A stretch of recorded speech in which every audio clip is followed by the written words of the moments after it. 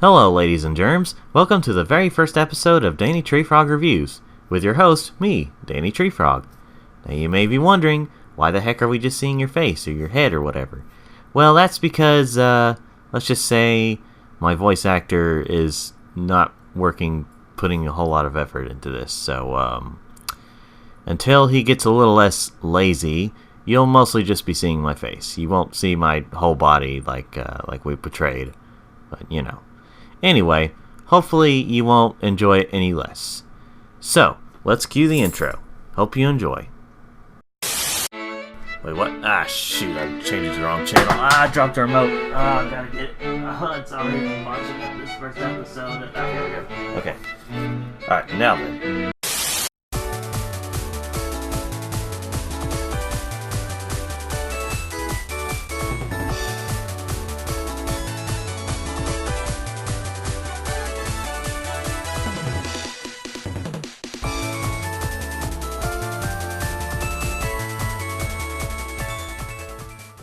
Alright, now that that's out of the way, it's time to talk about Rayman Brain Games. Oh boy. Of course, if you live in Europe, you know it as Rayman Jr. And you all got to have it almost a whole year before us people in the US got Rayman Brain Games, so you lucky dogs. Now, given that I am a full-grown person playing this little kid's educational game, the natural selection for the level would be level 1. Ah, the Ubisoft music from Rayman 1. Well, they loved it. They loved it so much that they actually put it in twice. Ladies and gentlemen, get ready for Rayman 1, 2, 3, 4, A, B, C, D, E. And don't you worry your pretty little head there, because the Rayman 1 stuff does not stop there. We get this nice little intro of Rayman forming together, you know, not too bad looking. Nice little animations here and there. And a little joke, he forgot his head. What the? And he comes together nicely. So, there we go. Oh, okay. Now, I'm wrong. We're actually playing Rayman A7 or A1, whatever the number is. They're all staring at Rayman like, hey, do you know where the full title of this game is?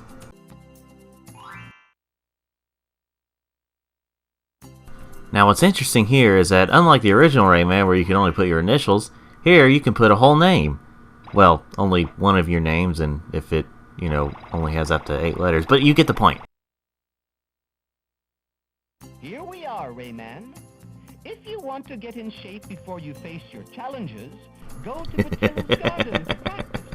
She's waiting for you there. If you're ready to leave right now... Well, why don't we just mark this one up as definitely not Rayman, the original. And cross the river. You know, I'm kind of starting to think that maybe I should have had some clips from the original Rayman to do some comparisons. Welcome to my garden, Rayman. You can practice your powers here without a worry. You are safe from danger in my protected garden. Oh yeah, it looks pretty safe, you know, with the dark skies and the big jagged rocks and mountains. You want to explain that, Batilda? Look, you can jump. Oh yeah, there you go. Changing the subject. Just not telling me the whole details. You could probably tell by now why I've been making a lot of comparisons to the original Rayman. I mean, you know, if you've seen it. They essentially just took the original Rayman, jumbled up, make some new level designs, add some new stuff like the educational stuff and some more voice acting, and you've got Rayman Brain Games. So, if this is supposed to be an educational game, well, where's all the educational stuff? Well, I think I know where it's at. Here we are in the Blue Mountains. I hope you know your numbers inside out. My voice will go with you on this journey to test your number knowledge. Alright, now we're finally at the educational stuff. So I guess right here we're learning about math, like addition, subtraction. Yeah, think again. All you have to do is go to my hat, and I'll say a number like this. 4.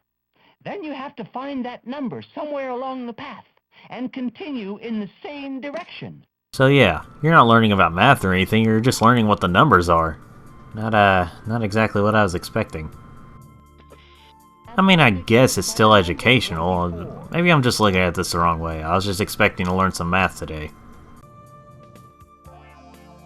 Alright, so for those of you who have played the original Rayman before, you know what happens whenever he hits one of these guys. They go flying out of their eyeballs, and their eyeballs start bouncing off screen. Well, obviously, since this is an educational game, that wouldn't happen. So instead of... Yep, still happens. You're a cold-blooded murderer, Rayman. And if you're wondering about the words and stuff, they're about the same thing, you just gotta know which word to go to. Alright, so you pretty much get the gist of the game by now. It's essentially just Rayman 1, but with some educational stuff thrown in to get through the levels. But obviously, since this is for little kids, the difficulty has been dropped dramatically from the original Rayman, right? Right?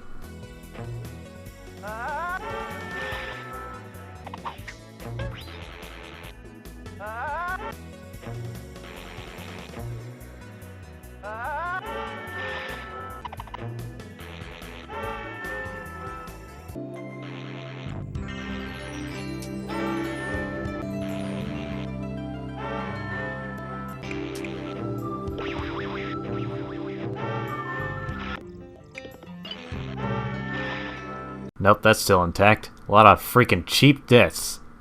I know just about this entire video I've been comparing this game to the original Rayman, but what else can I say about it? This feels like an expansion of the original Rayman, just with numbers and letters thrown everywhere. I know it seems like I'm going a little bit harsh on an EC rated game, but I mean, I think even little kids will notice that this game is kinda crap. So there you have it, folks. That was Rayman Brain Games, and it was just as bad as I remember it. It fails as an educational game, and it fails as just a game in general. If you're looking for a fun and/or educational game, I would suggest you go somewhere else. Thank you all for watching my very first Danny Tree Frog Reviews video. And if you like this video, go ahead and like it. And if this is your first time on here, go ahead and subscribe to see any possible ones in the future. And hopefully we can improve that by that time. Have a good day and a very merry holidays. There may be a holiday special in the future, I don't know.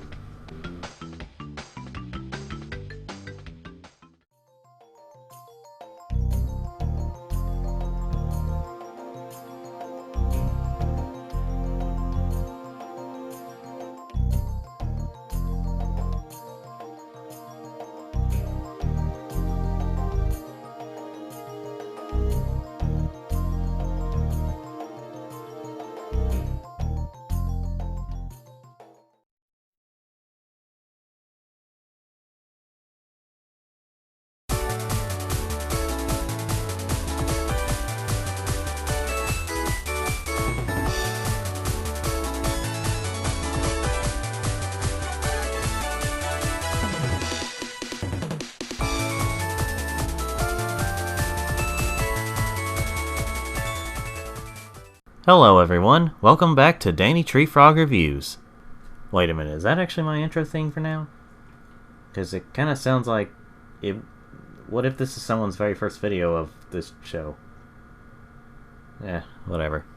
It's so happy you all are here. So today we're going to be talking about Mario Wacky World's Creativity Studios. It's kind of a mouthful.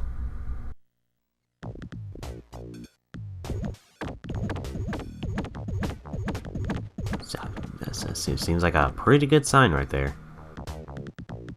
Okay, apparently it's just called Wacky Worlds. I don't see Creativity Studio. Guess we're doing the whole Rayman Brain Games thing again.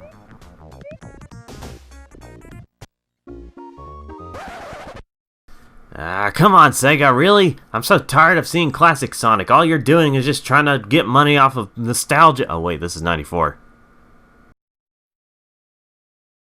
Sonic, you have a great future ahead of you. For the next 10 years at least. So here we have the main menu of the game, and you just navigate it with Sonic. I know you all are really wanting to see what the gameplay is like, but I just have to comment on the music. Like I'm doing with Sonic, it's all over the place.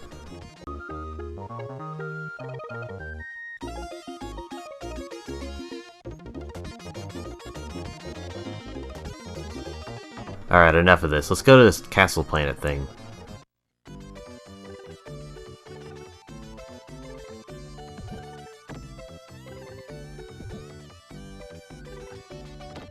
So this is... what? Okay, well, I'm gonna be honest. I got this game used. so I have no clue if this is somebody's random creation or if this was preloaded into the game. All I can say is, I really hope this was just someone's random creation. By now, you might see why I accidentally called this Mario Paint. That's because this game is a creation game and not really a game. I mean, it is, but I don't know. As you can tell here, I made some beautiful arrangements to this person's creation. There's different locations where you can do different things, and that's pretty neat. You can choose your own little place to go to and set all your stuff there.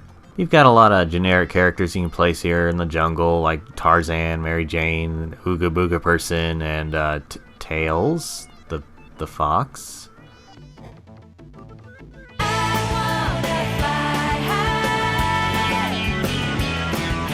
Plus, we have the early version of Sonic fan art. Plus DeviantArt for that matter. I wonder what this bomb does.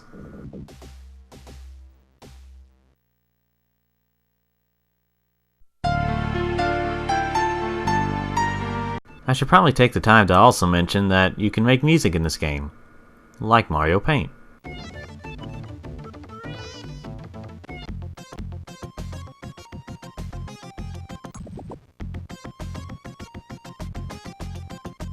Well, okay, really, you're just editing the music, but it's still kind of cool. Well, now that I've shown you all that, you've pretty much seen all this game has to offer. You literally just mess around with things, and that's about it. I mean, I could see this being very entertaining for kids, but not for very long. So from the look of it, you would think that, hey, Mario Paint is definitely the better choice. And yes, for the most part. If it wasn't for something that caused Mario Paint to age poorly. Well, it's not necessarily Mario Paint the game's fault as it is the way to control its fault. The mouse has not aged very well, mostly due to the ball. Whereas with Wacky Worlds, you can just use any old Genesis controller. So in a way, Wacky Worlds, in a way, is better. In a way. But if you can find a copy of Mario Paint with a working mouse, then I would suggest that. Or getting the PC version. Although, for what it is, Wacky Worlds is alright, giving us a cheap price and just a good little time waster for a few minutes. Starting to think I should script these. Thank you all for watching this video. Go ahead and like it if you, well, like this video, and subscribe if you want to see any possible ones in the future, or just any videos on this channel in general. But again, thank you for watching, and I'll come up with some better outro in the future.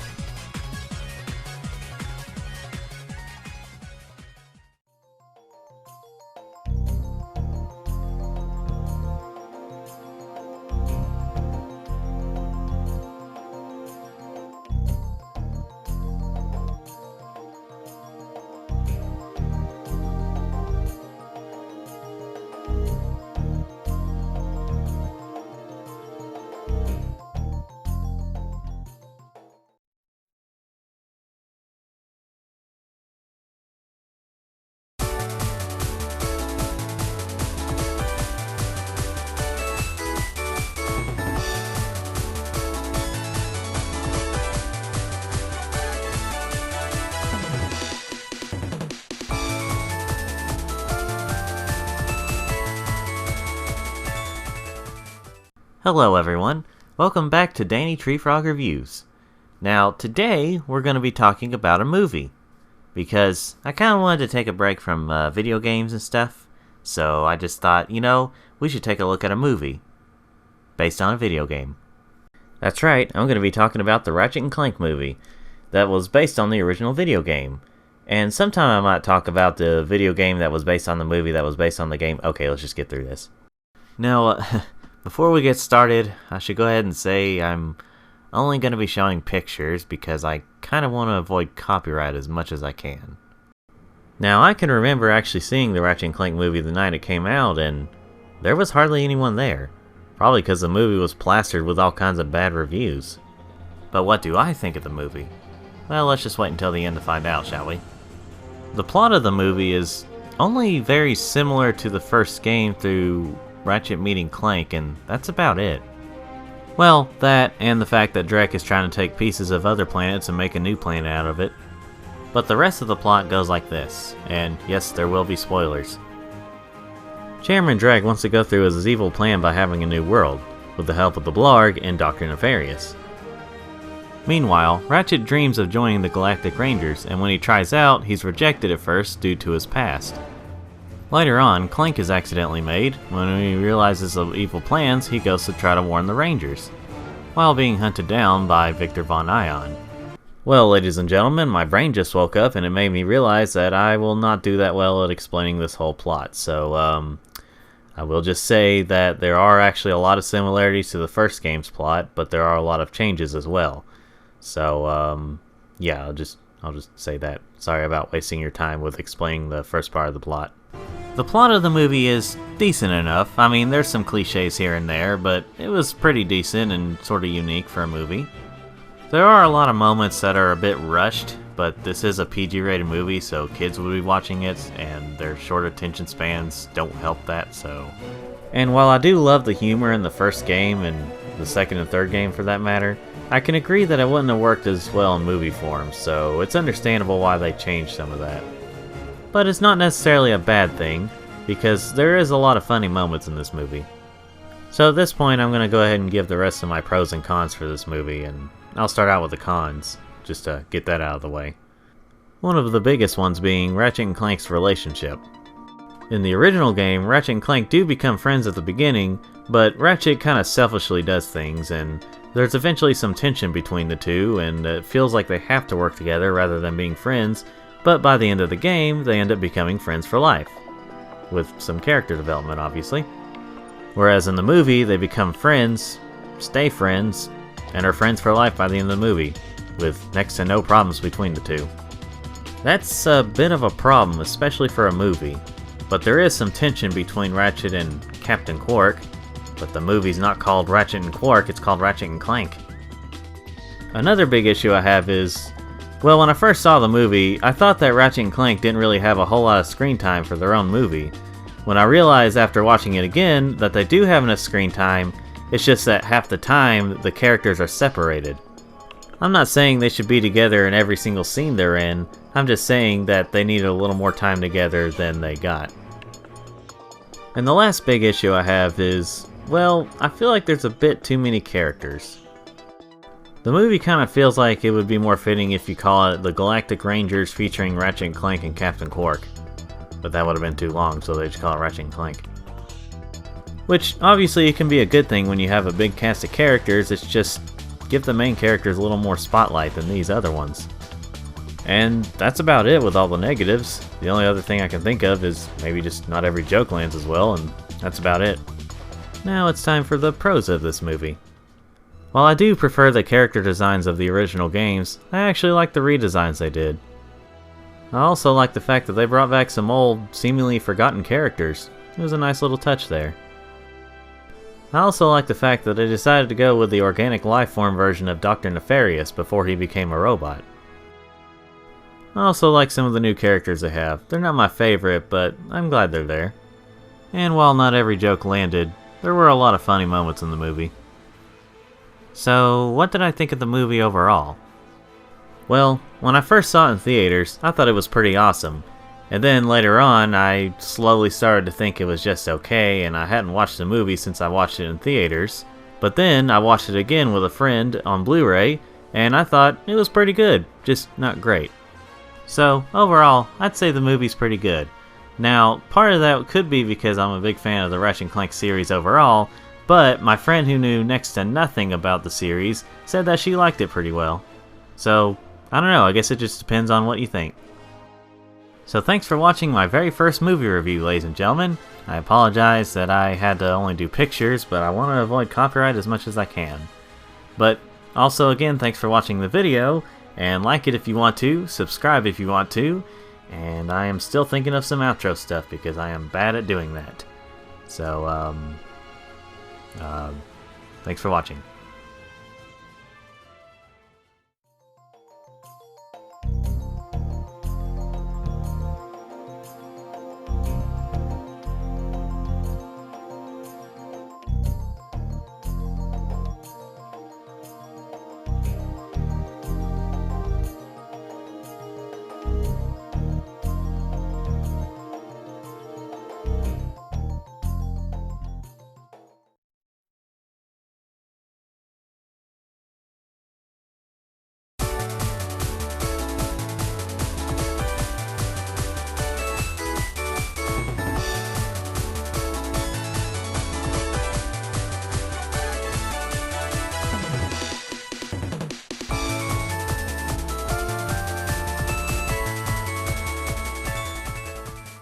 Hello everyone, welcome back to Danny Tree Frog Reviews.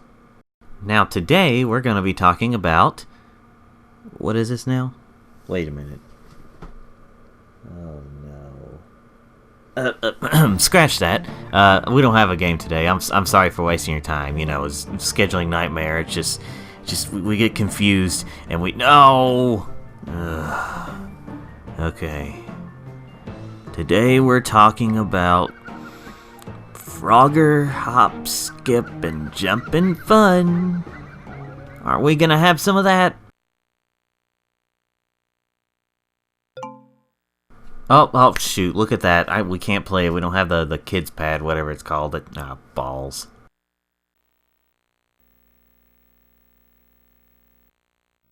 Well, it's a good thing they matched up the buttons with what the buttons are on the controller. As you can see here, we have triangle, circle, square, star.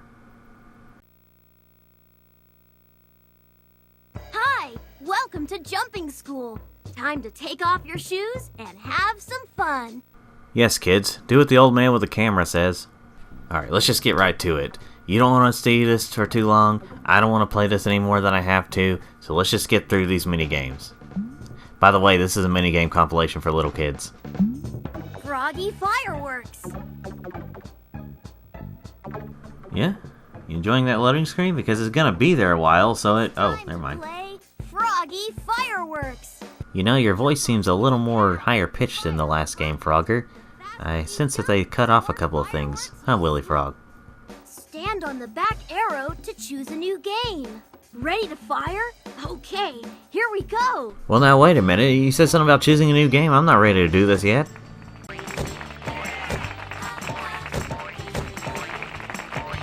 So, there's absolutely no strategy to this. You just keep hopping on the buttons or pressing the buttons and make fireworks happen until the timer runs out. That's it. That was fun. Let's play Froggy fireworks again. Frogger, what are you, 3? Oh, and if you're tired of pressing all the buttons a lot, you can just do this over and over and still get more points. Wow, you're shooting fireworks really well today. Let's play again. The hell you say? I'm not doing this again. Thanks for playing with me. See you later. Oh, that's what he meant by the back arrow thing. It's time to play Fly Catch. Now, Fly Catch actually has some strategy to it, because you gotta eat the flies with certain buttons before these guys do, and you gotta watch out for the bees. You're not really penalized for attacking the bees, but you know what I'm saying. It's time to play Lily Says. And I'm sure that you know that this is just Simon Says, but with Lily, and she doesn't let you forget that. Unless I say Lily Says first. Lily says, Lily says. You're a good listener. I didn't say Lily Says. I mean, I realize how Simon Says works, but this is just a bit too much for me. Oh, thank the Lord. We're finally done. We're finally done with this game thing. There seems to be a lack of them. Ah, Welcome to my f***ing swampland. Time to take off your shoes and have some fun. I mean, I suppose I should be happy that there's more than just 3 mini-games, but how much better could these be? Rolling Rapids is basically just watch out for stuff. The game. I mean, I suppose that's how the original Frogger works, but, you know. Stomp is just spraying bugs. Keep going. Frogger, I know us frogs eat bugs, but still, you don't have to torture the things. Bubble Gobble is gobbling bubbles. With Lily's butt, apparently. I'm not really sure why they're coming from below and not above, but okay. Yay! A gold one. Hopscotch is, well, hopscotch, and honestly, it seems like it'd be pretty fun with that pad thing. Tag is a really rapid version of tag. Can't catch me. Swamp Run is just rolling rapids, but with a different setting, and you actually hop. And that's all I've got to say. Terrific. Find the Turtle is basically just... Wait, what is the name of this game, anyway? I mean, I don't know if I've ever known the... Hold on. Is it... Flowers.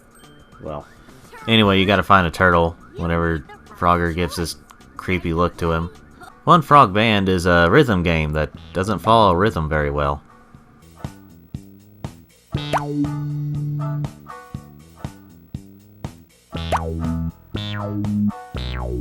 Well, okay, it's not that bad, but I was just trying to make this seem worse than it was. And lastly, thank God, we have Jump Snake, which is just jump rope, but with a snake that seems to be pretty happy that he's hanging there against his will. Keep going. That was fun. Let's play Jump Snake again. Thanks for playing with me. See you later. Alright, man, I'll see you later. Not in this game, though. Overall, this game is not technically bad. I mean, I didn't run into any glitches or anything. It just seems pretty functional. And there's a decent amount of mini games. It's just, they're all kind of brain dead easy, I guess you could say. I think even with the map thing, I still wouldn't have enjoyed this game. And I know it's for ages 2 to 5, even though it's an E-rated game. But even between those ages, I still would have found this a little boring. It's not really a bad game, it's just a boring game. Thanks for watching, everyone. Remember to like this video if you like it, subscribe if you want to see more in the future, or any video on this channel, and don't forget, this is Danny Treefrog with Danny Treefrog Reviews. Okay, I may alter that in the future, but I'm going to stick to something like that.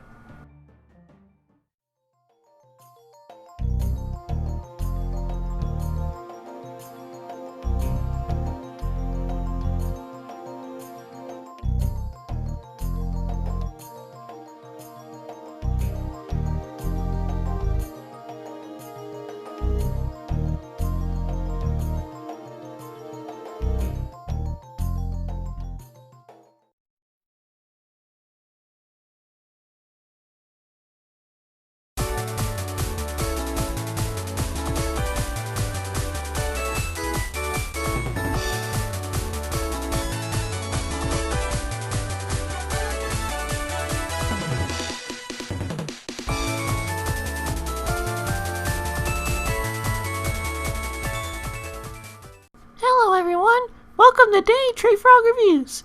Now today we're going to be talking about something a bit smaller, so that I can't do it. I can't do that. I'm just going to do it regularly. Hello everyone, welcome to Danny Treefrog Reviews. Now today we're going to be talking about something a bit different. And, well, as you can already tell, that was going to be the case. This is the very first episode of Portable Difference, where we take a look at a portable version of a game that's well known for being on consoles, or a game that just has a console version that also has a portable version, you know what I'm saying.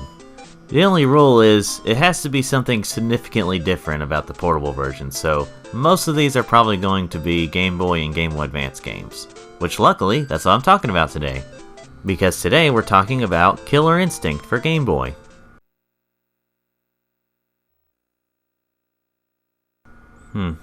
I was kind of expecting some kind of noise by now. I guess they're going to be silent. Oh, there it is.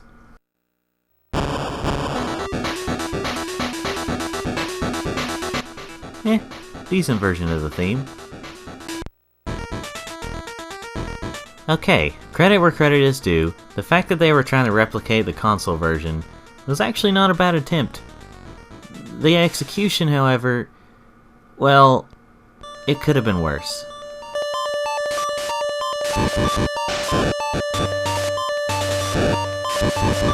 Now, as you can tell, they made the characters a different color from the background. That way you can tell what's going on.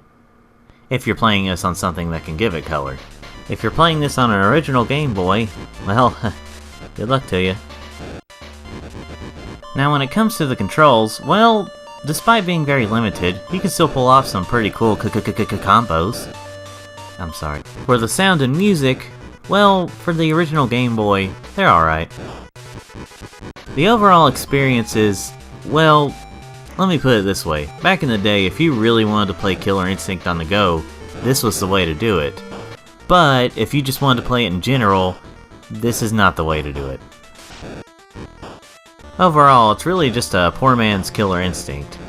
I mean, obviously this is due to limitations of the Game Boy, but then it makes you ask, why was this even on the Game Boy in the first place?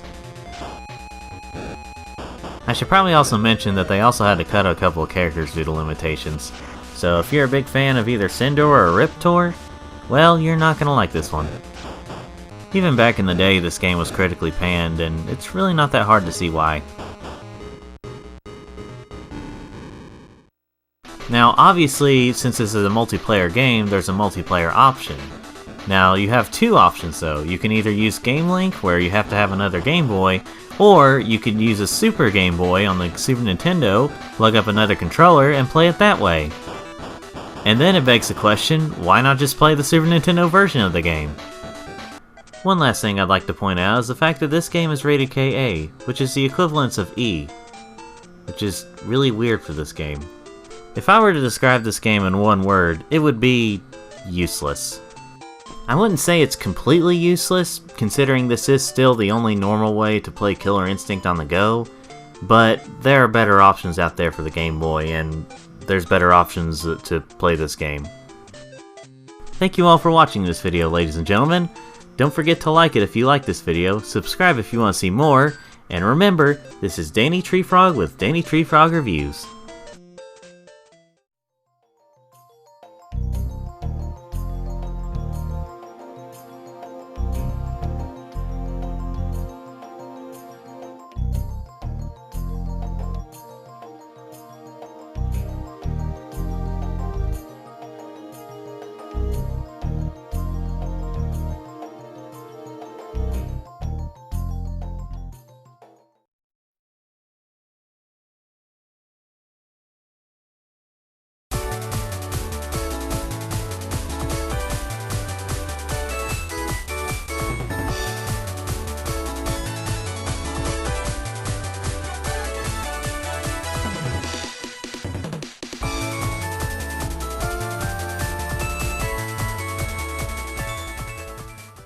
Hello everyone, welcome to the first episode of Danny Treefrog Reviews Babbles. I guess I'm calling it that, but I'm not entirely sure how it's going to be as different, other than there's not going to be a review at the end. Oh, of course Interplay made this. But as you already know, as you're watching this, today we're taking a look at Run Like Hell.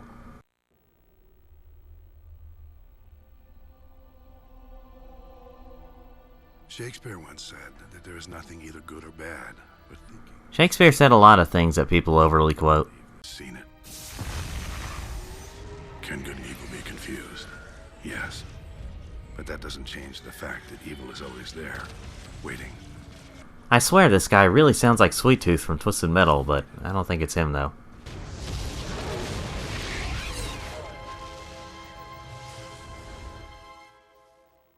How about we overly use that scene for a trailer?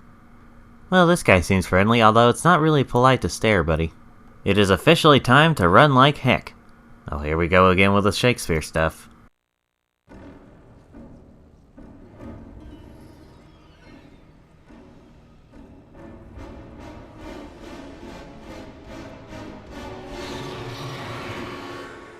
You know, I think the scariest thing about this is poorly aged CG. Can I give you a kiss? I want to give you a kiss! Another dream. Was it another one where I had 6 boobs? You want to talk about it? I would, but there's no blood in my brain right now. So, I'm wanting to get this thing right here, but it's asking me for my credit card information. So, I was just wondering if I could use your... Samantha! Oh, okay, never mind. Okay, this game is really dark, so why don't we just turn up the brightness a little bit. Now I just gotta figure out what the run like hell I gotta do. Riveting. I gotta get out of my room, I'm starting to get cavern fever. But what do? I don't know what to do. This game hasn't been as clear, and maybe I should pay attention more. But I gotta get... Oh, here we go. Hi, Nick. I left early to check on the organisms we found in the ocean yesterday. Ah, they're amazing. The things multiply so fast, we're not even sure how the ecosystem of the planet keeps them in check. And they don't even have time for gender reveal reaction videos. Alright, time to figure out what to do. Let's talk to these nice gentlemen. But if you'll excuse me... Excuse me, sir. Alright, screw you too then. So I'm seeing a lot of the running, but not so much of the like hell. Wait, I know how to fix this.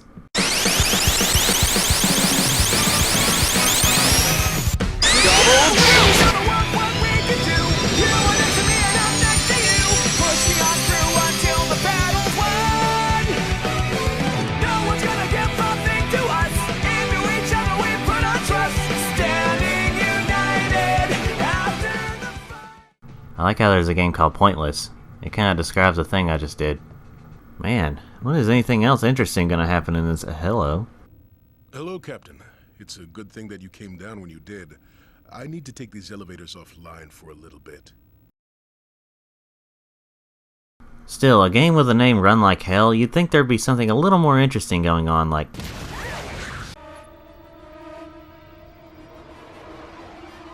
Oh my god.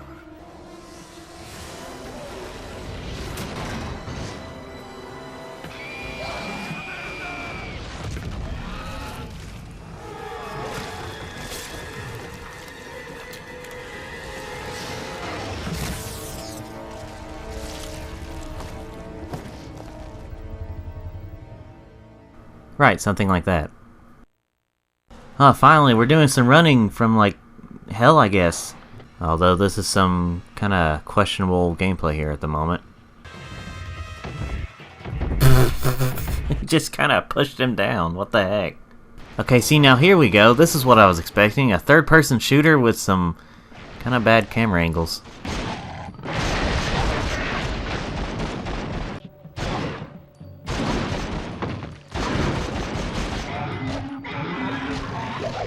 I don't entirely know what it is I'm looking at here, but alright. So we finally get to the meat and cheese of the game, and it turns out to be kind of a mediocre to crappy third-person shooter. Okay, I think we've seen pretty much most of what this game has to offer, if not all of it. So thanks for watching this very first Babble video, and just remember, if anyone tries to offer to sell this game to you, turn around and run like hell. Also, I hear that the Xbox version of this game is worse. I can't say that for sure because I haven't actually played it, but I have a feeling it's probably not going to be any better. Thanks for watching, everyone.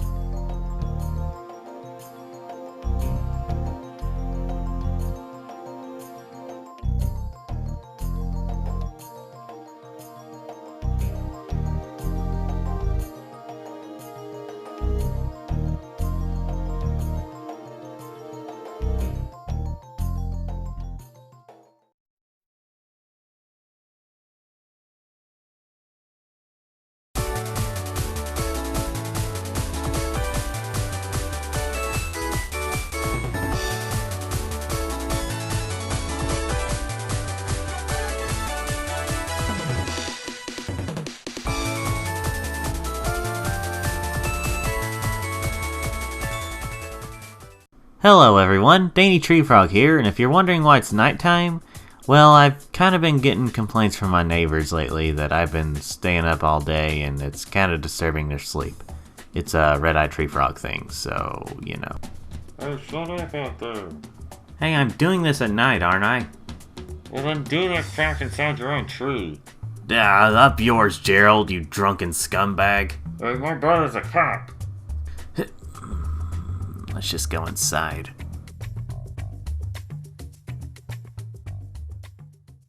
Well, that was kind of weird.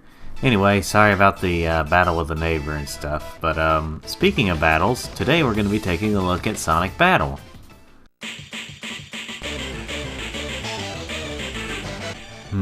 Starting to feel that nostalgia. And let's face it, that's probably going to affect this review a little bit. Alright, so we've got some modes to talk about. We have Story Mode, Battle Mode, Challenge Mode, and Training. In addition to that, we also have some mini-games, Battle Record, and, get ready, Options! That's the real stuff, baby! Okay, you know what? This side over here is bothering the heck out of me, so let me just look around. Okay, I think we're good. Let's head on back outside. A lot of weird stuff going on today. Well, anyway, let's head back to the game. First, let's check out Battle Mode to give you the basics of what the game is like. Of course, here's where you select your character, and I will be using Shadow because this is back when Sega knew how to use them properly. Of course, you can set the rules to different things. This is what you've been waiting for. Standard stuff, choose your map and everything. Now that we're all set, let's get ready to battle! Now, some people try to say this is like Smash Bros. The only way this is like Smash Bros. Is the fact that it's a 4-player fighting game. Yeah, I don't remember Smash Bros. Being like this. So the basics of the game is beat the living piss out of everyone until you win, like most fighting games. Despite being very limited in the button area, there are still a few combos you can pull off. And don't worry, if you feel like you're a bit low on health, you can heal yourself. Whoa! And in case you're wondering what happens whenever you try to fight yourself, well, this happens. I don't entirely know what you were expecting, but this is what happens, these little robot things, and those will be significant later on. But first, you might have noticed something. That's right, there's voice acting in this game. That sounds incredibly bit crushed, but still. In fact, while this game has a lot of good sound effects and music, they do sound very bit crushed. Now, I understand if that's the limitations of the GBA, but I feel like they could have done a bit better. Now, before you start every match, you've actually got these little interesting things you can experiment with, and there's a bit of a rock, paper, scissors type of thing with it. I just wish my recording self would have, slowed it down a bit so I could talk about it more. Now let's move on to story mode to talk a little bit about the story. Now every character has their own episode, but today we're just going to be looking at Sonic's. Well, there's your problem, you're beating it up, so that's why it's not fighting. This is Emerald Town. What a lovely place. So basically the story is, you're going to have to look it up because I'm very bad at explaining things, but the basics are Eggman finds some kind of robot from many years ago and it has a significant part of the story. Here we have the hub world, and it looks like it was also wanting to be a PC game with a very different looking cursor. Man, I'm so bored. I sure hope you all like a lot of reading because that's mostly what the story mode is. Let's do the limitations. Limitations, Danny. A lot of this game's story mode is reading a lot of text and then fighting, which the difficulty kinda varies. Looks like Sonic's trying to be Jesus again. Now some things do kinda change, as there's some matches where you actually have to do certain things to win, like perform certain moves. But it mostly is just battling, cause, well, I mean... And after completing a match, you win these card things. Now what do these card things do? Well, the robot you found, you can edit it to where it can have those certain fighting moves and make it stronger. Now, I don't know about you, but it seems very confusing as to when you can actually use these. I still have not been able to figure it out. This number is supposed to indicate it, but sometimes I don't know. And trust me, if you play through the story, you're gonna want to make this thing stronger. So let's check out challenge mode now. This is basically kind of an arcade mode, and you just play for points. It's kind of fun for those people who just want to battle around but don't want to do it just for nothing. Alright, time to fight Amy, Cream, and Chaos. Yeah, there's 2 unlockable characters in this game. Gamma, which you unlock early on in story mode, and Chaos near the end of story mode. But get ready for a very slow character. Didn't even break a sweat. Well, he's not wrong, but same goes for the other characters. And by the end of it, you see your score, and that's about it, and it says congratulations. There's not really much to say about training mode, as you just kinda choose your character and practice with it. And obviously, like most fighting games, you can get the AI to do stuff so that you can practice with, moving AI. Now there's only one last thing to look at, the mini-games, or should I say mini-game, because a lot of these are multiplayer only. Knuckles Mine Hunt is the only single-player minigame. It's just Minesweeper Knuckles Edition. Just gives you a nice little break from the main game. Alright, now that I'm done with that, I'll head back to the menu. To the main menu of Sonic Battle. Whenever I can. Yeah, there's a fatal flaw here. You have to actually reset the entire system to go back to the main menu, which is kinda dumb, but I guess since this is Game Boy Advance, it's not really all that big of a deal. So, what did I think of the game overall? Well, like with any Sonic game, it has its flaws. And, like with any game in general, it has its flaws. But overall, this is a very enjoyable game, and it's a pretty nice spin-off in the Sonic series. Even if you take nostalgia out of this, I think there's still people that would enjoy this.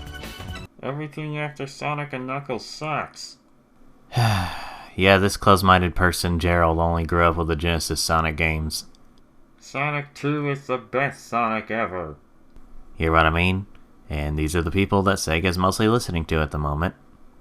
But anyway, it's a very great Sonic game, and while it's very different from traditional Sonic games, I would still recommend it for Sonic fans, and even some fighting game fans in general.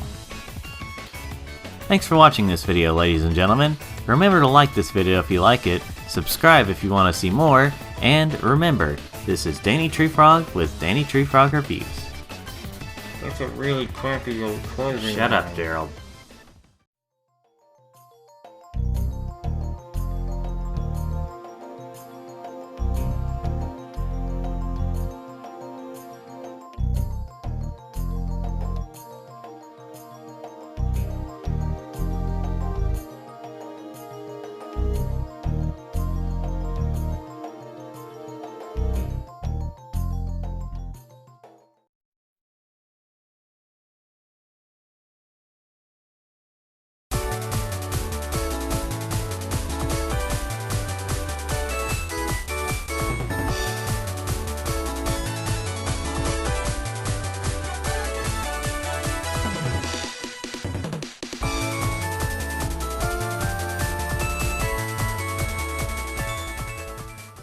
Hello everyone, Danny Treefrog here with another Portable Difference video.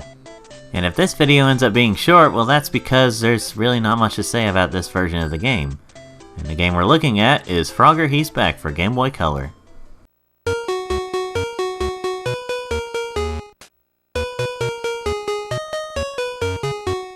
We have a choice of not just one player, but two players as well.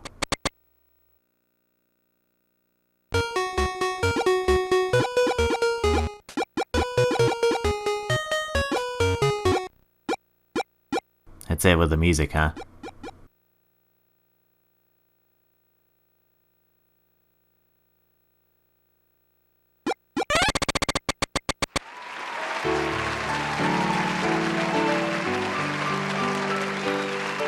So you know the arcade game Frogger, where the series started? Well, this is the same thing, just with a different coat of paint and very, very minimal music. If this had come out early on in the Game Boy's lifespan, well, that would have been a little more understandable. But this version came out in 1999. This is what I mean by there's not much to say about it, because, I mean, it's just Frogger the arcade game and we know how it's like.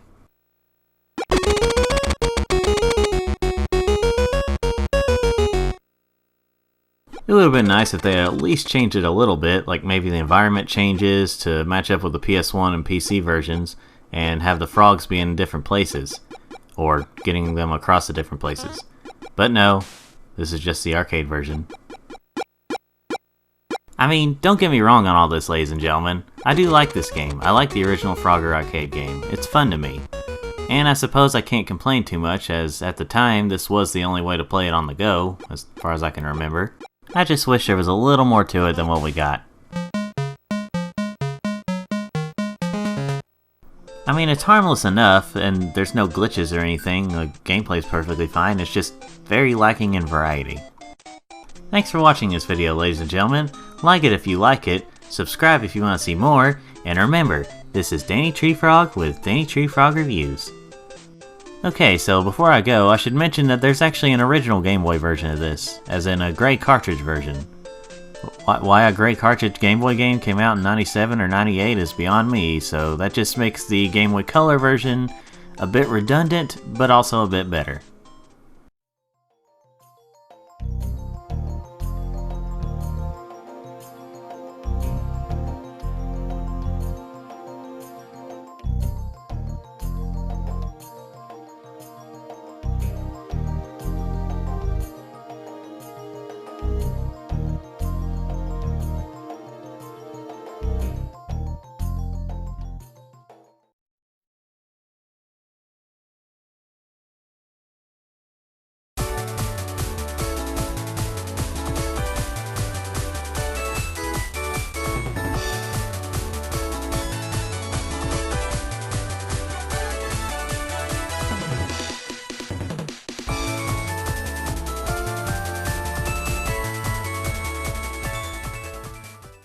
Hello everyone, welcome to Danny Tree Frog Reviews, and today we're going to be taking a look at movie games. And no, I'm not talking about licensed ones that are based on movies that are usually pretty shit. I'm talking about movie games for the Wii. As you can tell, it's probably going to be pretty shit.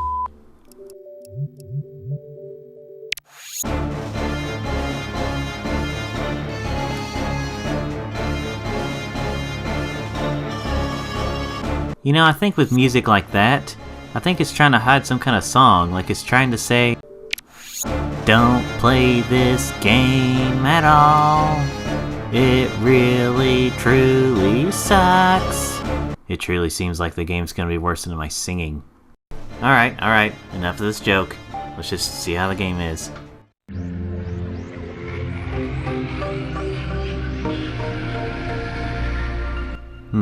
Ubisoft made this game.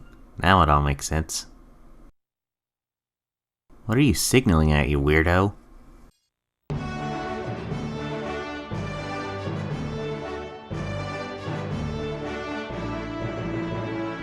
Nothing says shameless cash grab like a straight-to-DVD soundtrack. I am in dire need of open mind control. Oh, look at that! It's a colorful cast of characters. Don't take that the wrong way. Yeah, we've got, I don't even know how to name these characters. Guess I'll pick this guy. He was the guy from the loading screen anyway. These all look good. I just don't know what to pick. Guess I'll go with the pirate place. You know, I've been a little harsh on this game so far, but we're finally getting to the gameplay. Maybe the looks is just, you know, throwing me off thinking that it's gonna be terrible. Maybe the gameplay itself is actually gonna be pretty good. Possibly even the best.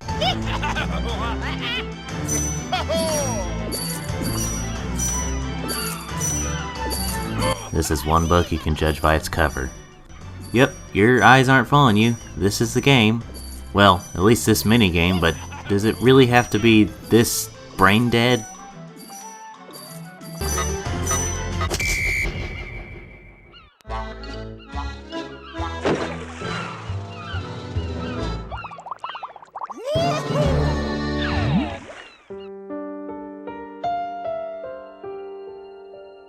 Oh boy, let's see what fun game we have next. Oh, it's a first-person shooter. Well, this shouldn't be too bad. I mean, first-person shooters can... This is incredibly slow. What the f***? I mean, this game seems to function properly, and I haven't really run into any glitches or anything, but this is ridiculous. Yeah, this minigame goes on for way too long.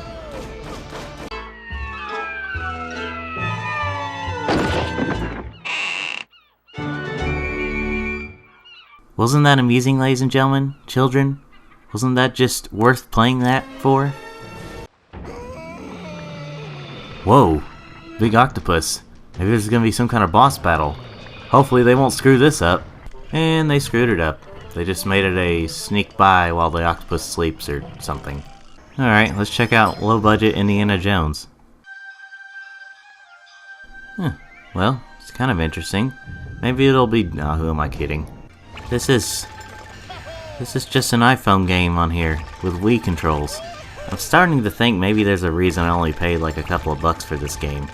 This is basically the same concept as the shooting game, except you're just taking pictures this time. Isn't that fun? Yeah, these mini games go on about 5 minutes longer than they need to.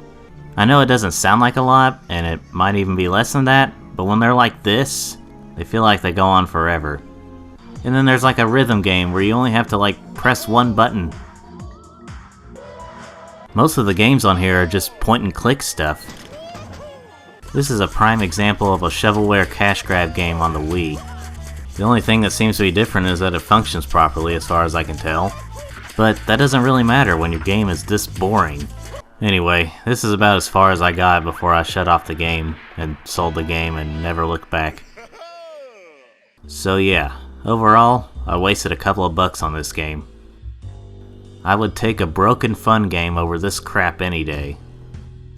But anyway, thanks for watching this, ladies and gentlemen. Be sure to like it if you like this video, subscribe if you want to see more, and remember, this is Danny Tree Frog with Danny Tree Frog Reviews. Okay, I need to get my mind off of this. Maybe I'll play a movie game that's actually good.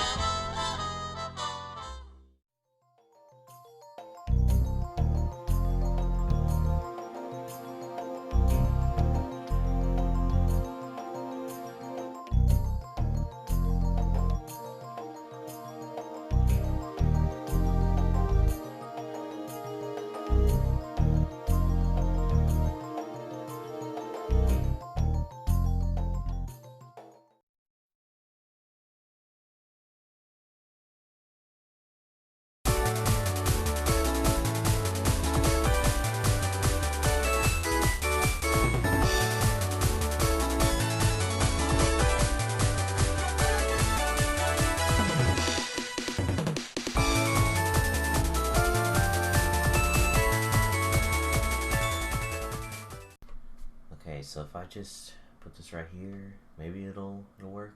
I don't know. Oh shoot! I got a show to do. Hey everyone! Welcome to Danny Tree Frog Reviews, and today we're gonna be taking a look at what are we taking a look at? What do I have? Okay, I gotta have something. Got games everywhere. Okay, this one right here. We're gonna be taking a look at Rayman in the Hood, Rayman Hoodlum's Revenge. You know, it seems like just 9 episodes ago I was talking about a Rayman game. Well, as far as I know if I speak English.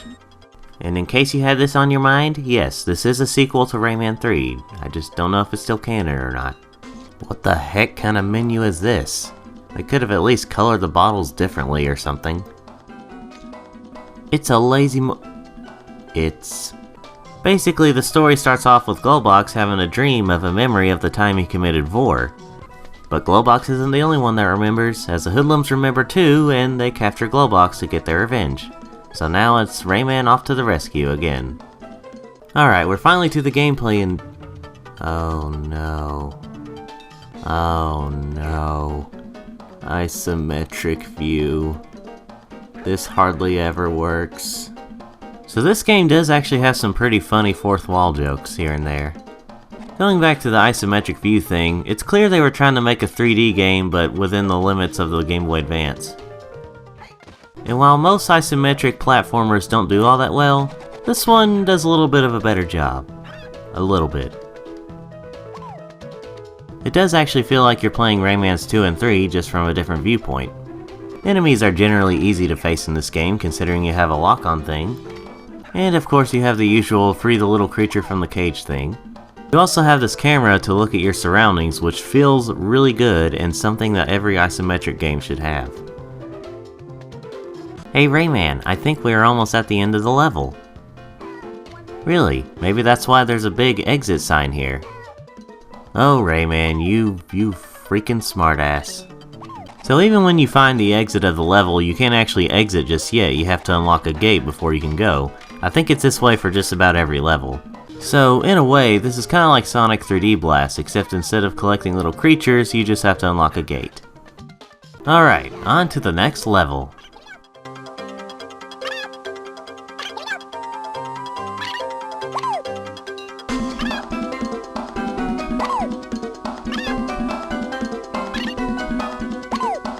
Murphy, shut the hell up. Thank you. For a second I said, So, remember how I said that the enemies were generally easy to beat?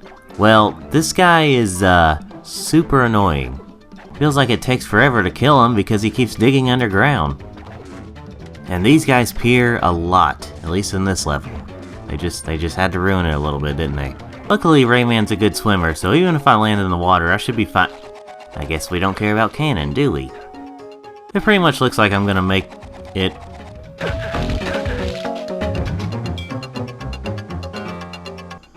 F***ing isometric games. And of course they had to pull this crap, to where you have to collect all the collectibles you got after getting a checkpoint. And another thing that's kinda like Sonic 3D Blast is the fact that this is not the only gate you have to go through to complete the level. Turns out there can be multiple gates in a level. I have to go tell it on the mountain. Huh, you teensies say the weirdest things. Hey man, I just read what it says on these little cards they give us. Okay, after the stress I've been going through, I really needed that chuckle. Now surely, the levels can't get any worse than that. Oh, hey look, the power-ups are back from Rayman 3. Well, at least I kept something consistent. Maybe the levels won't be so bad after all. And here's our first boss battle, and it's... a machine. And for a long time, I had no clue what to do. I probably should have read something, so it might be partially my fault, but still. Eventually, I found out you have to use this power-up to destroy it. Maybe they could have made that a little more clear. Okay, I think I've seen the worst of the worst, so I think I'm prepared for this game from now on. Oh hey look, we get to use Glowbox. Maybe his gameplay won't be too bad. Oh no. Oh no.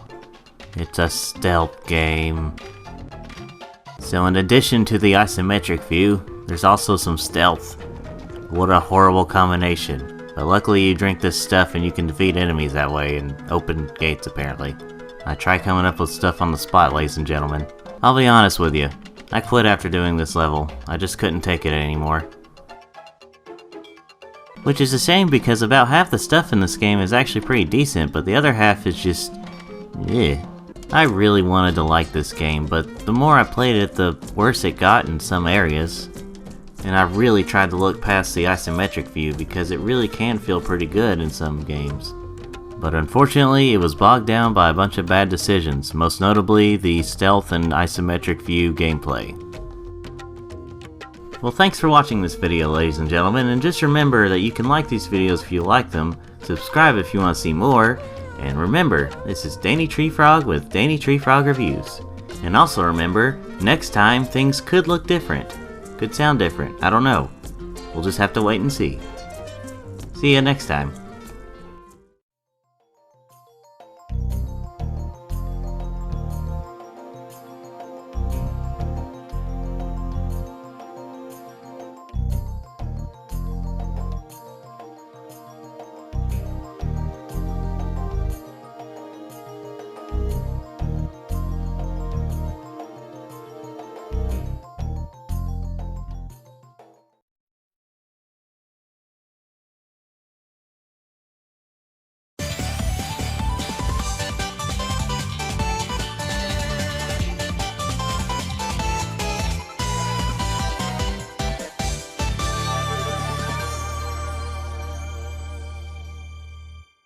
Hello everyone, welcome to Danny Tree Frog Reviews, and also, welcome to my new setup here.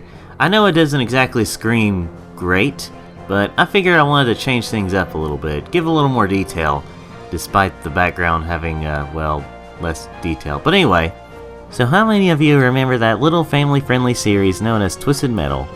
Well, that's right, today we're going to be taking a look at Star Wars Demolition. You know, I feel like that joke would have worked a little bit better had you not really known what the title of this video was and what I was going to talk about. Ah well, what are you going to do? A long time ago, back in 2000, this game was released. And of course it wouldn't be a Star Wars thing without a Star Wars theme, so yeah, but I don't know if this will be copyrighted or not, so I'm kind of going to skip it. Following the opening, we've got a not too bad looking FMV video. At least I think it's FMV. But yeah, it has aged in some areas, but you know what? It really doesn't look all that bad for a 2000 PlayStation 1 game. And I'm assuming Mr. Solo won't be joining us today? Moskabuda Chobasa, Panwa Oto Chapa Carbo. Topa mulira grabo powap macha chisa. Pago bot mayas. Titoka wanabola. I couldn't have said it better myself. And as you can see, we're getting ready to... Holy nerf herder! Is that a Rancor? What's a Rancor doing here?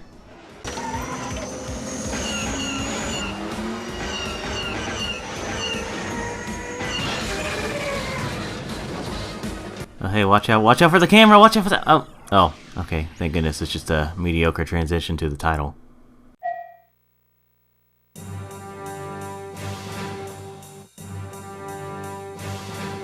You know, I would make a comment on the fact that this is a very lacking title screen, but honestly, I've noticed a lot of games from this time period have done that. Okay then.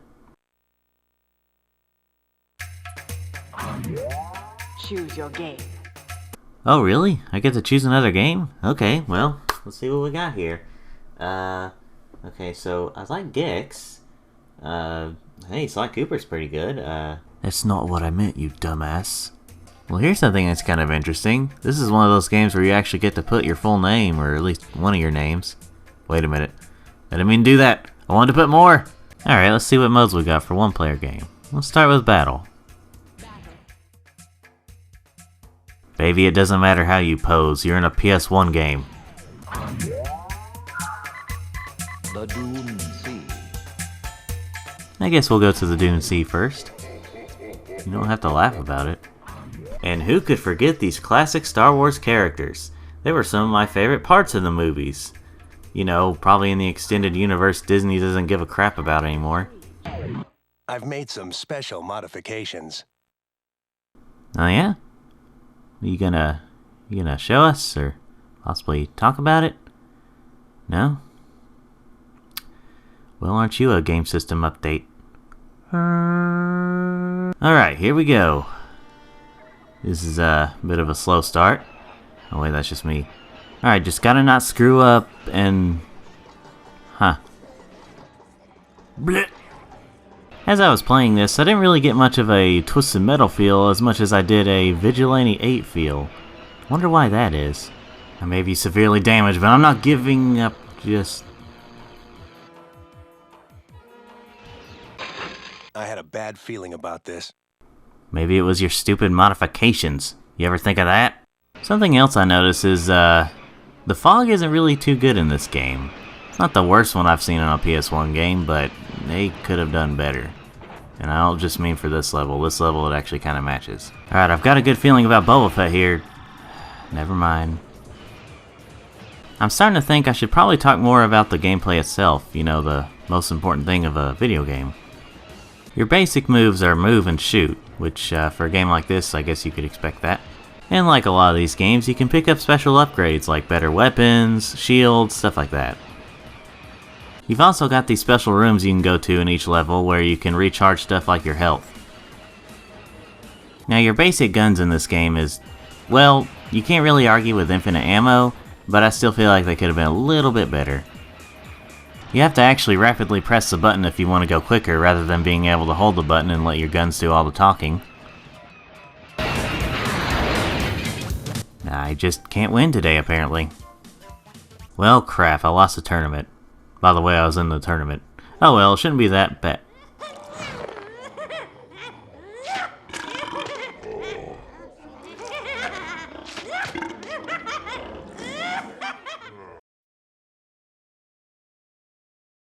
I really need to start getting paid for this shit. High stakes is kinda... maybe you could quit doing that, lady? To put it short, high stakes is basically gambling points. EA must have really taken notes from this. And hey, believe it or not, I actually won this a couple of times. Like, once or twice. Small victories. Hunt a droid was actually kind of fun, though I could see it getting a little repetitive after a while. You basically just, well, hunt droids. Find them and shoot them. As many as you can within a time limit.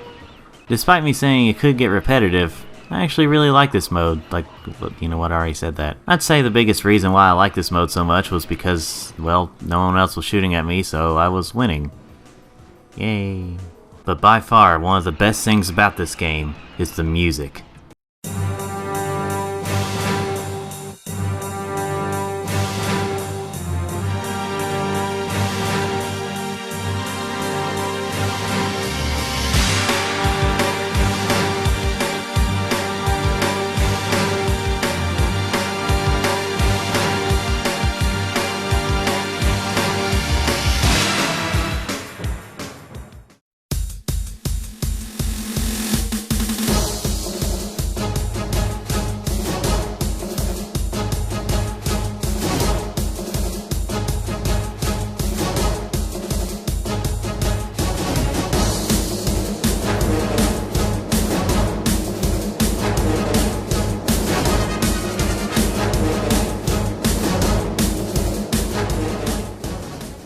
And if there's music you prefer over others, well, you can actually change it in the pause menu. Normally stuff like this is reserved for games with soundtracks like real music, but this is pretty awesome. Overall, I think this game is alright. It's not great, but I got some enjoyment out of it. If you're a fan of Twisted Metal, Vigilante 8, or just Star Wars in general, then I'd say give this one a shot, assuming you have access to a PlayStation or Dreamcast. Thanks for watching, people who watch this video. Don't forget to let me know in the comments or somewhere what you thought of the new background. But also, don't forget to like this video if you like it, subscribe if you want to see more, and remember, this is Danny Tree Frog with Danny Tree Frog Reviews.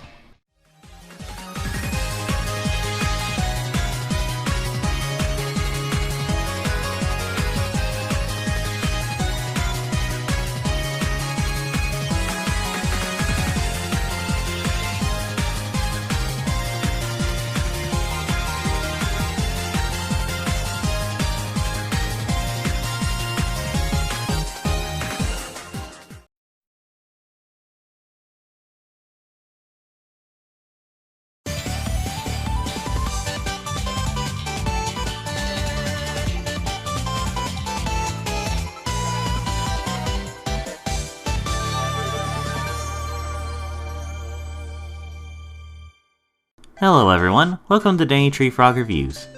In today's Portable Difference, we're going to be taking a look at Toy Story for Game Boy. Dear Lord, my ears! Hats? Well, I've only got one head, but you never know if I need a backup. So this game's story is told through text. You'd think that they would have some kind of different background, but alright, I guess this works. And before you start each level, they have this to explain what you're supposed to do in the level. Nice of them.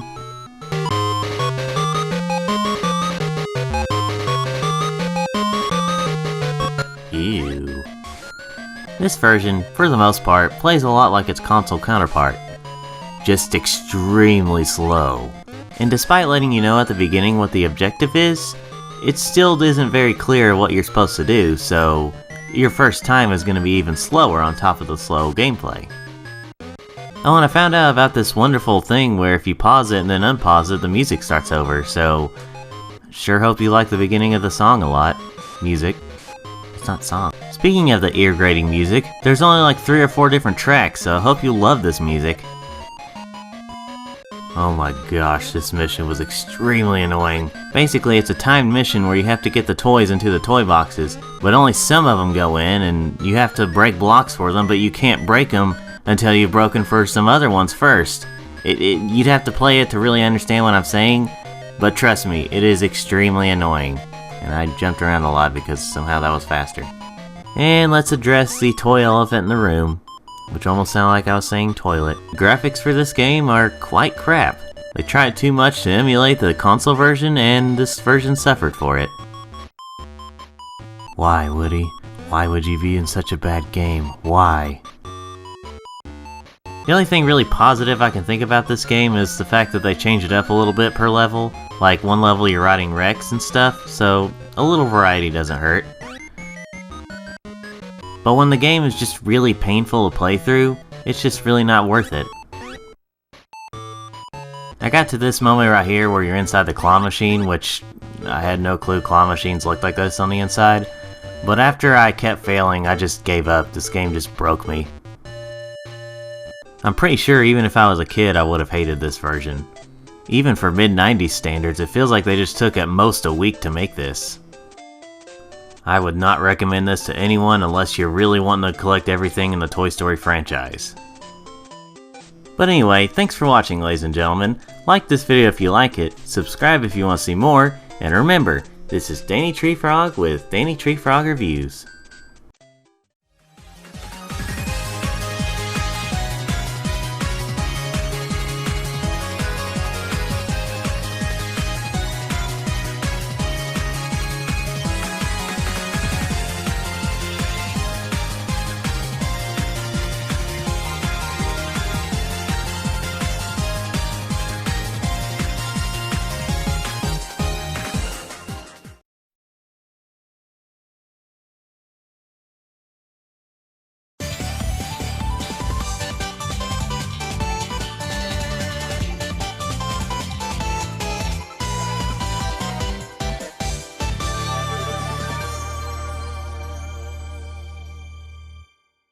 Hello everyone, welcome to Danny Tree Frog Reviews. Now today we're going to be talking about Project ALF, and my opinion of the movie may surprise you. Project ALF was a made-for-TV movie that came out in 1996 and was a sequel to the last episode of ALF, the TV series. Now if you don't know much about the ALF series, I would suggest you look that up first before reading this in case you don't want any spoilers or if you need to understand something. The plot of the movie is a little bit generic. After being captured by the Air Force, Alf is being tested on for many years, and some people in the Air Force don't like it. So they try to set him free. And that's pretty much the story. Okay, it's a little deeper than that. Now this guy here is the main villain of the story, but he does actually have a reason for being the villain. Apparently his mom was abducted by aliens and they did tests on her, I think. And because of that, and or people not believing her, she committed suicide. Fun for the whole family. After Marty Taylor and Lady character help Alf escape, Alf really isn't too happy with it, and spoilers, we'll get to this here in a bit. For certain reasons, Alf wants to go back, so he ends up calling them and letting them know that he's outside the Air Force base. So it's called, right? Despite that though, they do make it to their destination with this guy who they think is going to protect Alf and hide him, when in reality he's wanting to show the world, and after that, well, some corrupted things happen, and we're also introduced to this robot guy who's actually sort of funny. Not every joke lands, but you know, same thing with the movie. Eventually this guy captures Alf and friends and plans to execute Alf back at the base, which is about to be approved by a superior, if it wasn't for his dim-witted partner who reveals in a tape the reason why he wants to kill Alf. Knowing that he's now in trouble, the guy goes crazy and captures his superior as a hostage, making demands and saying that if he doesn't get what he wants, he's gonna kill the guy. But luckily, Alf manages to stop him in comedic ways, such as oil slicks, banana peels, and eventually knocking him out with a fire extinguisher, thus saving the day and being declared a hero. And if you thought all that was gonna happen, well, prepare to be disappointed. The guy is assumed to be in trouble and possibly fired off screen, and that's it. And these three get promoted, with Alf being the ambassador of Earth. Alright then.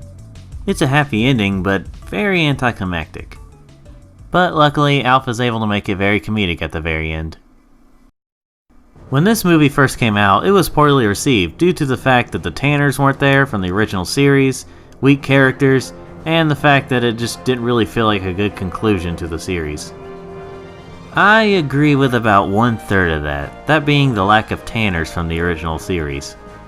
The fact that the family members we've come to know and love almost, if not as much as Alf, is not there, is kind of extremely disappointing. The only thing that's mentioned about him is the fact that they are in Iceland under witness protection. Other than that, I actually really enjoyed the movie. I mean, yeah, it has some pacing problems, and not all the lines worked all that well, and obviously the ending was very rushed, but overall, I would watch it again, and not anytime soon. It's nothing I loved, but I liked it. I can see why people would be disappointed by it and not really like it, but I don't really see why people hated it as much as they did. Thanks for watching, ladies and gentlemen. Don't forget to like this video if you like it, subscribe if you want to see more, and remember, this is Danny Treefrog with Danny Treefrog Reviews.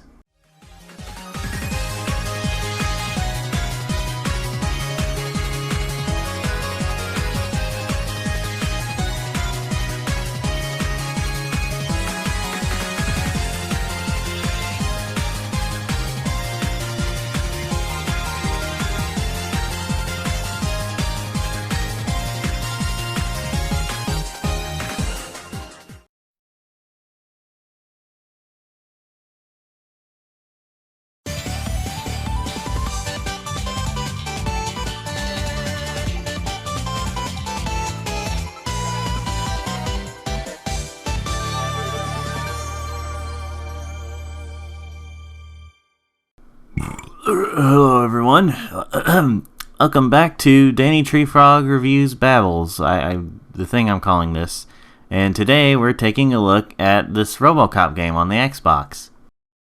The makers of quality games. I didn't say they were good quality.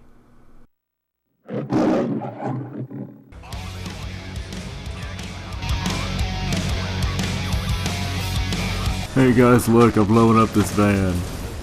We're still shooting at things. Holy shit. He's gonna be fired from that. This is the police. Drop all your weapons. Who are you?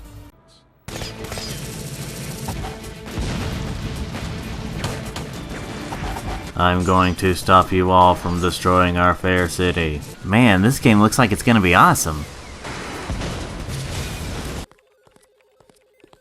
Good evening, RoboCop. We've received a distress call from a store owner in the eastern sector of Neo-Detroit.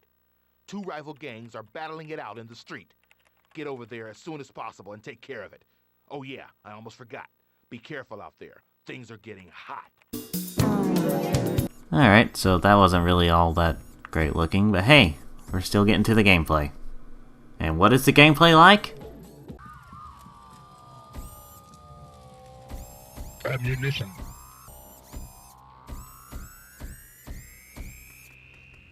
Don't shoot! I give up! Okay, I'll admit I don't really know where I was going with that, but basically, yeah, this is the gameplay. Didn't I, just arrest you? Hell yeah, I'm gonna blow this guy or, you know. Ammunition. There are civilians in your sector. You've got to get them out as fast as possible. I don't think you have to worry about them anymore. Citizens like you make my job worthwhile. And I don't have to worry about the loved ones of that person, because I am a robot. I can just kill them too. I don't like the way this thing is looking at me. I'll shoot it! Bit of a miscalculation there. Oh well, at least I'm gonna get a lot of sympathy. Does the phrase Police Academy ring any bells? Go sign up, and don't come back until you learn how a real cop does his job. Alright, cool. Well, f you too then.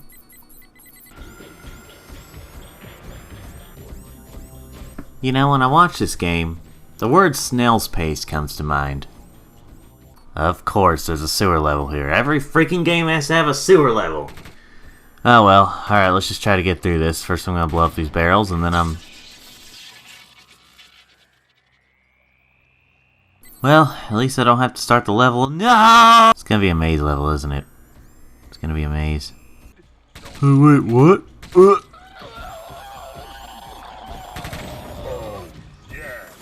You know, if you had your eyes closed during that moment, that would have been a completely different context.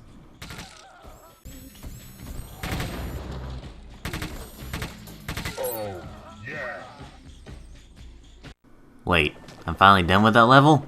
Oh, thank the Lord!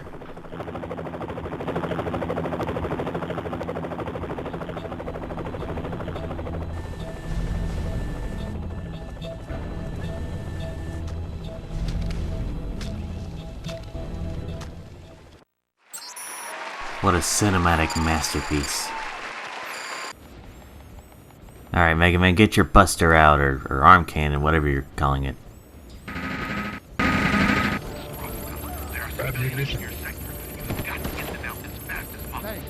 You got it, Chief.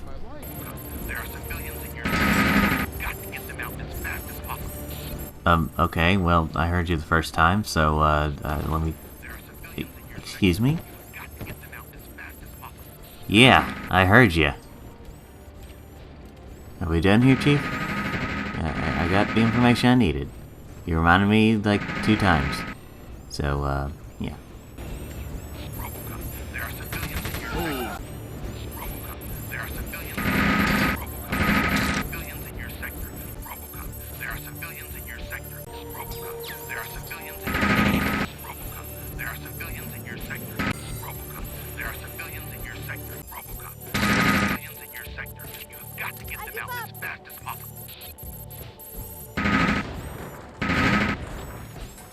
RoboCop, if you could please put a bullet in my brain so I don't have to hear that stupid Chief. Oh my gosh! As an example of how bad this is when the Chief keeps reminding you about the citizens, I'm gonna let this clip play out for you.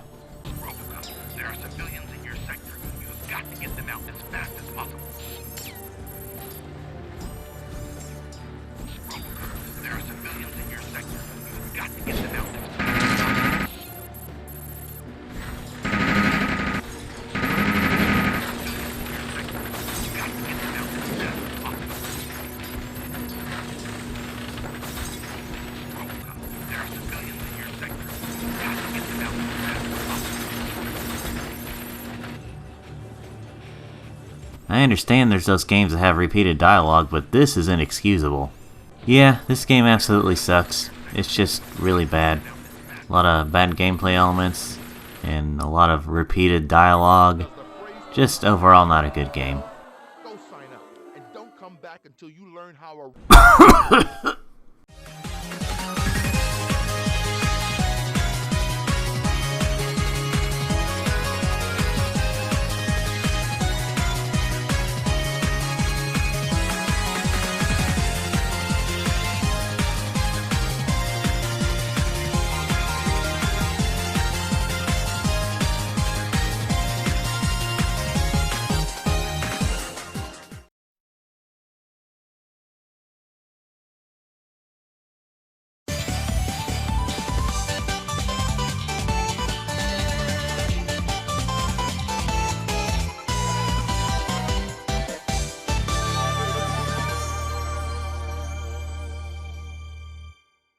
Hello everyone, welcome to Danny Tree Frog Reviews.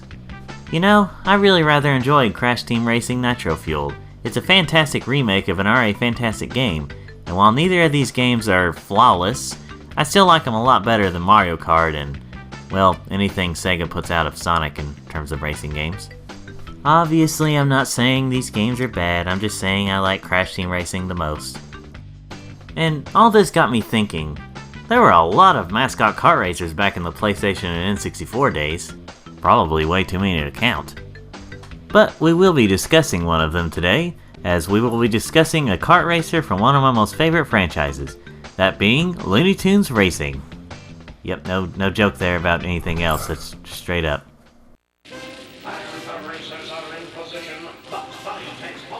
We open things up with an FMV, which is fine looking, I guess. It's kind of weird looking, not great, but not bad either.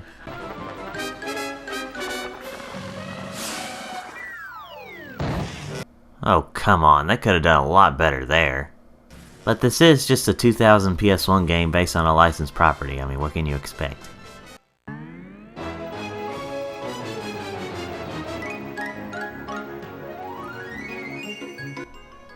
Nice little touch there. It is very Looney Tunes music. Okay, I just gotta say, I love the names of the difficulty levels. As we choose our character, they have their own charming little things to say as you highlight them. And it wouldn't be a competitive multiplayer game without unlockable characters.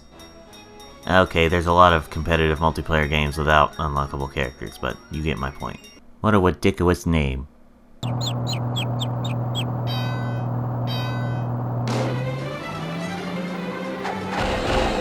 Yeah, sure we got enough things going on here?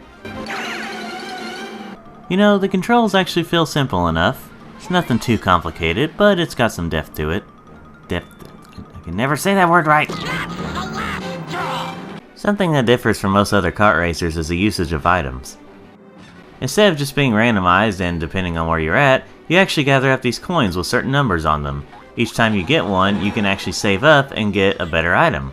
Although you will have to strategize, as some items require you to throw it behind you or in front of you. So if you're in first place, you might want to try to aim for one that goes behind you.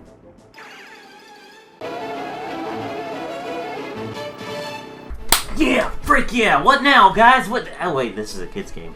So what does the script say? I may have won first place, but that doesn't mean we're not all Oh, brother, what a bunch of rabbit crap. Alright, let's check out some Acme challenges. The genie is here! These are basically just little challenges you can do when you're by yourself. Something I probably should have mentioned before is that you can go through these Acme rings in the levels and then you can either affect yourself, or you can affect other players in front of you from the environment of the level. Something you probably already noticed before, but just in case you didn't pay attention. So in this challenge, I'm supposed to tag 6 opponents and get within the top 3. Well, I got first place, but because I only tagged 5, what can I say? The game expects perfection. Luckily, the challenges aren't limited to just the races and stuff. You've also got challenges like this where you collect stuff in an arena. I gotta say though, some of these are pretty challenging. Da da da da da da da da da da da da. Well hey, look at this, unlock Porky. And he's driving a plane because, the pig's flying joke, I guess? Overall, while it may not be as deep as something like Crash Team Racing, I still rather enjoyed this game. Well, thanks for watching, ladies and gentlemen, and don't forget to like this video if you like it, subscribe if you want to see more, and remember, this is Danny Tree Frog with Danny Tree Frog Reviews.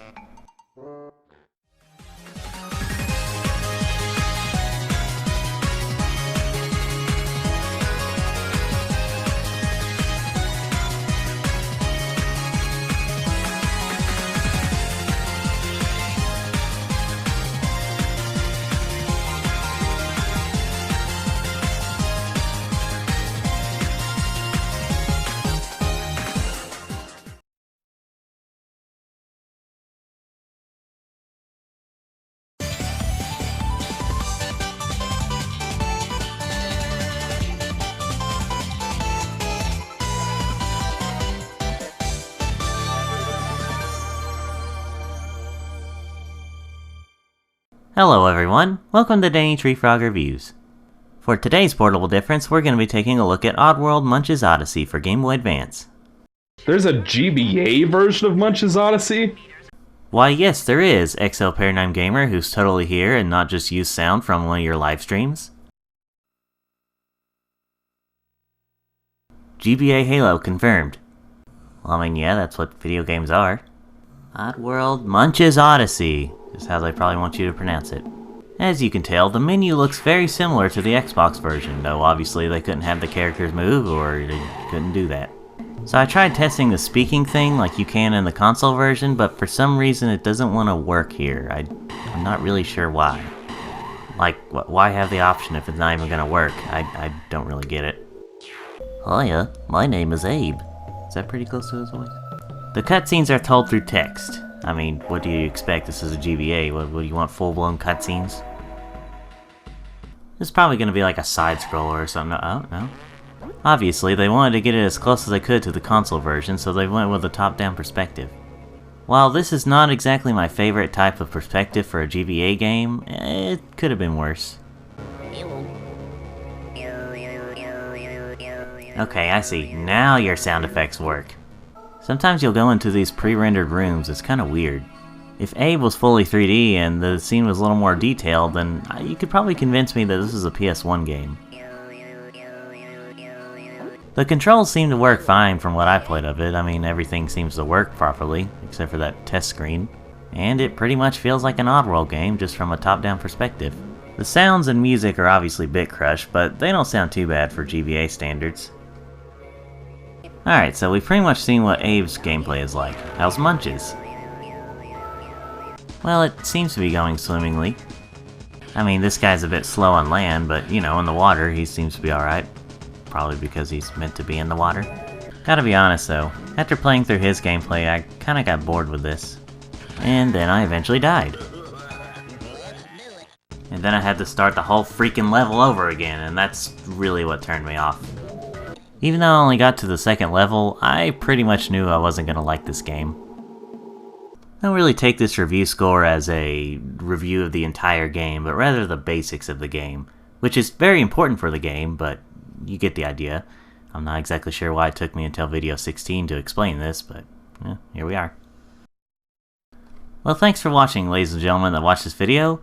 Don't forget to like this video if you like it, subscribe if you want to see more, and remember, this is Danny Tree Frog with Danny Tree Frog Reviews.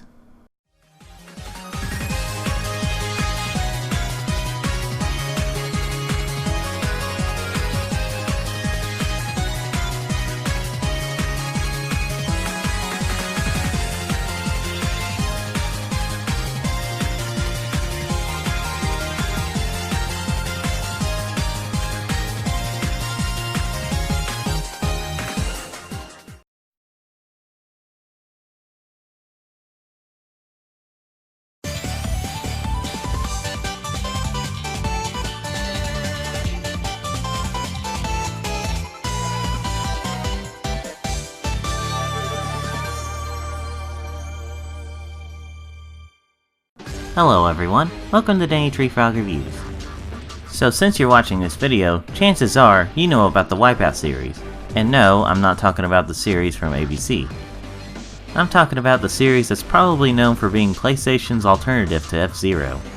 Even though it's known for being a PlayStation exclusive series, it actually didn't start out that way. I mean, yes, all but one game have been released on a PlayStation system, but believe it or not, the first two games were also released on Sega Saturn and PC. But today we're going to be taking a look at the one Wipeout game that was released exclusively for a Nintendo system. So get ready, because we're going to be taking a look at Wipeout 64 for I'm sure you can't guess. This is not a joke, people, this is not a joke at all, you gotta take this seriously. The thrilling static image of an N64 game. Seriously, who would just keep using static images for everything? I can't afford animation. You know, the last video game episode I did was a racing game, so I don't think I need to explain what all is here. And not just because of that, but also because you could just see it right here on the menu. First, we're going to be taking a look at the challenges because it was the first thing on the menu. Welcome to Clyde's Bridge. Sweet. Alright, here we go. I'm gonna go in first place really quickly. Yeah! So if you were curious about if Wipeout 64 was like the other Wipeouts, well, it feels pretty Wipeout to me, and it just wouldn't be the 5th generation without things popping in. You know, the graphics, while they're not top quality for N64 standards, they're pretty decent looking. And what's kind of weird though is that it really makes me think of a Midway game with the way the graphics are. I can't really explain why that is, but it just feels that way. Well, to no surprise, I ended up getting not first place. But I still was able to put my name in, so that was nice of them. So this game seems to have more than just racing challenges. It also has time trial challenges and weapon challenges, whatever those are. Time trial. A place where you don't have to feel like you're in last place. But it also feels kind of shameful that you are just by yourself. Boy, I'm just bringing down myself, aren't I? The weapons challenges seems to have you kill as many enemies as you can within the time limit. By enemies, I mean racers. Something really annoying that happens in this game is whenever you run into a wall, you almost immediately stop. It just slows you down that much. And that's not very realistic, it just gets really annoying. This is definitely not the first game to do it, and it's definitely not the last, but it's still an issue that happens within the game. Other than that though, the controls and physics are pretty decent. Well, I seem to be pretty decent at the weapons challenges because I actually made it to the second challenge. Yeah. So is it just me, or do a lot of these places look very samey? I mean, there's some variety, but it feels like a lot of areas are just metal and rock. Yeah, I would have made a joke about rock music and metal music, but, copyright. I mean, it's not too bad. That might have just been the theme they were wanting to go with. Maybe it wasn't just due to limitations. I don't know, I guess I'm just too used to those kart racers where random little characters will just throw stuff at each other. Yeah, at this point I've pretty much shown just about everything this game has to offer. Like a lot of these competitive games in these videos. The only thing left is the multiplayer. I didn't have another person with me to play multiplayer. These days, it seems like only Wipeout fans would really appreciate this game. Back in the day it would seem pretty cool, like a good alternative to F-Zero, but I mean, I was able to get some enjoyment out of it, but overall it was just kind of alright. It's a nice alternative to normal kart racers or just other racers in general, but it's alright. I'd recommend this to Wipeout fans and possibly F-Zero fans. Other than that, you have some better options out there, and some better Wipeout options. Well, thanks for watching, ladies and gentlemen. I wonder if I should take a bit of a break from racing games, at least for a little while. Well anyway, don't forget to like this video if you like it, subscribe if you want to see more, and remember, this is Danny Treefrog with Danny Treefrog Reviews. Shut your mouth up there, you lanky bastard. Ay vey. Gerald's drunk again.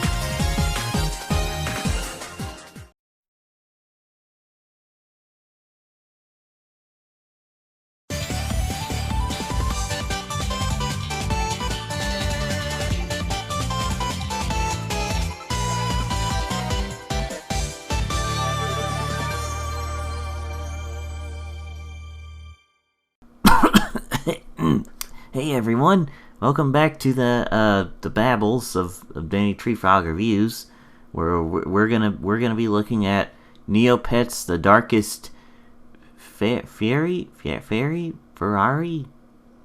think. I don't know. Alright, just kind of waiting around to see when it starts out. You know, just thinking, oh, here we go. There are legends that dwell within the hidden places of Neopia. Some are of the light, but others... Oh no, the noodle's covering the meatball that looks like a necklace broke, and now it falls into some PS1 sand. Oh well, at least he's not. Okay, here we go. Others are of the darkest kind.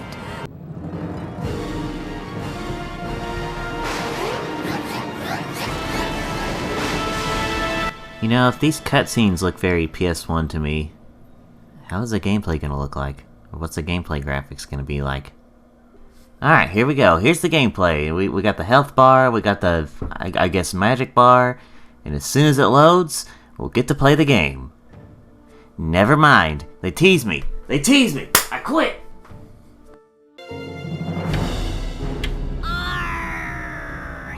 I'll tear your gizzard out like a croquebec. Merido will be mine! No! My god. I don't even know if I want to see the gameplay graphics. Or the gameplay at all. Also, is it just me, or does the bottom of her dress act like a pointed nutsack? No!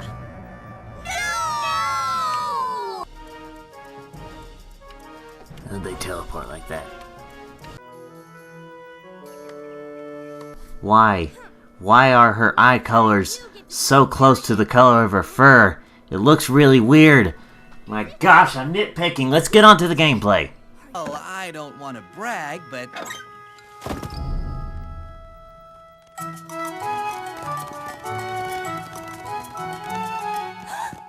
winnies! Tor! Mom is going to kill you! And then she's gonna be sentenced to life in prison for murdering. Thanks a lot. Finally, gameplay. And they're only talking words. At least I don't have to hear their voices all the time. They talking words? Everyone talks. You know, I think I was worried for nothing about the graphics of the gameplay. These are actually not too bad. I mean, they're not top quality, but they're not too bad. Alright, I fell down a dark hole, and it looks like the adventure begins here. I know it because it's called the Darkest Something, and this is where it begins. This is where a lot of these adventures begin. See, I even found a treasure chest. We all know that this is what, oh, gold. I mean, normally we'd find that at the end of the adventure, or close to the end of the adventure, but okay. I don't care how people think I walk or run, 'cause they have no souls. Alright, let's get these stupid creatures in here. I have no clue what they're even supposed to be. I need to look at my lore on Neopets. Alright, time to get all 2? There were like 15 that ran out. What, are we just not gonna worry about the rest of them? Think that'll be good enough? This is fun, right? This is what fun is considered. Alright, got all 3 of them. So I guess the rest don't matter. I've never seen anyone this happy to see a bucket before. This must be one hell of a bucket. Okay, now I know their nationality. They're Italian. And action. Tor, I've got something for you to do. So, I actually found this really funny thing is whenever you talk to them 3 times.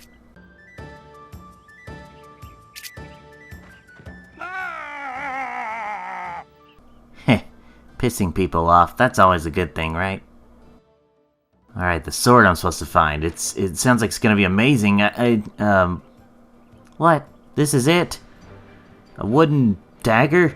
This isn't gonna compensate for my tiny pencil collection.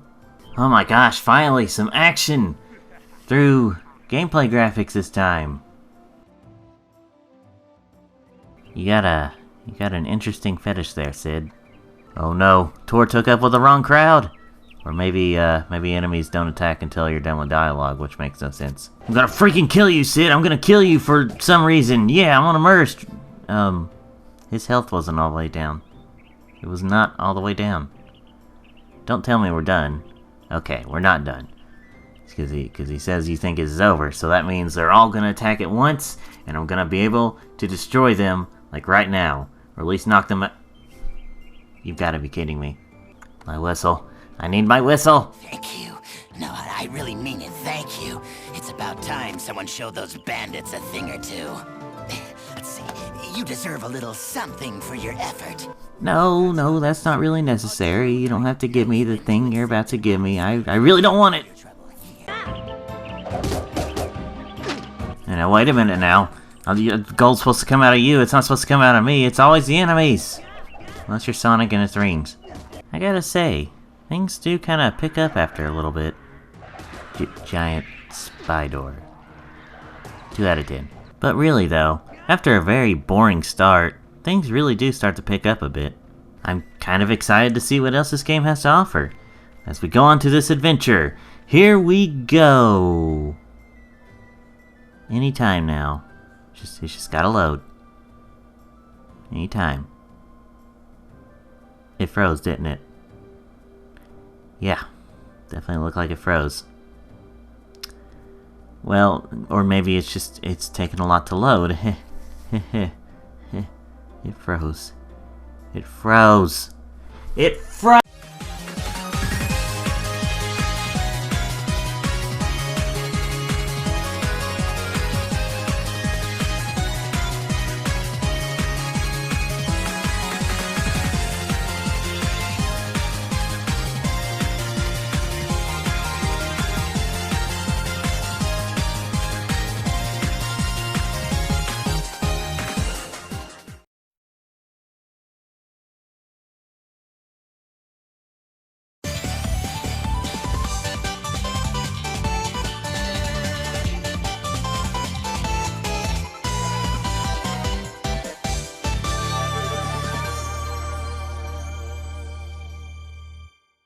Hello everyone, welcome to Danny Tree Frog Reviews.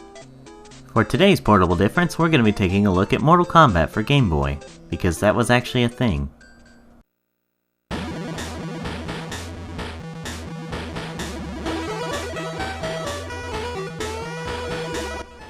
Music is about what I expected. Huh, well this is a bit of a surprise. Most of these portable versions of arcade games are usually missing a lot of characters. This one only seems to be missing Johnny Cage though. Alright, so the Game Boy version of Killer Instinct ran pretty well, even though it wasn't all that great. This one runs like... complete ass. Also, Raiden's name has a Y instead of an I. I don't know why there's no I. The controls for this version are, as you'd imagine, not very good. You have the obvious problem of it being on the Game Boy with very limited controls, but also, they're not very responsive. You do have some special moves and some combos, but they only seem to want to work like 40% of the time. Also, because of the limitations, there's a very limited number of maps. Not that there was a lot in the original version, but still. Yet, even with the unresponsive controls, I'm somehow winning through all this. That is until I got to myself, which I lost to myself. I don't know how I feel about that.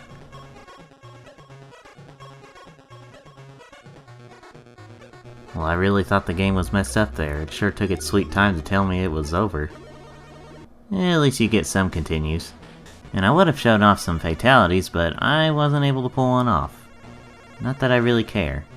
So what you see is what you get. A really crappy port of Mortal Kombat. I'm not gonna give it the worst rating considering when it came out, but I am still giving it a low score because it's not very good. Well, thanks for watching, ladies and gentlemen who watched this video. Don't forget to like this video if you like it, subscribe if you want to see more, and remember, this is Danny Tree Frog with Danny Tree Frog Reviews.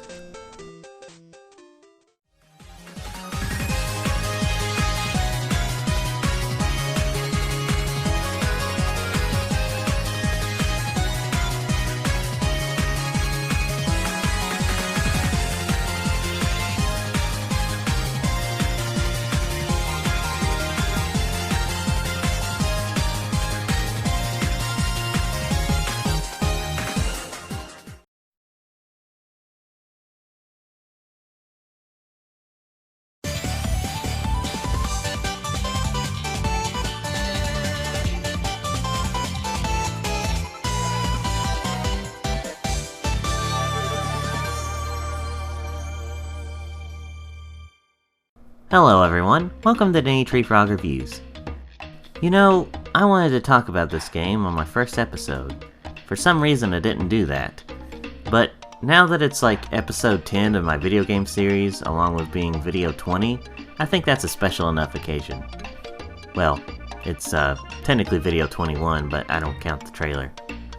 But in any case, before I drag this out any further, as I do sometimes, let's talk about Tomba for PS1. Or, Tombi if you live in Europe. I gotta be honest, no offense to my European viewers, but I think the name sounds a bit too wimpy, and this box art's a bit creepy looking. Eat your f***ing heart out, Kid Icarus! I'm just joking, everyone's entitled to their own opinions.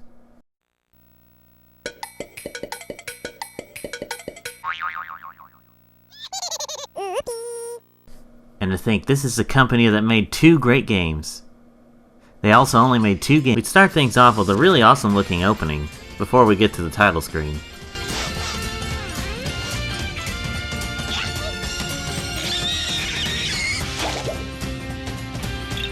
Despite not having any dialogue, you can still tell what the story is and why Tomba is about to begin anyway. The game, I mean. Jeez, did they smack a real pig on the head to make that noise?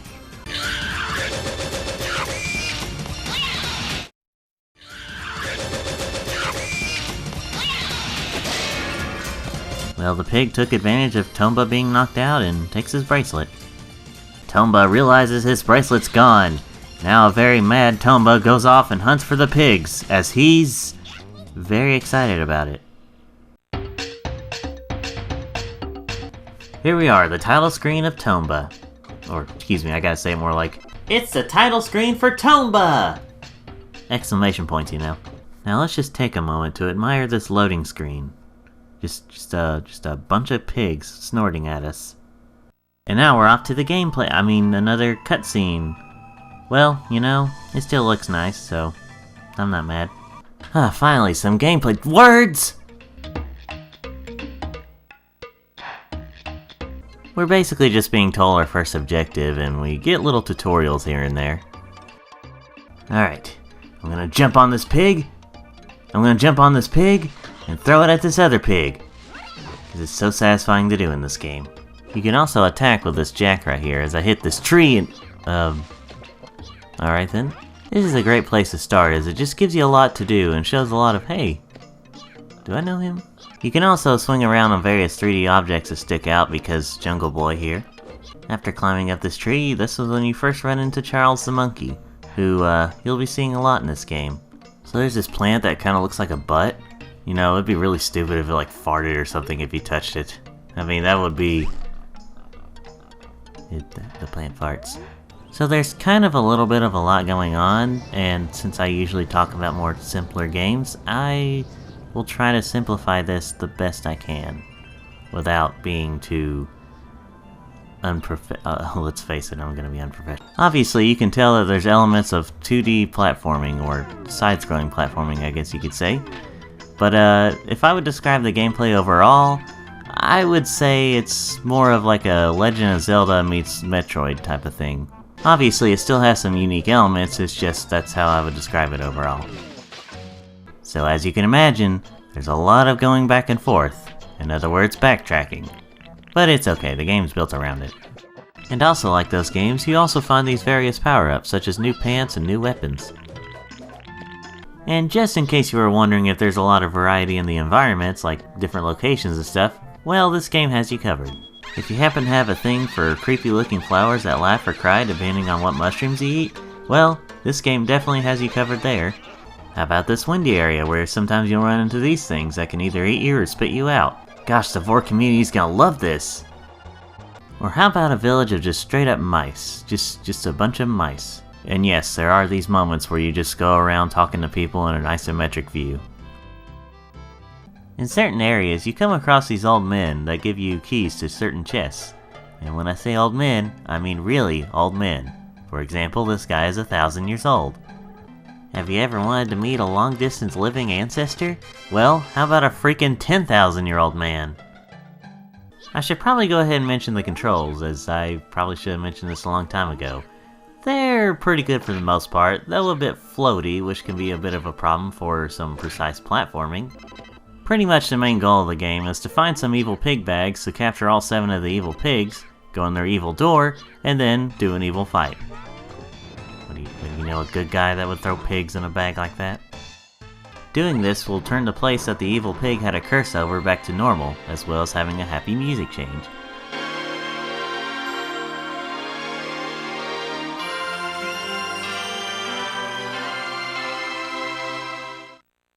So the way you get new moves is you basically pay for them by getting various things for Charles the Monkey, and then he teaches you stuff.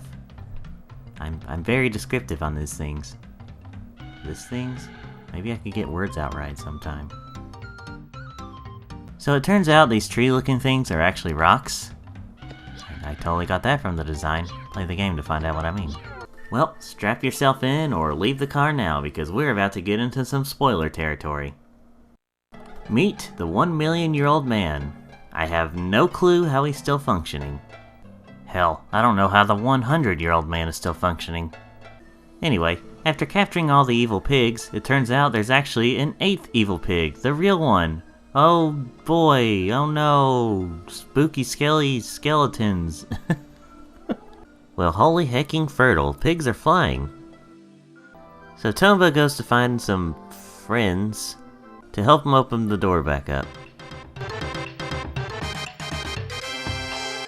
And now you get to fight the last evil pig, the hardest battle in the game.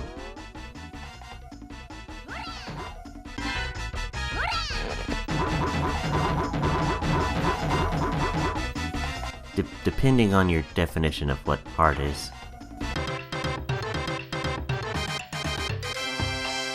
And we beat the game.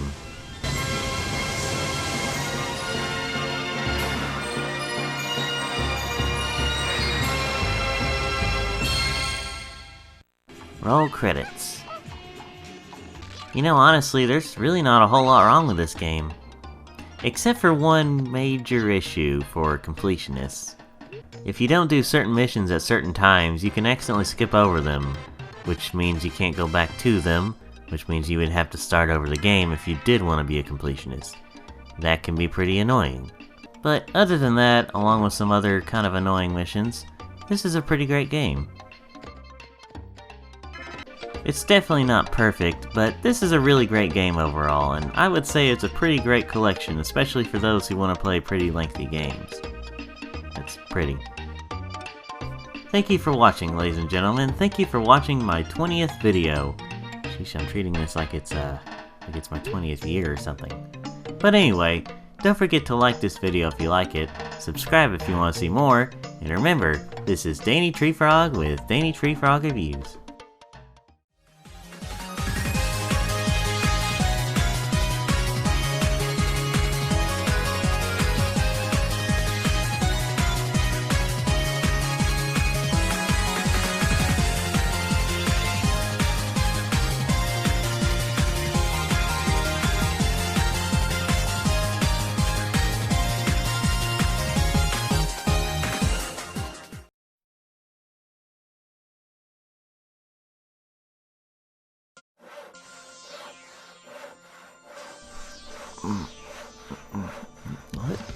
What the?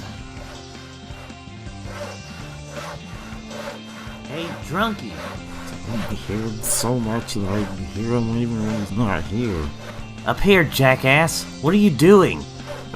Trying to get rid of you, because you're annoying the entire neighborhood. Yeah, it's definitely me doing that. So, Gerald, how do you plan to get rid of me? I'm cutting around your house, so that way I can just kick it over to that river over there, and you'll be gone for good. Oh, well, how clever of you. I'm sure your brother's gonna love to hear this when I call him because you're doing this on my freaking property! I'm not on your property, I'm cutting around your property, and it's perfectly legal. Hey guys, can you please keep it down? See, you're disturbing all the neighbors with your review video crap. Look, Gerald, I really don't care about that. I just need you two to be quieter because my kids are trying to sleep. Hey Jim, do you think you could talk some sense into Gerald here?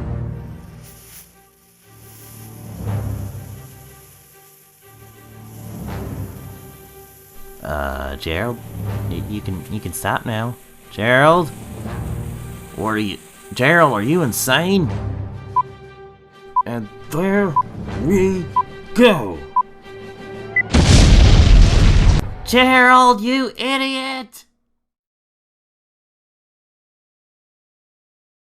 Well, I didn't quite expect it to be that intense.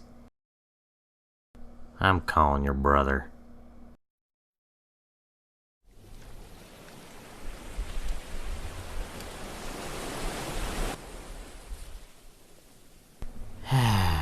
Well, this is gonna change things up.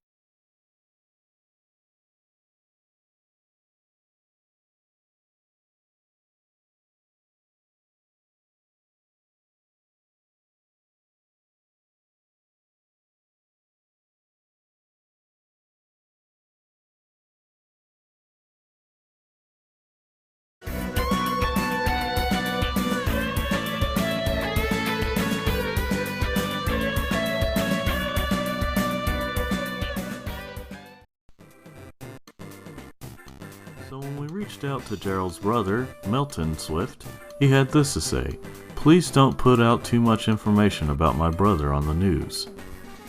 Other news, Well, like this at are least I was easier sitting to out here around fall It when it's is, not as hot. But this one happens to be fading out. What the hell am I saying? I'm gonna kill Gerald! As soon as I can get back. What should I do in the meantime? Oh yeah, I have a review series. Maybe I can change things up by reviewing more than one thing. But what should I review? I'll just go with whatever the title of the video is. Back sometime in the mid-2000s, Midway decided to release some of their arcade games for the Game Boy Advance. As far as I know of, there were about 4 of these altogether, with 2 games per cartridge. Why they decided to only put 2 per cartridge, I don't really know. You would think maybe it's due to limitations, but then later on they decided to put 2 of them together and have 4 games in one, so I don't really get the point. Although it is possible they may have released 2 cartridges with this, but I'm not really sure. Maybe the logic is, hey, you like this game, you're buying it for this specific game? Well here, have a bonus game with it. Or maybe you happen to like both, in which case you're really happy with just this one cartridge. Or you like neither, in which case I would kind of wonder why you bought it in the first place.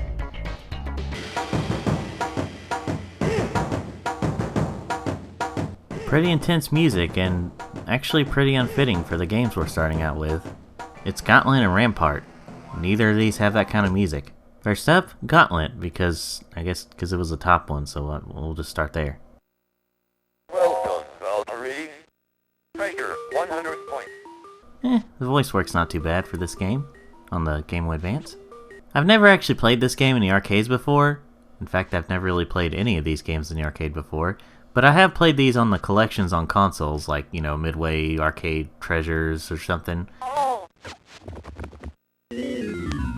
So, I'll be comparing it to those, and comparing this one, it's not too bad. It's pretty close.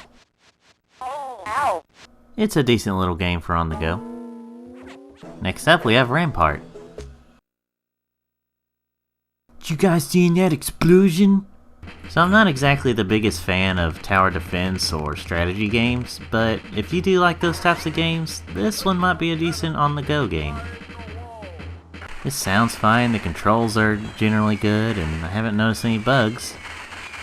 Although whenever you're trying to repair your wall, it can be a bit small looking on the Game Boy Advance, so you might have to look closer at your screen. Overall, a decent little pack of 2 games. Up next, we have Marble Madness and Clax, and you know, I'm not really sure why I didn't do this for the Gauntlet and Rampart box art. Yeah, what are you gonna do? What? No wild and crazy, unfitting music this time around? This must have been released at a different time because the menu's a bit different. Can't wait to play this one. Marble Madness is my favorite out of all of these. Let's see how it plays.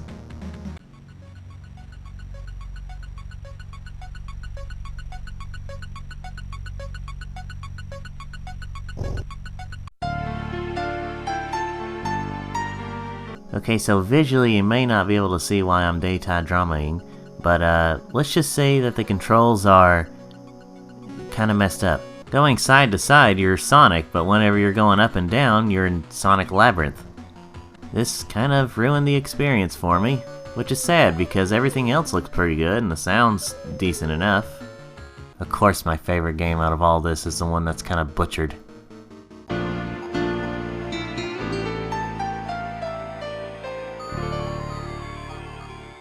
Now I'm kind of afraid to see what Clax is like on here. Well, Clax seems to be working fine. Good visuals, decent sound, and, you know, good controls. I have no clue what the hell happened to Marble Madness, but Clax seems to be pretty good, and it seems like a decent on-the-go game. So, if you were planning on getting this, I would only recommend getting it for Clax. Up next, we have Paperboy and Rampage. Looks like we have another ramp game. Only this time, instead of being about the art, this one's about the age. Wait, now that I say that joke out loud, it sounds really retarded. As you can tell, this one's set up a little bit more like Marble Madness and Clax.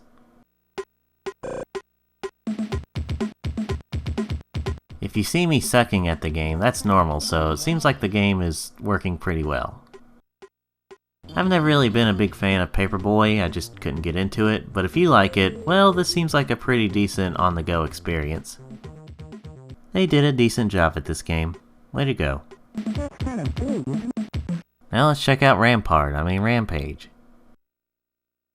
Well, she seems pretty thrilled to be- hey, I was doing a joke there. And it was delicious. Well, 6th first, same as the 1st, and 2nd. Not 3rd, but 4th and 5th as well. This is a decent game on the go, a decent port. This is also a good game for those kids who like those giant monsters that destroy buildings and eat people. Although the latter fact's a bit strange considering the giant monsters are people. Not much more to say, it's a pretty solid port. And lastly, we have Spy Hunter and Super Sprint.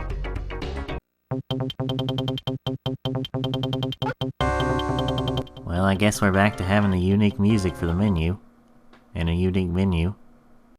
Alright, time to get this Spy Hunter started. Let's go! Well, other than the physics being a little bit weird feeling, it's an okay port, I guess. It's a decent little car game for if you want to use a car but don't really want to race. Good for on-the-go blasting the shit out of everyone. Although one thing I'm trying to figure out is that this one is still E-rated, while the 2002 Spy Hunter game, which is not that much different in terms of the level of violence, gets a T rating. It's, life can be a little confusing sometimes, kids. But just in case you did want to play a racing game, we have Super Sprint.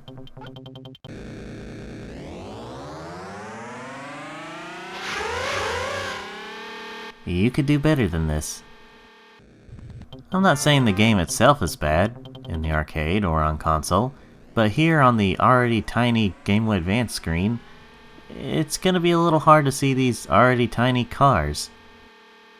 Not to dump all over this game too much in case it's your favorite game, but in my opinion, we have better racing games these days, including on the Game Boy Advance.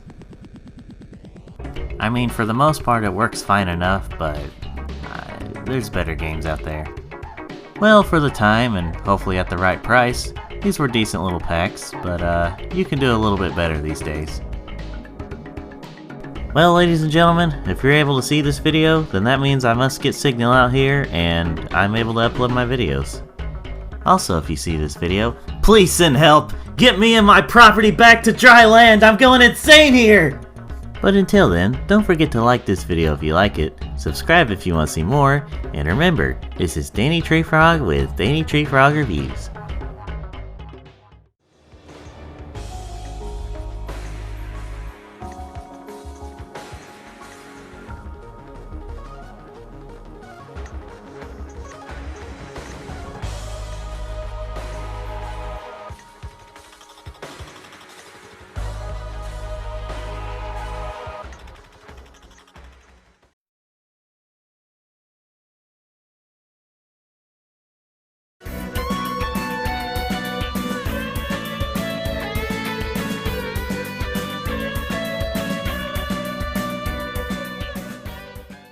Hello everyone, welcome to Danny Tree Frog Reviews.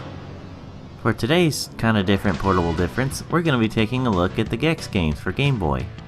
The original Gex never got a Game Boy release, so we're just looking at 2 and 3.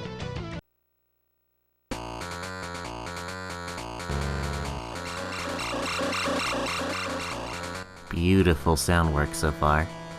Well, in terms of the gameplay, this is more of a sequel to the original Gex, as in the original Gex was also a 2D platformer. But for the most part, it really does just feel like a 2D version of its console counterpart. The movement takes a little bit of getting used to, because whenever he starts out, he's a little slow and then he starts running. I know he does something like that in the console version, but I don't know, something about this takes a little bit of getting used to. I understand there was limitations on the Game Boy, but maybe they could have added a little bit of animation for when he does a tail bounce. This isn't too bad of a problem, but it does kind of have that what's in the background and what can you walk on type of problem where it's a little hard to tell. The goal of the game is pretty much the same as the console version. Get as many remotes as you can to progress to the next areas. This version's alright, but I just prefer the console version. The game's not bad by any means, but it was mostly there just for someone who just absolutely wanted to play Gex on the go. Now let's see if Gex 3 improves that at all.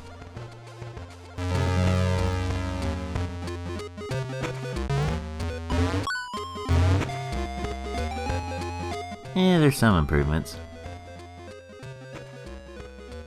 Why are you giving me that look? What the heck do you want? One thing I already noticed about the hub world is the fact that it's kinda confusing. There are some differences here and there, but it mostly looks samey, so I kinda got lost a lot. Well, just like the Game Boy game before this, it's trying to be like its console version. Just 2D. At first I was wondering why the sky was like brownish orange, until I realized it's actually the mountains. You know, alright, attention to detail I guess. I gotta say, it's nice to see that these games aren't very glitchy or anything. Oh, no, there it is. Gex definitely has more animations this time around, probably because this was actually on a Game Boy Color cartridge rather than one that was just compatible with Game Boy Color. And Gex actually has some costumes this time around rather than just his regular self. Something I forgot to mention is that the previous Game Boy game had passwords instead of save states. Well, this one's no different. Not really sure why they didn't have save spots, but you know, whatever. I mean, this one is definitely better than the previous Game Boy game, but again, compared to the console version, it just doesn't hold a candle. If you had to choose between the two, I would definitely go with this one for playing on the go. Although, if you happen to have a PlayStation Network account, along with having a PSP, or more conveniently at this point in time, a PS Vita, then you have access to these games to play on the go, the console versions. So it kinda renders the Game Boy versions collector's items at best. Or, you know, if you happen to prefer those versions for some reason. Well, thanks for watching, ladies and gentlemen. Be sure to like this video if you like it, subscribe if you want to see more, and remember, this is Danny Treefrog with Danny Treefrog Reviews.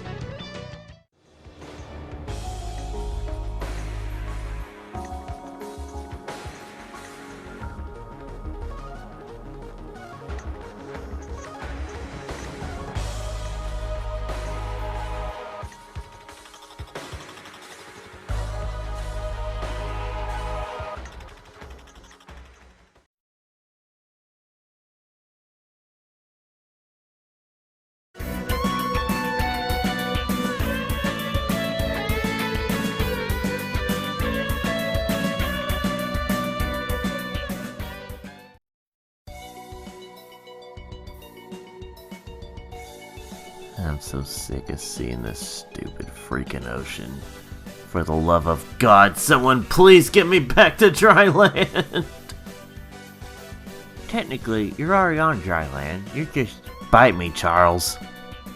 I would, but you're in your house and my teeth are... Just shut the f*** up, shark.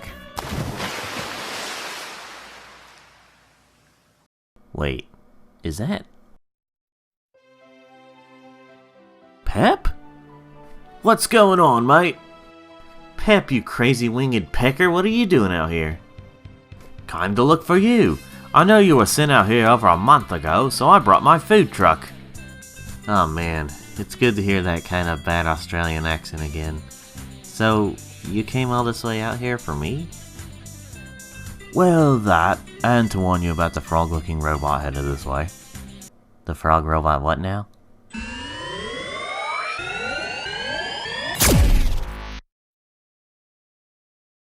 Man, the front door is right over there. I do not require the use of doors. Okay, so who are you, and why were you chasing my friend here? I am Manny, which is short for Metal Danny. A robotic and superior version of you. Of course. And my prime directive was to get information about your whereabouts. Yeah, that's why I drove all the way out here, was to get away and to warn you about him. Appreciate it, but you do realize you just led him right to me, right? You know, I didn't realize that was a bad idea until I had already parked here. Well, anyway, who's your creator and why does he or she want you to find me? Creator information will not be said. I was released just to find you and kill you. Well, I'm gonna have to deny that request. Tell your creator or whatever to piss off. You were not given an option. What the lake of fire is going on here? I don't know. I figured you would know. The only person I know who has beef with me is Gerald, and his bloated backside is in jail. He's also not exactly smart enough to have a robot made. Well, we have to do something before figuring out who made him. I've got it. I'll distract him while you find out if he has some sort of off switch. Okay, good call. Hi, look at me. Hey, there's no speech bubble. Look at this. This is off script. Hey, look at me. Pep, I was supposed to do that? Ugh.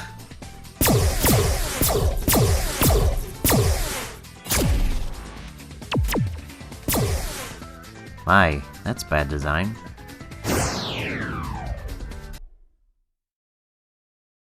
Well, that was very anticlimactic. Who wrote this? The writers of Knack? Maybe we can reprogram this thing and make it our friend. Nope, it's just our creator rushing the script.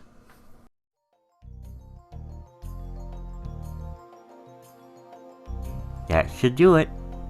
Metal Danny prototype active. Hey, Metal Me. You feel any different? Not really, but I do feel like I want to be your friend now rather than wanting to kill you. Well, hi, that's good. A bit cheesy, but yeah. Speaking of, who sent you out here to kill me anyway? That information has been erased from my memory. Damn, I knew I shouldn't have taken his memory storage apart. Don't worry about it, Charlie. To be honest, I'm just in a better mood right now, mostly due to this thing not trying to kill me, but also because I have people to talk to again. Yes, and I'll stick with you for now. Thanks, man. You know, I've been out here for a week now, and you haven't talked to me much. Yeah, but for the first few days you annoyed me and I wanted to harpoon the hell out of you, but you helping out today changed that. Well, I'll take that. Well, here's to new friends and surviving the day. Hear, hear. Cheers. Heck yeah. So, you guys want to play some Crash Team Racing? Oh, this Crash Team Racing.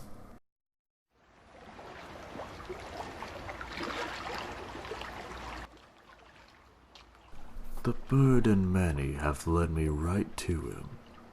I finally found you, Daniel Bennington Swamps.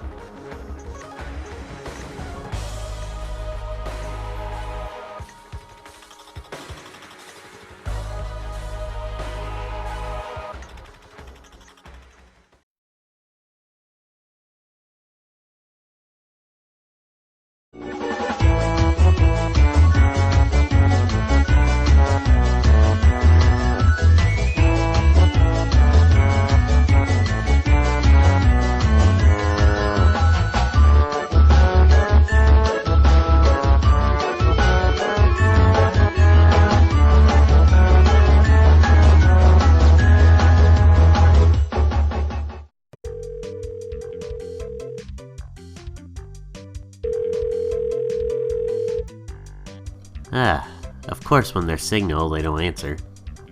You've reached the home of Leon and Cynthia Swamps. Leave a message after the beep. Hey, Mom and Dad. I was just calling to say I won't be over there for Christmas this year, due to, well, obvious reasons. But I won't be alone, so, actually that's pretty much it. Alright, love you, bye. Everything alright, Danny? Yeah, it's just different this time, you know? Being out here instead of at my parents' for Christmas. Oh, sounds like you need a little Christmas joy right now. I swear, Pep, if you start playing Jingle Bell Rock. Not that. I've got a game for you to play. A Christmas-themed game. Well, I could play a good old crappy family Christmas game. What is it? It's a PSP game called Infected. Right. So... it takes place around Christmas. Alrighty then. Well, this is a bit different. I'm playing a PSP game. Let's get this started. Yeah, about that screen there.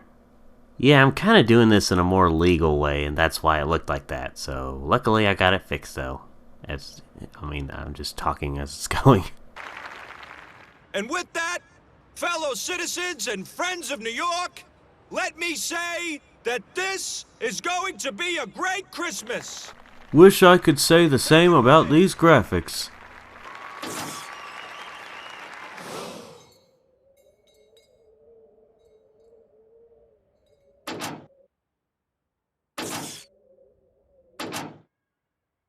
Hey, will somebody get this freaking kid off the lights for fuck's sakes?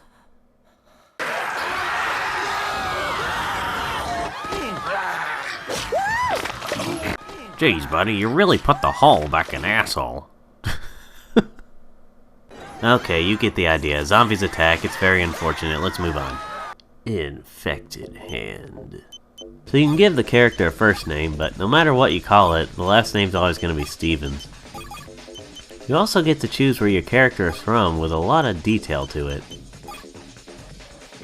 And now we actually get to customize our character itself. I eventually went with the look of some guy who probably works at Kmart or something. Oh, and the great thing to start it off with is I had to mute the music because of good old copyright. Oh, good. Basically, the story is your character is one of the only few people that actually have the cure in their blood for the zombie outbreak. That's pretty much all you need to know. Look up the cutscenes on YouTube if you want to know more. Dan, are you feeling alright? It's just cold and I have allergies, so just put that together and you got a runny nose. You get a little non-gameplay video tutorial on what to do to kill the zombies. When you're about to start a mission, you get these little voice clip cutscenes to, well, I guess kind of brighten the mood a little bit. There's two things I know in this life. First, I've been more constipated for the last 3 weeks than a Colombian drug mule. And second, this is gonna get bloody. Finally, ladies and germs, we have the gameplay.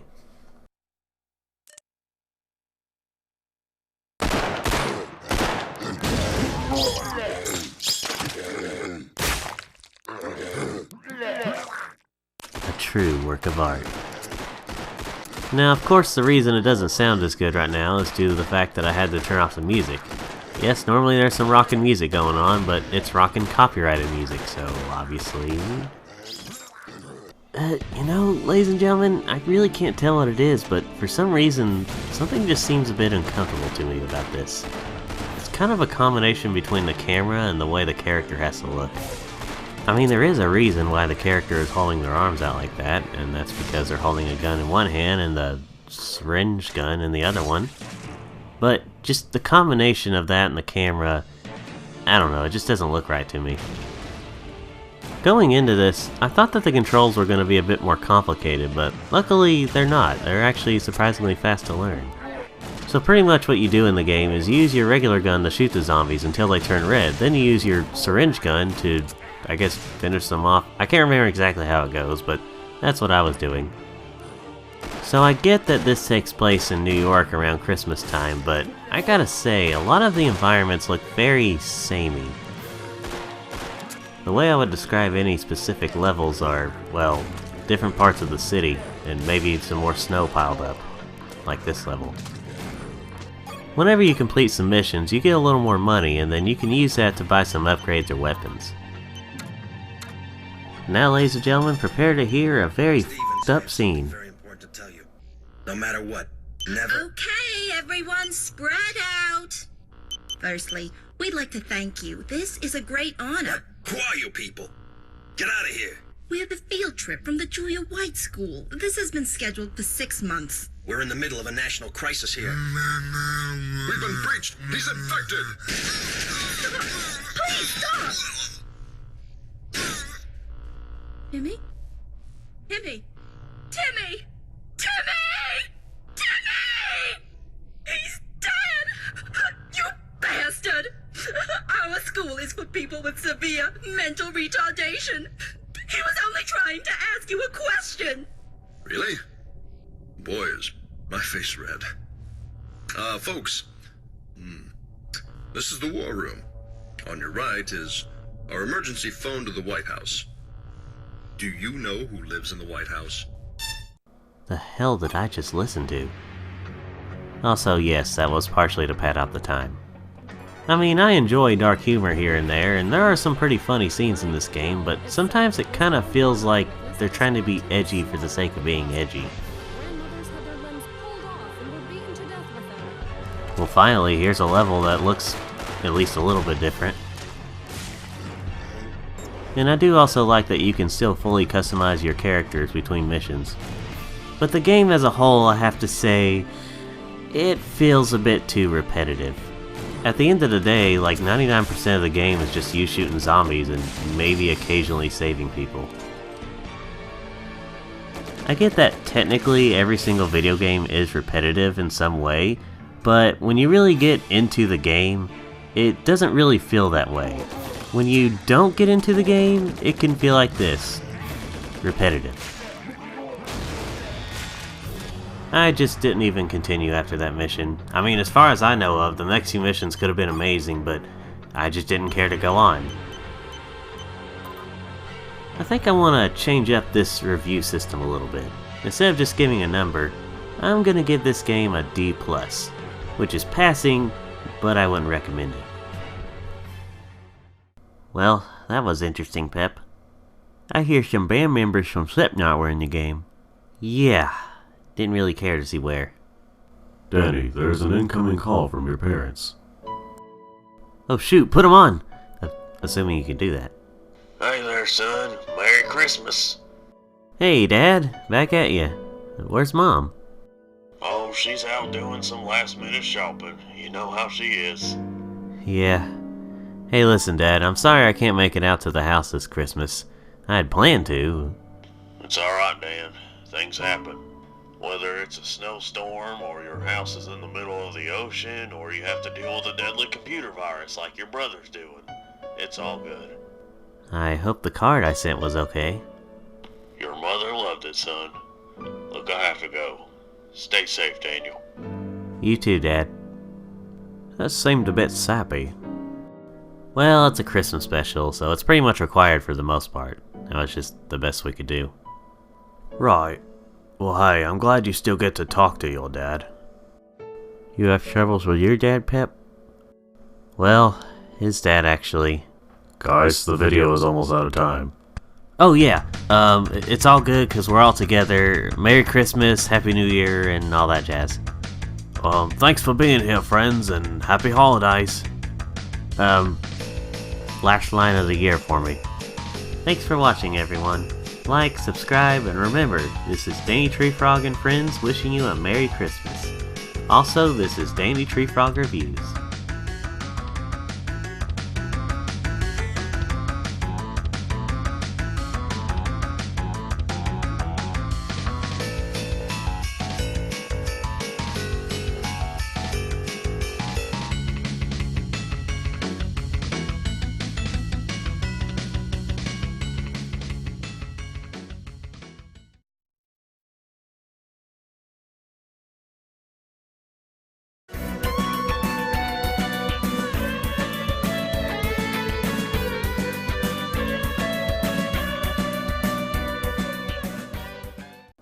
Well, howdy do, ladies and gentlemen. Welcome to the new decade, as depending on how you look at it.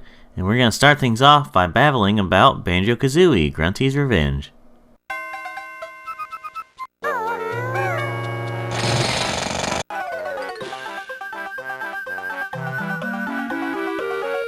You know, this music is very different from the other Banjo games. Why yes, Banjo, that is a house. I love playing things out of context. I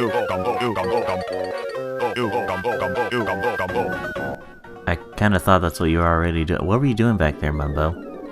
Ah, the old transfer the soul into a new robotic husk. I mean, that's a classic fairy tale.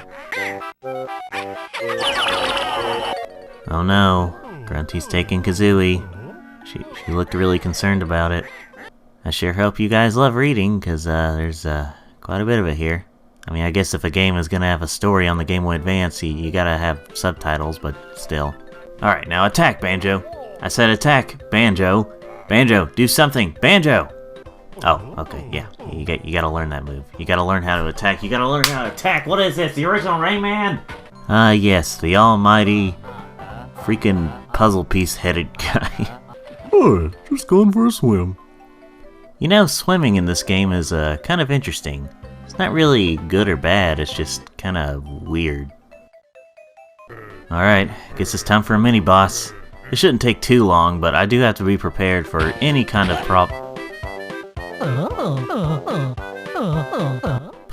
sheep. Hey! You know what? No, I'm not going to use that music. I'm not going to. It's too easy. It's too easy to use the slide music from Mario 64.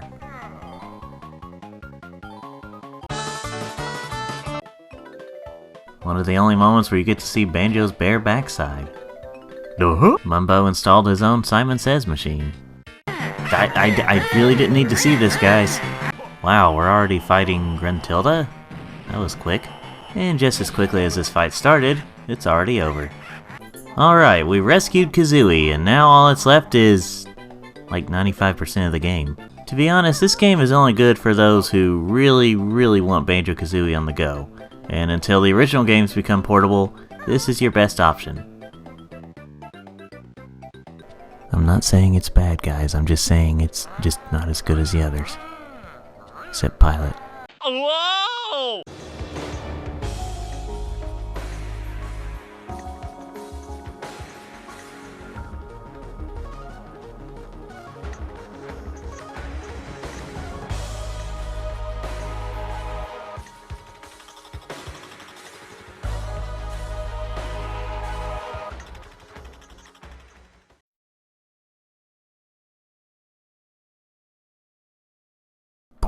Yeah.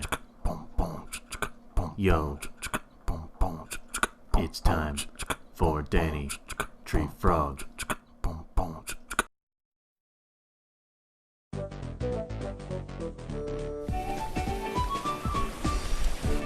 You know something, Pep? I think I'm used to this now.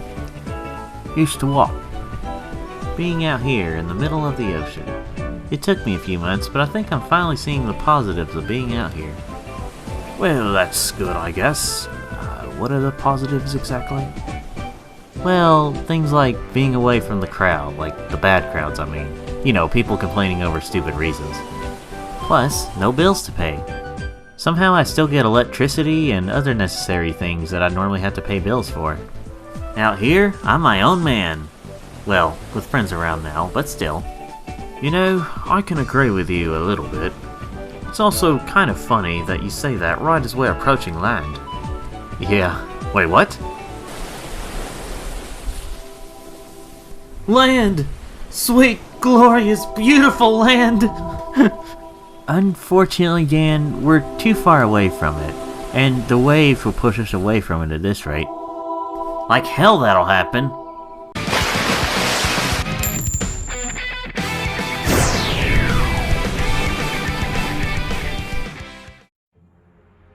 I love it. I don't care where we are. I love it. Where are we, actually? I'd use my scanners to tell you, but Danny messed it up when he was trying to push us this way. We'll find out when we go through here. Wait, Danny, what about Charles? He's a shark, he can't come with us on dry land. Screw him. Actually, Manny just gave me some super gills and some support legs so I can come with you. Also, Danny, I packed all your essentials and your games and your computer into Pep's truck in a way where it doesn't feel cramped, so you don't have to worry about that. Thanks? Man, if karma was real, I'd have my ass handed to me by now. Well, let's get going, gang. Hold on, I don't know if my tires will be prepared for a place like this. Off-road, you know. You drove all the way to my property across water, and you're wondering if it can handle this kind of environment? Yeah, that's true. Well, alright then. Let me just set my truck to RV bus mode. What now?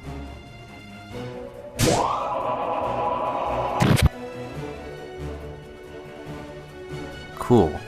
So, any other random bits of convenient technology you guys want to pull out now? You mean like these suits that keep you at the right temperature in every environment? Or this capsule that forms into a restroom with 8 stalls and 4 urinals? Let's go, members of Area 51.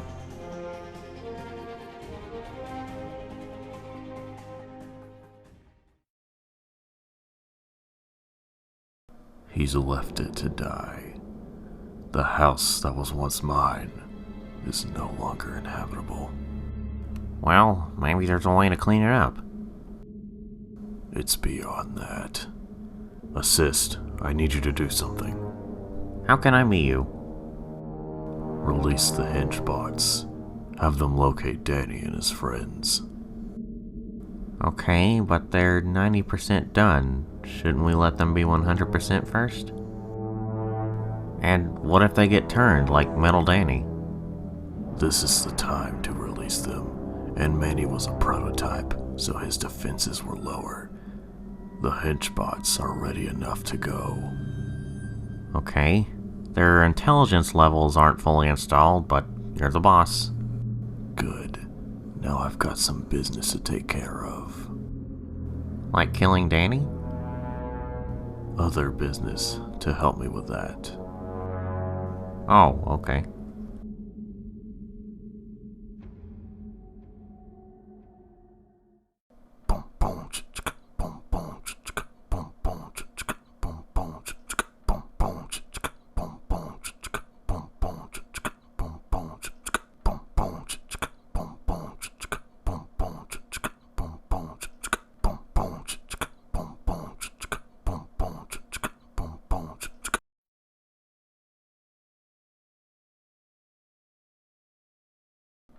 Yeah.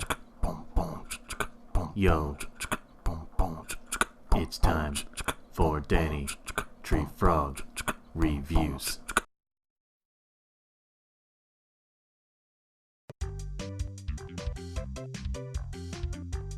Hello everyone, welcome to... Hey Pep, the TV in your bathroom works, right? As far as I know of, Charles. Alright, thanks. Alright, anyway, welcome to Danny Tree Frog Reviews. The background may seem different because... Where's your remote, Pep? In the cabinet next to the loo. Cool, thanks. Hey guys, I understand the situation, but I'm trying to do a show up here, so if you could please... Sorry, Daddy. Sorry. I'm good now, Danny Tree Frog.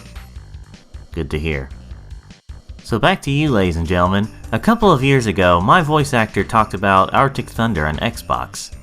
Basically, he concluded that it's alright, but gets pretty good after unlocking things. Well, I'm in the mood to review it, considering my current area has snow all around it. Although since yet another review show did the Xbox version, I figured I'd change it up by playing the PS2 version. I hear this version is worse than on Xbox, but surely it can't be too much worse.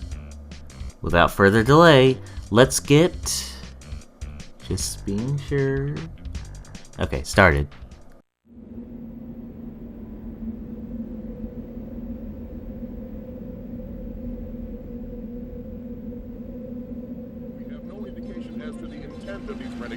All that is certain is a wave of destruction that shows no sign of stopping anytime soon. These snowmobiling thrill seekers have turned our planet into their own personal raceway. We can only recommend that private citizens stay in their homes, stay calm, and stay safe. Your goal? To win. Destroy your opponents and gain an edge by collecting power-ups. Atomic snowballs. Super attack. Boost. Snowball. Proximity missile. Win all 12 gold medals. The race is on!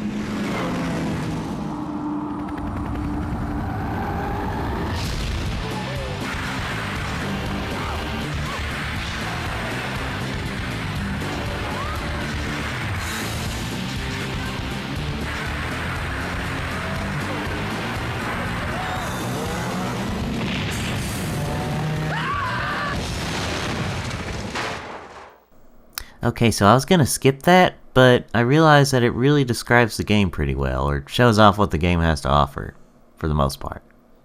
Wait, that's why I'm doing a review. Arctic Thunder. So this game is unique in the fact that it has 2 separate credits. Okay. Well, since it's first in line, we'll talk about race mode first. Select your player. Well, Agent 5 was on the cover, so why not? Lost to Alayan City. Well, it's not exactly lost if you know where the place is to race on. Ah, that joke's been done to death. 3, 2, 1. Wow, usually when you start out a race, it's pretty ear-blinding, but here it seems pretty tame. So far, the only difference I've noticed about this and the Xbox version is that this version's frame rate isn't as good, but that's acceptable in my eyes. Obviously, in race mode, you race the other opponents. This is one of those downhill type racing games, you know, where you don't loop around a few laps, you just go right to the goal. So it's one of those situations where you'll have to play the map a few times to really understand the track in full. Well, this place seems pretty Mother Russian fun. That was a really bad shot.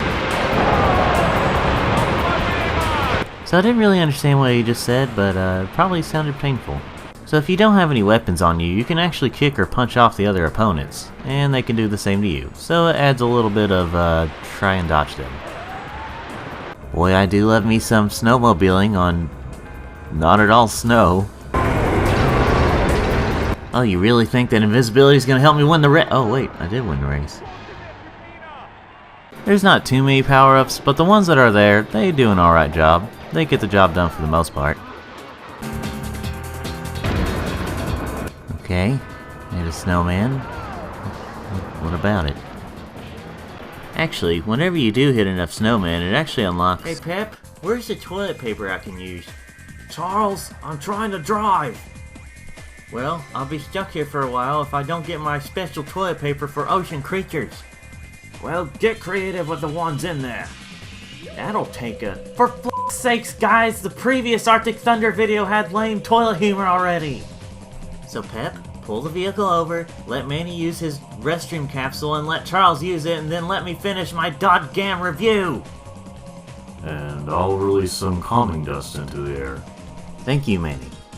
Anyway, when you hit enough snowmen, you actually unlock...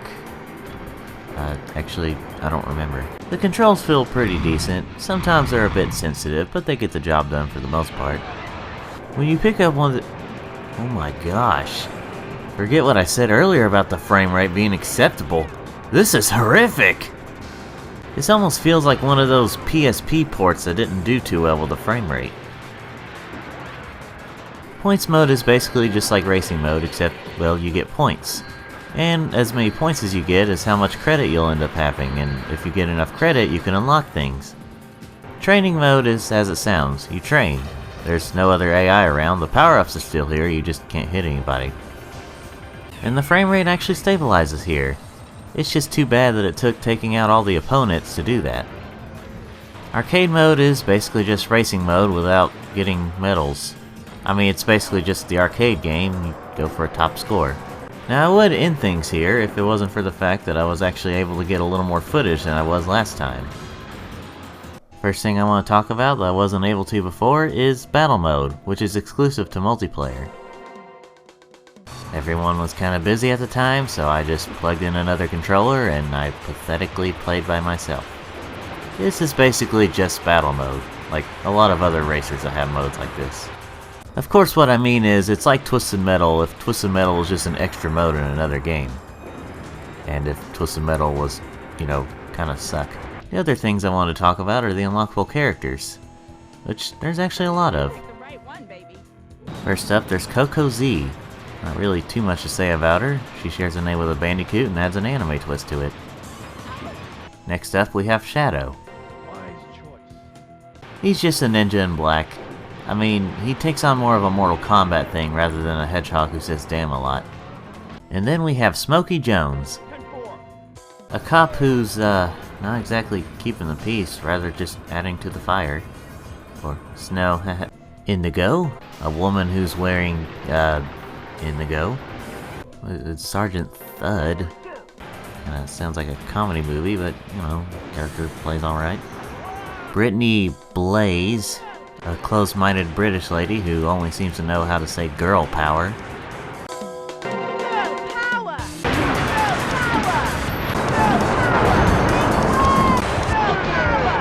Scotty McDougal? I imagine he's Scottish, because he has bagpipes and his name. It's just nothing short of awesome. Louis Rocco. Where's Hefe when you need him? Jacques Rocket. He's either French or French-Canadian. No, that was supposed to be a joke. Zach Warhead. Your typical germaphobe. Randy Rancid. It doesn't sound like that, but for some reason with his name it sounds like he should. Sven Thorson. Mr. Skyrim himself. And finally we have Mr. Flaky, who I used to think you unlocked by hitting all the snowmen in the levels, but apparently it's whenever you get all the gold medals. There's actually a cutscene that plays whenever you unlock him. I didn't see it because I accidentally skipped it. I just wanted to get right to, I use cheats.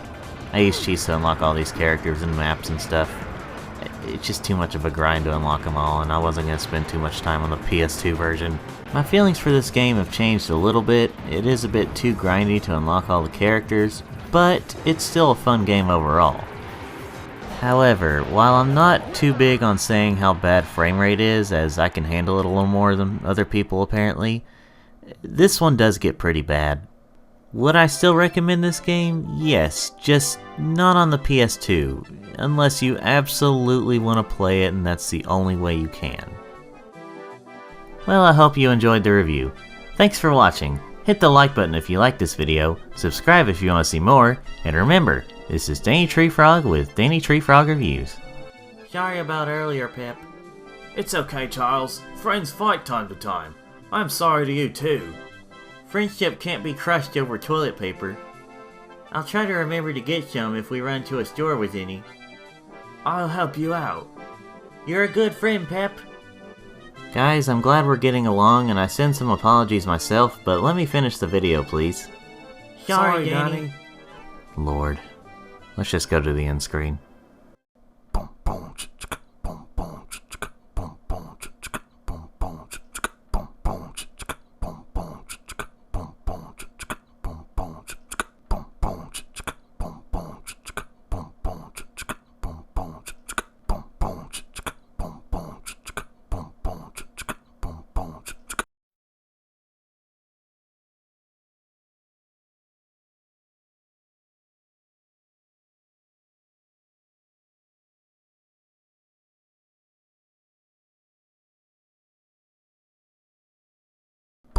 Yeah. Yo. It's time for Danny Treefrog Reviews. Hello everyone, welcome to Danny Treefrog Reviews. Have you...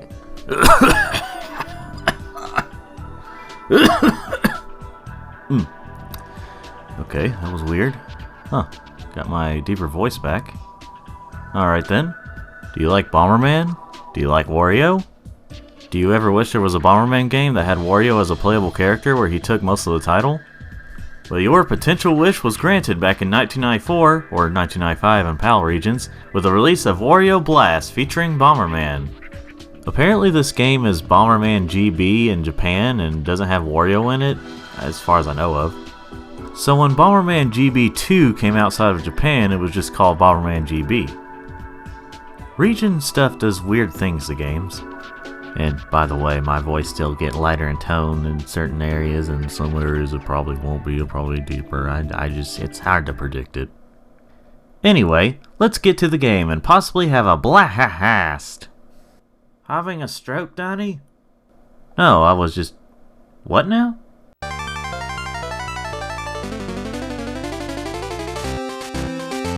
Took a little bit to get your footing, didn't it, music?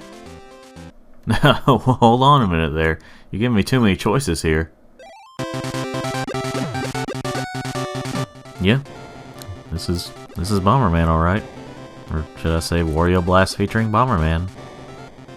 To be honest, this is gonna be a little hard to review this other than just being a Bomberman game. Because that's what it is, it's just a Bomberman game.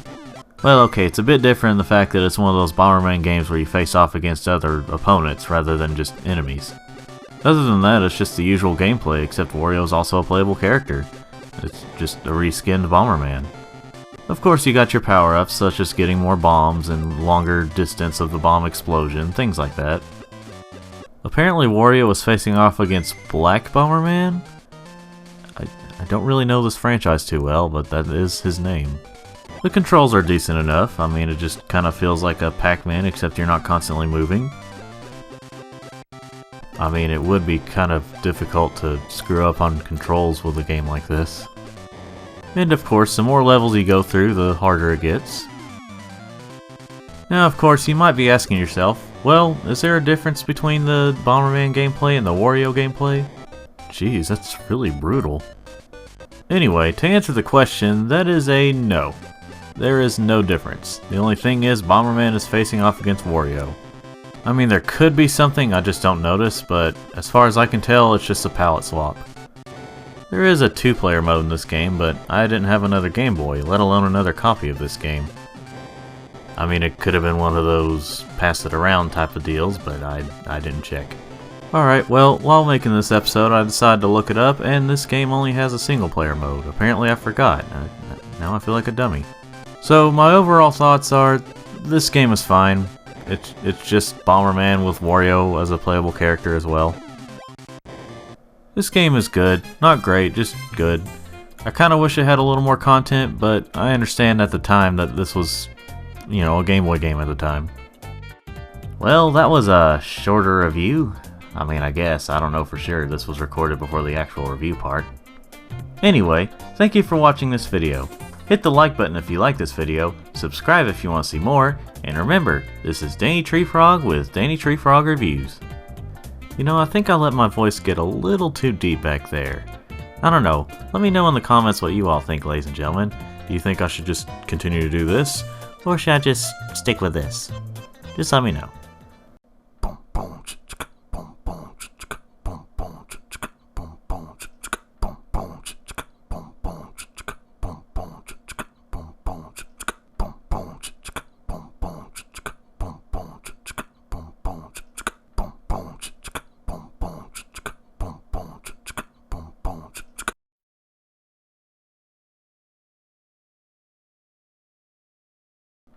Yeah. Yo. It's time for Danny Treefrog Reviews. Hello everyone, welcome to Danny Treefrog Reviews. And I decided to stick with this kind of voice. If you don't understand what I'm talking about, watch the previous DTFR video. For today's portable difference, we're going to be taking a look at Frogger 2 Swampy's Revenge for Game Boy Color. Wait. It's just Frogger 2? Just some of the best names in the industry. Yes, here you can decide between regular frog or anime girl frog.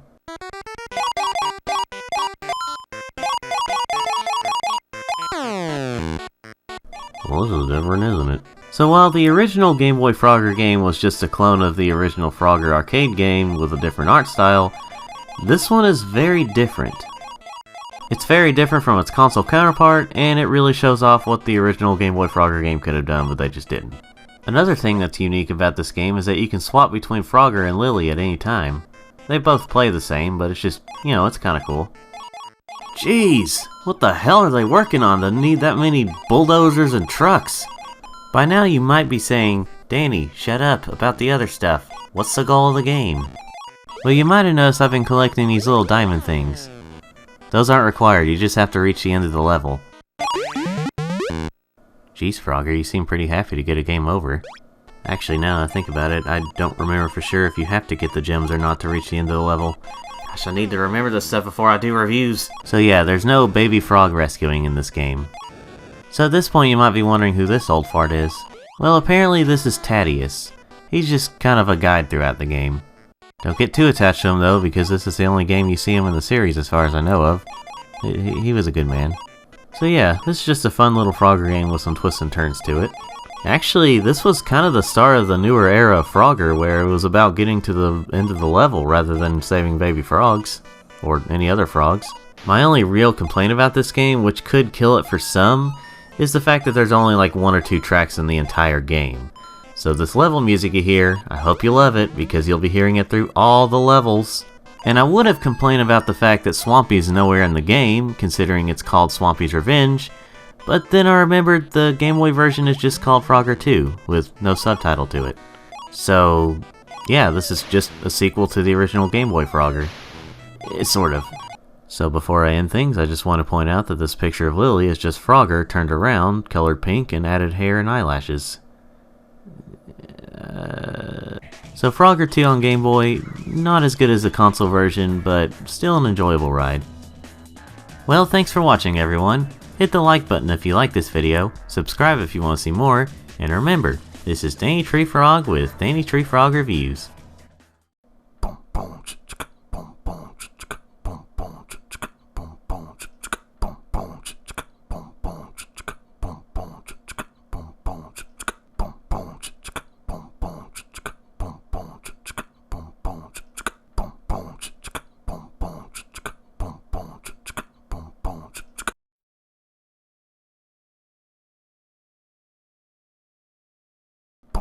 Yeah.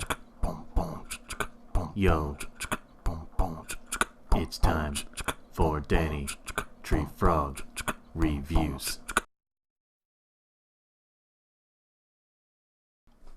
Oh, hey ladies and gentlemen. Today we're going to be taking a look at Martian Gothic, that word, for PS1.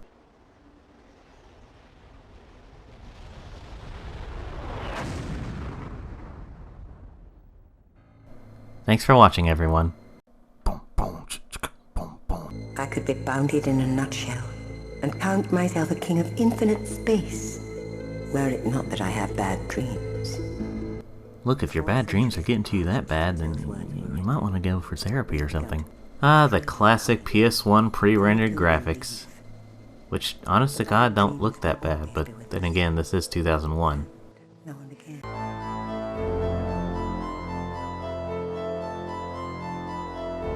Well, there's just way too much to take in here. This is Kenzo Uji. Enigma Mission Log, 9:12 a.m., June 17th, 2019. Huh, that was just a few days before my RoboCop Babbles video. How'd they know that? And myself into emergency evacuation. The screen went blank. Oh, what? Wait, what? Okay. Boy, I sure do love all this talking. No way out. End report. Oh wait, what? We're finally playing here? Well, it's a freaking miracle. Sure would be nice though if I actually knew what to do here. Hey, you can switch characters. Huh. 2 years before Sonic Heroes and 12 years before Grand Theft Auto 5. Let's try examining this helmet. I talked to the others on the way here. So that's a no-go on the helmet, isn't it? I have a feeling this game is just space Resident Evil. Oh, what fun gameplay this is. I'm just searching around here and talking, not knowing what the hell to do. My God, I'm really impatient. Hey, the door opened. Does that mean something's actually going to happen in the game now? What's wrong with this bloody door? Could someone get me out of here? The decontam doors should have a general bypass on the computer. I'll try and get you out. Oh, the f*** with that. I can't help but feel like this game should have come out a lot earlier on the PlayStation, because it doesn't look like a 2001 game. Okay, scratch that. Yes, it does look like a 2001 PS1 game, because a lot of the PS1 games released during the first few years of the PS2's lifespan were very budget title-y.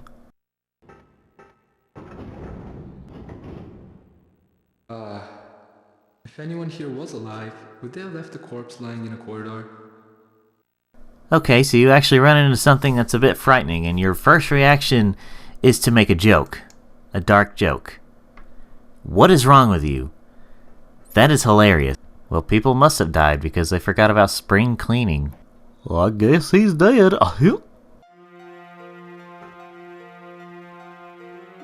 Well, call me a techno-zen hippie, and I've been called that before. But there's a dead man hovering in front of me in the Boulevard Saint-Michel. I can hear him speak. in my mind. So, we've got reanimation, telepathy, and levitation. Now I call that downright supernatural. An alien haunting. Well, we just got right to that. We just figured out all this stuff in one little sentence. And we got some humor there. This game has weird humor in odd places. The base director's girlfriend, perhaps? Oh, come on, man. Have a little respect. Don't talk about the dead whore on the bed like that. You know, out of morbid curiosity, let's see how this guy gets mutilated by the zombie thing right here.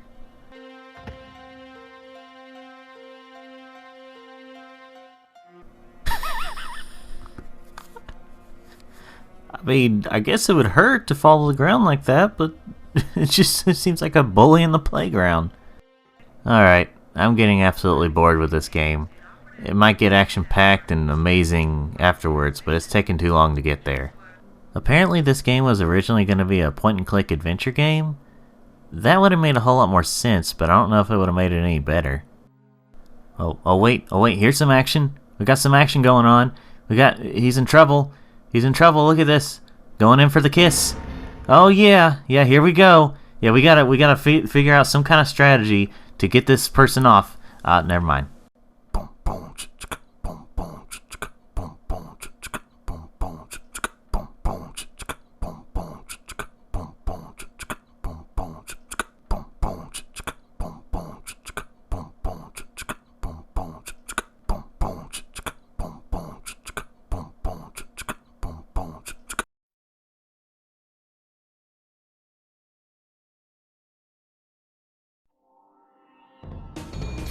What's the holdup, Pep? It's something internal. Something must have gotten loose inside. Huh. Well, how do we fix it? Manny and Charles are inside right now trying to find the problem. Inside? Manny has a built-in shrinking machine and was able to shrink himself and Charles down to go in. Of course he has that ability. Well, the good news is, the bus can still run, so living in it won't be a problem. The bad news, it's gonna take about 3 episodes worth of time to get it fixed. Well, we waited this long before finding a place. What's a few more episodes? I'm sure I could find a trilogy of games to talk about. Yeah. Yo. It's time for Danny Tree Frog Reviews. Hello everyone, welcome to Danny Tree Frog Reviews. While the RV bus is being worked on, I figured it would be a great time to talk about the Midway Arcade Treasures trilogy. How those two connect? Well, it'll make sense by the third game, I guess.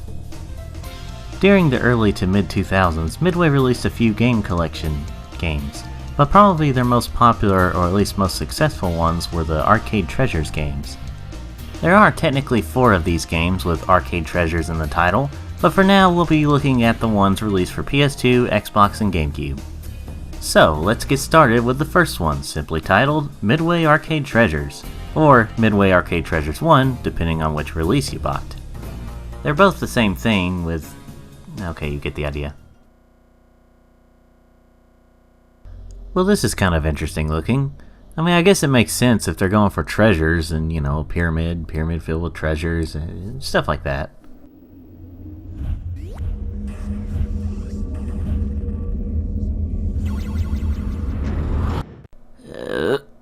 What was that, an early DVD menu? Yeah. So about this, menu here? I gotta say, this is a really odd and not very good setup here. I mean, I appreciate what they were doing when they made this menu, but no Midway, no, go to the corner, think about what you did. Now with that criticism out of the way, let's get to the games. Now, I'll be reviewing these games individually, briefly, and come to an overall conclusion of this whole collection if this is a good collection.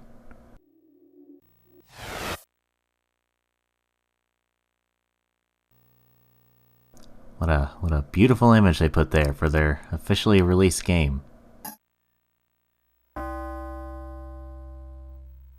First up, we have 720 Degrees, I guess that's how you're supposed to say it. A little skateboarding game that was released in I'll let you do your own research. The controls for the game can take a little bit of getting used to, but it kind of feels, and well, looks like one of those Tony Hawk games on the Game Boy Advance, just with a more cartoony look to it. I'm cutting it a little bit of slack for its age, but I don't know, I just couldn't get into this one as much. But then again, the only real skateboarding games I truly like are the earlier Tony Hawk games on consoles. I'm sure this game still has its fans, but I'm just not one of them. Next up, we're taking a look at Blaster. I kind of went past the title screen faster than I wanted to. Robot Grid. Fly through magic arches.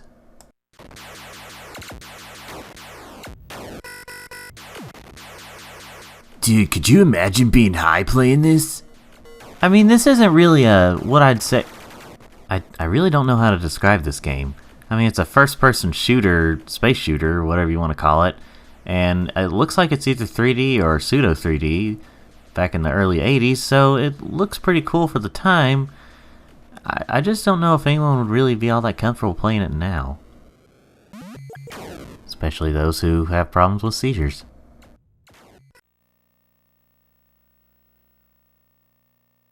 Next up we have Babbles. I mean, this one should be fun. How could you say no to a face like that?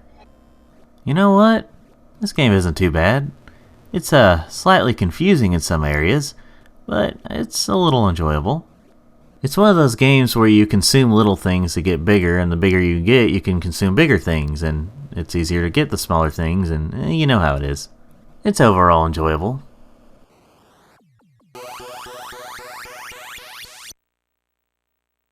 Okay, that took a little bit. Next up we have Defender. This one's actually a little more well known. I think the kids still know what this is. I'm assuming you're defending something, maybe these little things down here. It's kind of hard to tell. It looks a little more like a offender. It plays fine. It's not great, but it's fine. Up next we have Defender 2. It plays primarily the same, with some additional things, I think. That kind of seemed to be the big thing back in the day, was to make the sequel not so much of a sequel as it was a slight change and a slight upgrade. Again, it plays fine, it's just kind of the same thing, sort of. Up next we have Gauntlet. Do you remember Gauntlet? I remember Gauntlet. I've briefly talked about this before, so I'll try to keep it even briefer. This is a hack and slash dungeon crawler.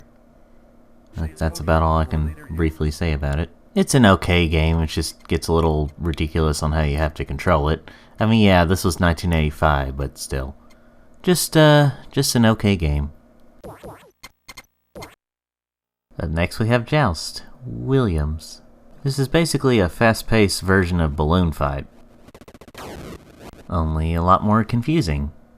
Yeah, I could never really get into this one. The controls are a bit too slippery, and it's really confusing as to when you can actually, attack the enemies instead of them attacking you. So yeah, overall, not a big fan. Next up, of course, we have Joust 2. Unlike Defender 2, Joust 2 actually has a lot more changes, such as different levels and apparently different things to fly. But it's only marginally better than the first one, so I'm still not a big fan.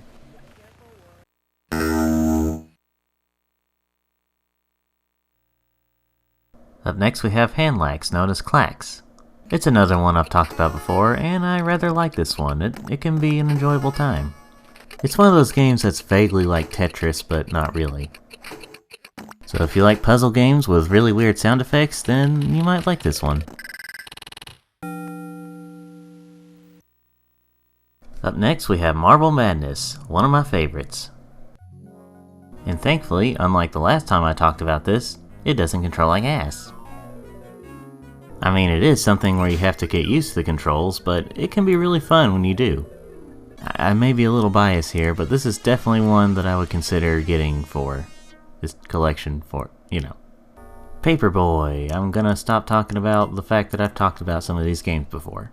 This is another one that I just didn't really like all that much, because the controls are really not all that good.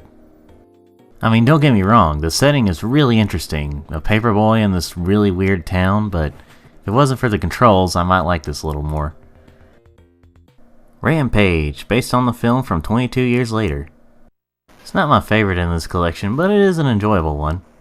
Nothing better to do but to just smash everything up and eat things.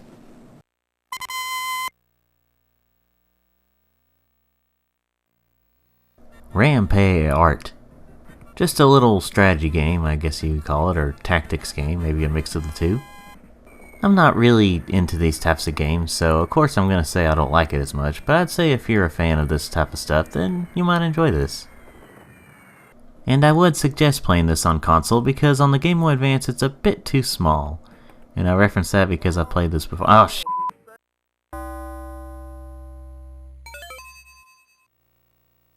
Road blasters. I guess we're gonna blast the road here.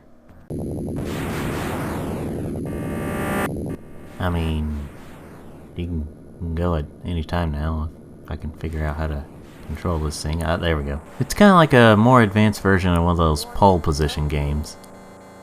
It just has some more realistic car things to it in the wrong areas.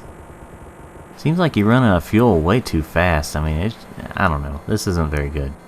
I mean, the graphics look pretty good. They look pretty appealing, but that's about it.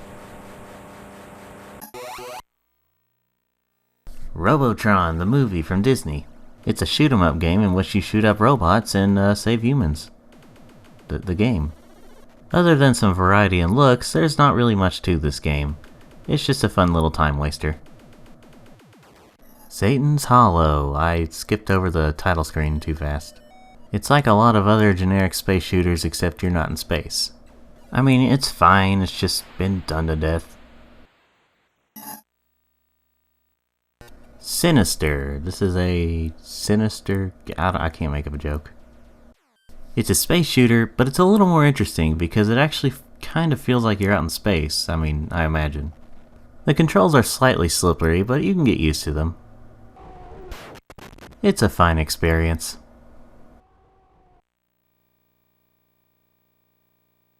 Let's go! Smash Bandicoot TV.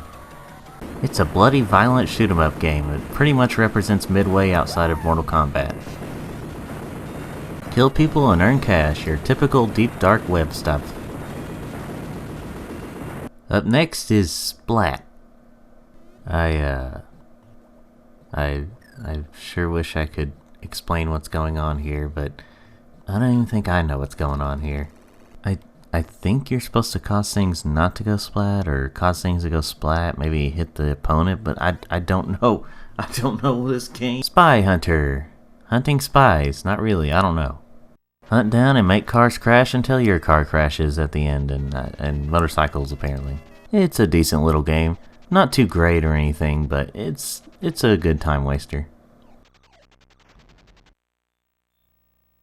Super Sprint, featuring the largest cars in any game.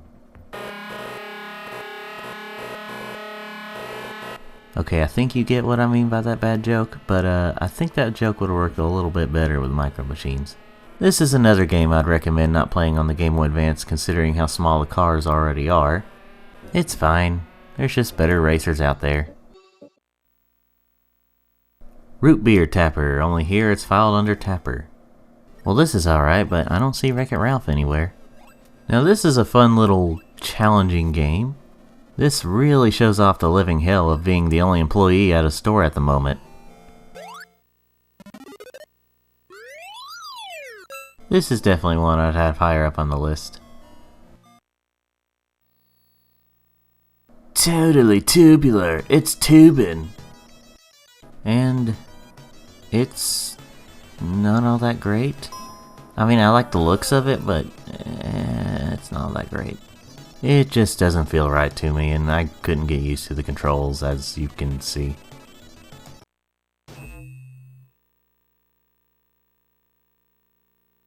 And finally, we have Vindicators. Well, it's tank controls, but it's okay because they're tanks. So it can take a little bit to get used to the controls, but once you do, it's a decent little game, and I'd say it's pretty fun. I mean, it plays just like a lot of other tank games, but that's not really a bad thing all the time. And that's all the games that were featured. As you can imagine, there's some extra stuff talking about like the development of the games or advertisements, maybe some videos of interviews, things like that. My contribution was this. I did 100% of the software. Brian and Sharon. Yeah, I can imagine the budget for this whole thing was not very large, or at least a lot of it went to the games. It's a fine collection. There's not really that many great games, but there are some gems in here, and also some not so good ones. But overall, it's a fine collection. Join me next time as we take a look at Part 2, Midway Arcade Treasures 2. But until then, hit the like button if you like this video, subscribe if you want to see more, and remember, this is Danny Tree Frog with Danny Tree Frog Reviews.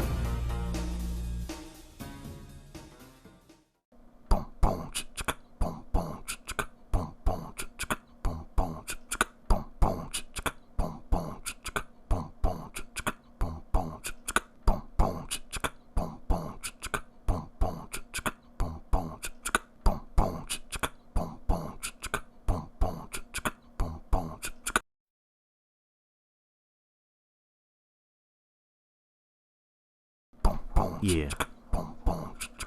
Yo. It's time for Danny Tree Frog Reviews. Welcome back, ladies and gents. Last time, we looked at Midway Arcade Treasures 1 for PS2. Today, since the bus is still being worked on, we'll be taking a look at Midway Arcade Treasures 2 for Xbox. And spoilers, yes, the third one will be played on GameCube. And yes, this whole vehicle breaking down thing will be more related to this by the third one. Anyway, let's take a look at MAT2, which unlike the last one which had a T rating, this one has an M rating for certain reasons. So imagine to little 16-year-old Sammy's surprise when they find that they can't get the sequel to the first MAT because they're not old enough. Okay, review time. The budget wasn't as high on the last one, but at least the start screen looked pretty cool with the pyramid in the background. This one just has this for the press start screen.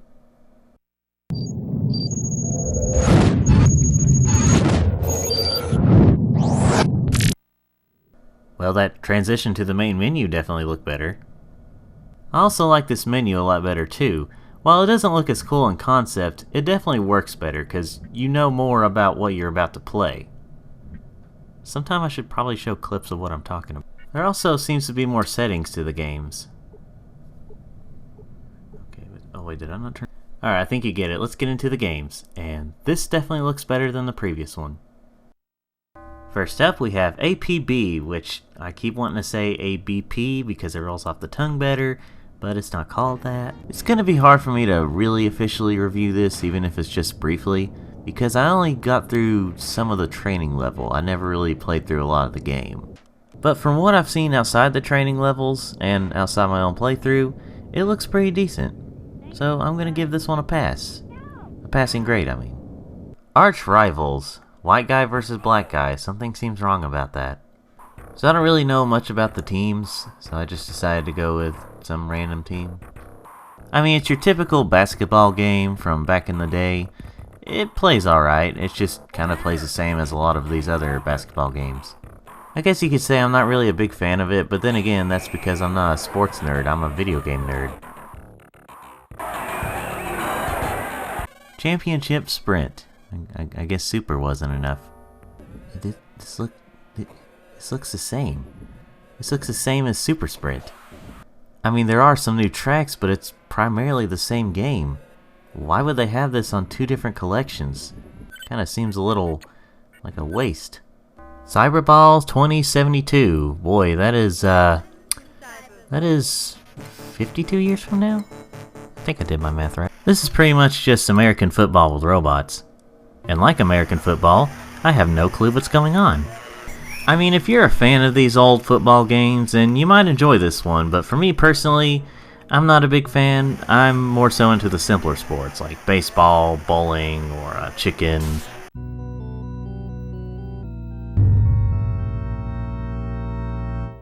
Well, looky there, it's Gauntlet 2. And would you look at that? It's very much the same game.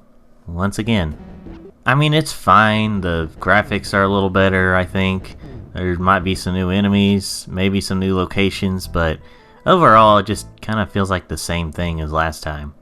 Like with a lot of these sequels from this time period. I need to stop. Well, let's get ready for hard driving. This is sort of related to the situation I'm in. Well, would you look at that? A mostly fully 3D game, for the most part. It takes a little bit of getting used to with the controls. It's just a little bit...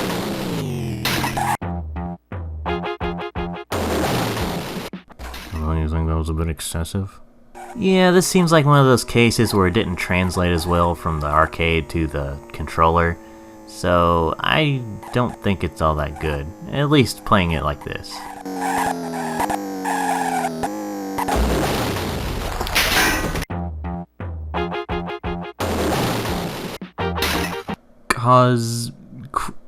Cosmic Cruise, are you trying to give me a stroke? I mean, that orange thing right there, that orange saucer looks pretty good for the time. That's about all I can say. Wish I could describe what's going on. It's just another shoot all the enemies in space. Just like a lot of these. And here it is, the official reason why this game is rated M. Mortal Kombat 2. For some reason 1 wasn't on here. Well, what is there to say about this that hasn't already been said? It's Mortal Kombat 2, probably the hardest one in the entire series. I mean, look at this. I can't get past Sub-Zero. Why is this so hard? Anyway, this game is a pretty good addition to this collection, despite how hard it is. Mortal Kombat 3. You heard that right. It was Mortal Kombat 3, not Ultimate Mortal Kombat 3. Questionably, they did that. I don't know. I mean, it's fine. It gets the job done. It's just, you figure that you would figure that they would want to add the better version of the game, but I guess not everyone wants to do that. Again, another decent addition to this collection. It's just, you know, I just wish it was Ultimate Mortal Kombat or something. Of course, it's not just Mortal Kombat for the reason this game is rated M. We also have Narc. This was released back in the anti-drug days, and that sure worked out. It's a decent little time waster, just keep shooting people until you win. That's about it, and there's gonna be something satisfying about that. I don't know why I keep talking lower in these videos. Eventually I need to talk louder. Armpit Fighter. Even though this one came out before Mortal Kombat, I always saw it as a lame version of Mortal Kombat. Well, okay, the only relation it has with Mortal Kombat is the fact that it's a fighting game, and the fact that the way the characters are. It's okay, I guess. It's a little enjoyable, and, well, more so just to watch how the characters move around. But other than that, it's okay.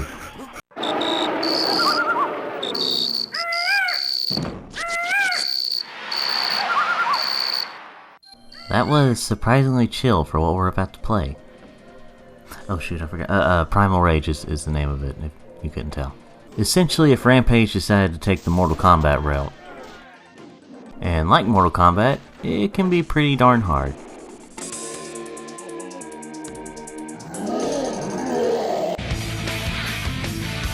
It's a fun game. I mean, it's not quite as smooth as Mortal Kombat, but it's pretty fun for what it is.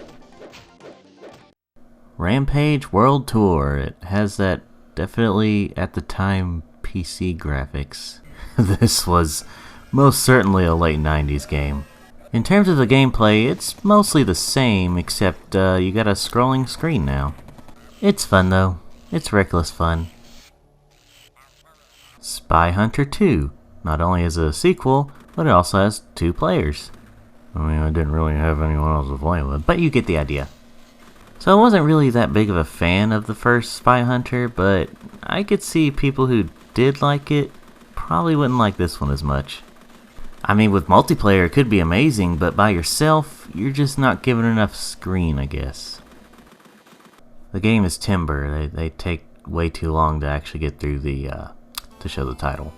You just use Mario, essentially Mario, to go around cutting down trees to not piss off the boss man as much. It's alright. It gets the job done. It's fun. There is a little bit more variety to the game, like this log rolling minigame, if I can get the words out right. Total Carnage. Where you cause total carnage. In a way, it's kind of a top-down Contra. Like a lot of games I've already talked about on here, it's good. May not be fantastic, but it's good. Ah, Wacko. Kinda wonder where Yakko and Dot are. It sorta looks like Hanna-Barbera was involved with this. I don't know, something about it. It's another space shooter, except you're not just straight out in space, you're on some kind of planet or something, but it's got kinda questionable enemy choice and character choice. It just doesn't really match all that much. It sure is wacky, though. Find me a Wizard of War. The heck did you just say to me? By the way, this is Wizards of War with a W-O-R instead of W-A-R. They basically just took a rejected Pac-Man maze and put a shooter into it. It's a little mediocre, honestly. Exiophobe. What was that? Xenophobe, I guess. They definitely wanted you to have up to 3 players. I mean, the game itself is okay, but I feel like it would have been a lot better if they had like maybe 3 players on one screen and then give you more screen. I mean, I don't know, maybe they just want to be different, but being different only works when it's for the better. Okay, I'm not exactly sure how they want me to pronounce this. XY bots? Z bots? I don't know. Well, this one is definitely more interesting. It's, well, straightforward. It's literally just going down a hallway. But it's a decent little one. Not the best, but fun. And that's it for the games, and as you can imagine, there's some extras, like some videos and some images and things like that. It's a decent little collection here. Overall, it is a better collection. I wouldn't call it a great collection, but it's got some pretty good games on it. Hope you enjoyed that one as well. Join me next time for the last part of the trilogy as we look at Midway Arcade Treasures III, and hopefully the RV bus will be fixed by the end of it. Until then, hit that like button if you like this video, subscribe if you want to see more, and remember, this is Danny Tree Frog with Danny Tree Frog Reviews.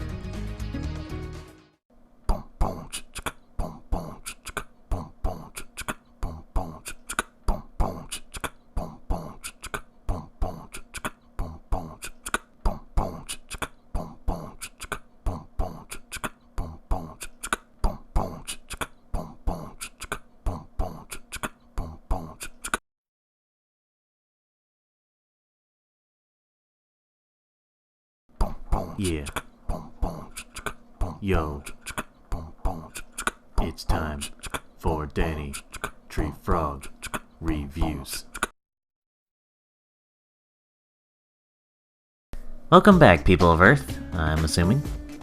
Welcome back to the final part of the Stuck on the Side of the Road in a Broken Vehicle Midway Arcade Treasures trilogy. Last time, we looked at the mature-rated Midway Arcade Treasures 2 for Xbox. Now for the last part, a year later, when little Sammy is finally old enough to get an M-rated game, we get Midway Arcade Treasures 3 with an E rating. Boy, this will be confusing for people who actually follow the ESRB's age advice. But the reason this has a lower age rating is because they're all racing games. See, I wasn't connecting these collections with a vehicle situation for nothing. I don't know, I get bored. Let's just start the review thing.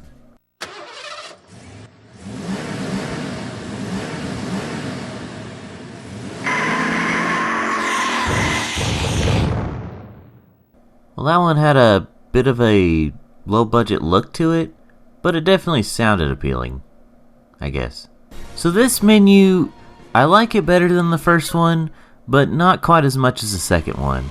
I mean, it's still kind of creative, the way they have the arcade thing set up here, but it doesn't give enough information about the game. I don't know, maybe I'm thinking too much into this. Now, unlike the last couple of games where I had 20 or 20 plus games, this one only has 8. So you might be thinking, well, how is that worth around the same price? Well, some of these games are actually a little more advanced. Mostly the first 3 games. Which is, which kind of gives me some Sonic Gems collection vibes, considering the first 3 games were the big hits of the... you might be able to get what I'm saying, I guess. Maybe I should quit talking and actually stop this. And like the other 2, this one has some extra content, you know, talking about what the game is like and when it was released and all that jazz. Hydro Thunder! And what's interesting about this is that this is the Dreamcast version and not the arcade version. So having arcade in the title is a lie! It is kind of interesting still that they have this entire Dreamcast game here in this collection of other games. I mean, this is part of why there's only 8, but you know, this is still cool. It's just an entire game of the same generation, kind of. 3, 2, 1, go, go, go! Buddy, a little advice. One go is enough. Back in 1999, this was a really advanced game. It was also definitely a game of the generation, as in, the next generation had a bunch of water games so they could try and show off the power of the next generation. Initially, this game was... Okay, sorry, I had to throw in that dumb joke. So far, this game right here is worth getting a loan. Well, not at full price or anything, but, you know, it's a pretty good addition to the collection.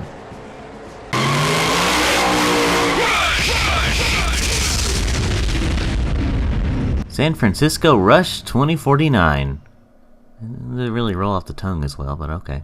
Alright, just putting in my full name, Danny Tree F, I guess. I believe this is the only other one to use the Dreamcast version of the game rather than, well, you know, the actual arcade, like the name implies.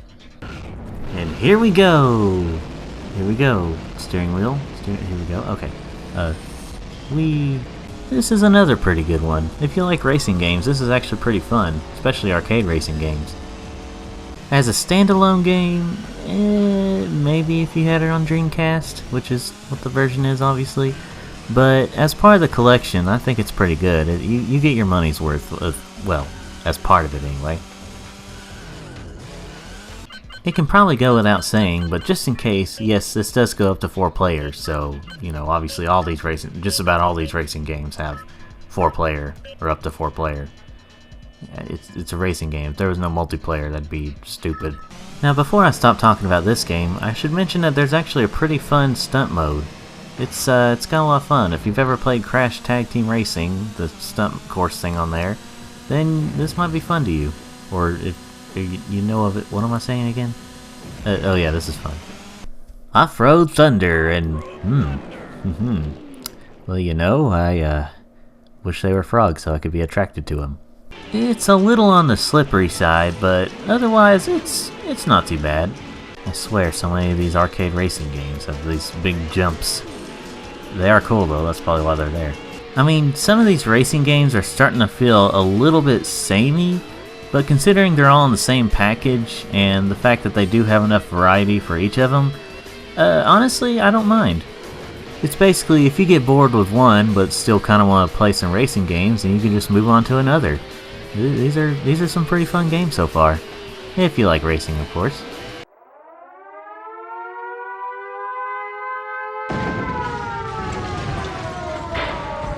Rush the Rock. You don't want to mess with it. This one feels a little more on the slippery side. I think this one was actually an arcade port, and it just didn't translate as well into a controller. Or I just suck. I really can't tell.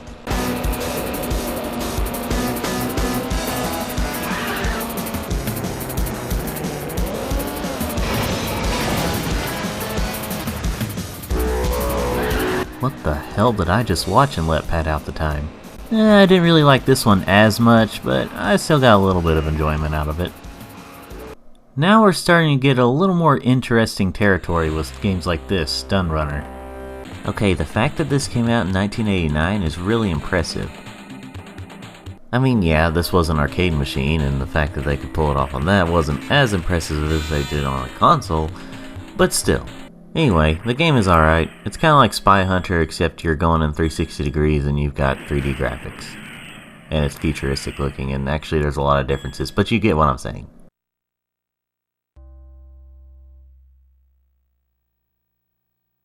Huh.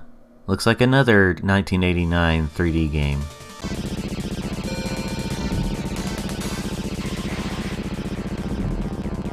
Yeah, I don't think that's 3D. This is basically Championship Sprint or Super Sprint, just with weapons and a more apocalyptic theme. So it still looks visually pleasing, it's just not 3D, which is okay. Well, now instead of hard driving, we're race driving. We'll just see what car suits my needs. Alright, getting ready to race. Here we go! Alright, the forward button. Where's the forward button? Where's the gas pedal? Okay, here we go. That was weird. Of course, the controls are very similar to hard driving, except in race driving, it's not quite as... here we go again.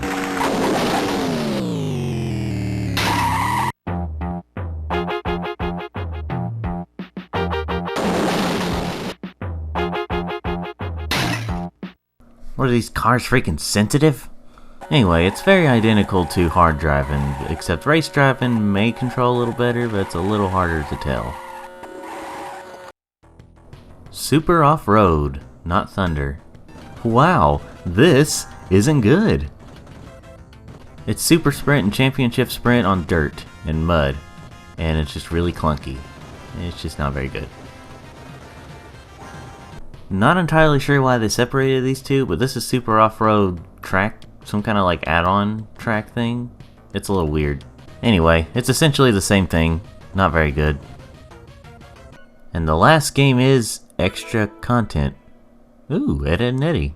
Yeah, at some point I may or may not take a look at this game. I actually have it. It's interesting. Not visually appealing. So yeah, that's about it.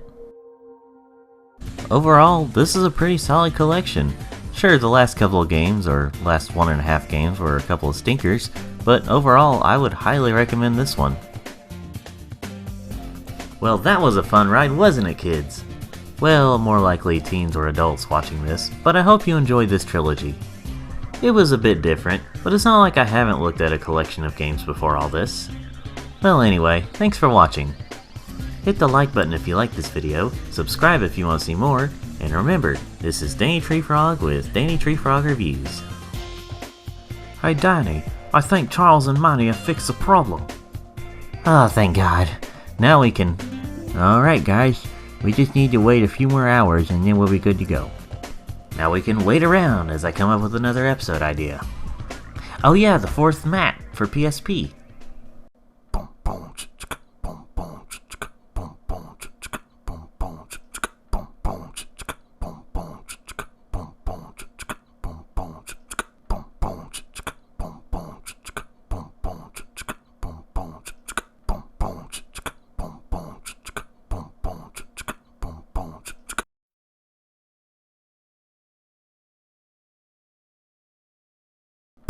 Yeah. Yo. It's time for Danny Treefrog Reviews. Well everyone, this is the last final finale of the MAT trilogy, which apparently is now the MAT quadrilogy. I don't know, I guess we'll just consider it a bonus part. Anyway, not too long after the release of MAT3 in 2005, Midway released Midway Arcade Treasures Extended Play for PSP in late 2005. Now this collection only has one game that was not in the other collections, but we'll get to that in a bit, just saying the reviews will be even briefer and possibly different. Anyway, this game has an M rating, so 17-year-old Sammy will be pleased to find that they can purchase a new M-rated game after all. Who's Sammy? Watch the other parts, Chaz. On to the review. Midway Arcade Treasures Extended Play. Not much here, but you know what, I'm just going to stop talking about this press start screen. As you can tell, this one was probably developed around the same time as the second one, or not too long after the second one, because the menu is a lot like it. This game really doesn't have any extra content or anything, it's just you can check on scores and set settings, and that's about it. I mean, not that it's really a big deal or anything, but I feel like they could have had something. Anyway, on to the very, very brief reviews of these games, and up first we obviously have 720. I mean, it controls about the same on the PSP, I still couldn't really get into it, but if you like this game, then, well, here's a portable version of it. Well, you know, of the actual arcade version. Arch Rivals. Again, I personally couldn't really get into it, but if you really like basketball or these old school type sports games, then you should enjoy this on a good car ride. Championship Sprint. I mean, it still plays alright, it just, you know, it's on a smaller screen. While not as small as the GBA, it's just, it can be a little hard to tell what's going on. Cyberball 2072. Again, I don't really know what's going on, but if you like this sort of thing, then you should enjoy it on the go. Defender. It controls about the same. It's alright. I mean, it is on a smaller screen, so it might be a little difficult to see what's going on, but considering it's got very basic graphics, it might be easier than the Sprint games. Gauntlet. It's still alright, but I could see it being actually pretty enjoyable for a car ride on the PSP. I mean, also on the GVA, but maybe more so here? I don't know, depends on your preference. Joust. I'm still not the biggest fan of this game, but I have learned to control it a little better, so I kinda know more of what to do and how to defeat the enemies. Anyway, it's fine, and I can enjoy it a little more. Clax. Still one of my personal favorites, and it feels pretty good to play on the go. This is one reason to get this game, well, at least in my opinion anyway. Marble Madness. Of course, another favorite of mine, but I will say it's a little bit different to hear the pitch being a little bit lowered, and it seems like the sound is a little bit slower, along with the music. Come to think of it, it's kind of the same for a lot of these on here, but it's not like something that just completely ruins the experience or anything. You get used to it.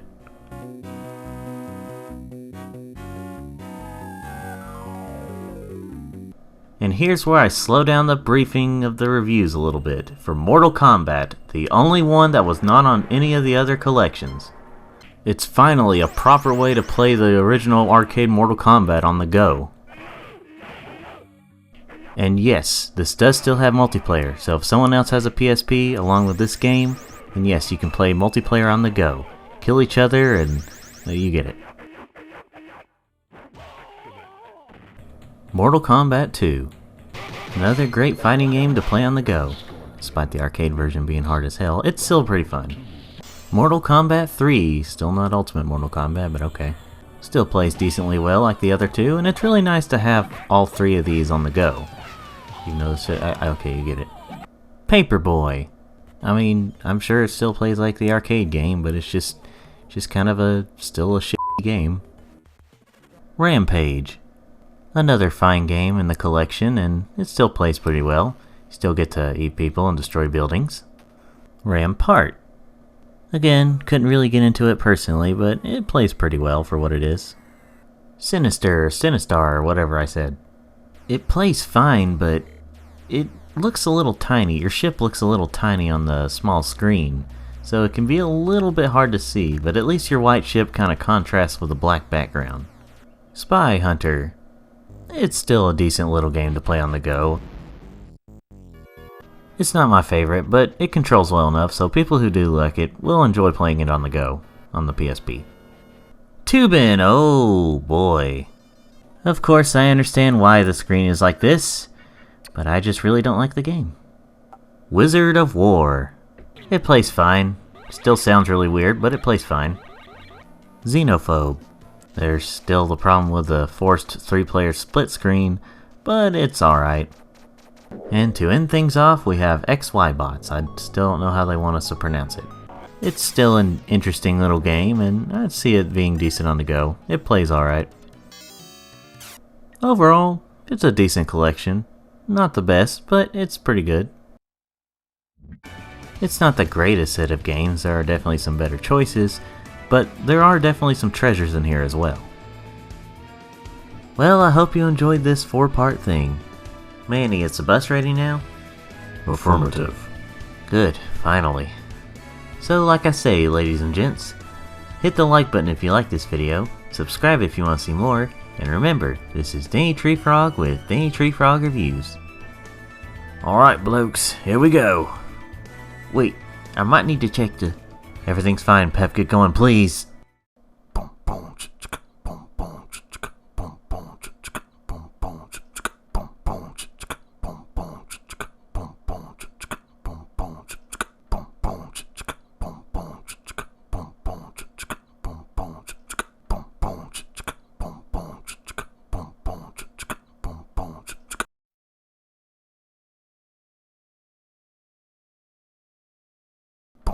Yeah. Yo. It's time for Danny Tree Frog Reviews. Hello everyone, welcome to Danny Tree Frog Reviews. For today's portable difference, we're going to be taking a look at Battletoads for Game Boy. Now apparently, despite having the same name and the same box art as the NES version, this is an entirely different game, which, I mean, portable difference, but then apparently they re-released the first one for Game Boy as Battletoads in Ragnarok's World, so that one's the same game. Why are you hurting my brain, Rare?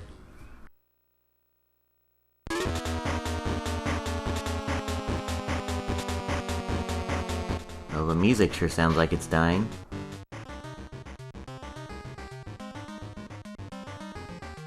Careful, Toad, she's wanting to make a Giantess video! Well, the cutscenes are definitely the same as the NES version, so I don't know particularly what the difference is. Maybe I should read and get the story. Okay, now I see and hear the difference. In terms of gameplay, it's basically the same thing, but when it comes to level design, it's definitely different. Now, this game was on a gray cartridge, so obviously the coloring is going to be a bit, well, weird, but hey, the details are good. But another thing this game has in common with the console versions, boy is it hard as hell. The second level of the game is one of the hardest in the game. I mean, it's not impossible, I've beaten it, but good lord is it hard. Despite the difficulty, I will say this is one of my most favorite Battletoads games. There's not that many, but this is still one of my favorites. Part of it could be my childhood, but also I feel like this is slightly easier than some of the others. I don't know exactly what it is, but I do like this one. And depending on where you can find it, what store you go to, this can be fairly cheap. So if you're looking for a decent kind of beat 'em up on the go, and also you want a cheaper Battletoads game, then look no further than this one. Thanks for watching, everyone. Hit the like button if you like this video, subscribe if you want to see more, and remember, this is Danny Tree Frog with Danny Tree Frog Reviews.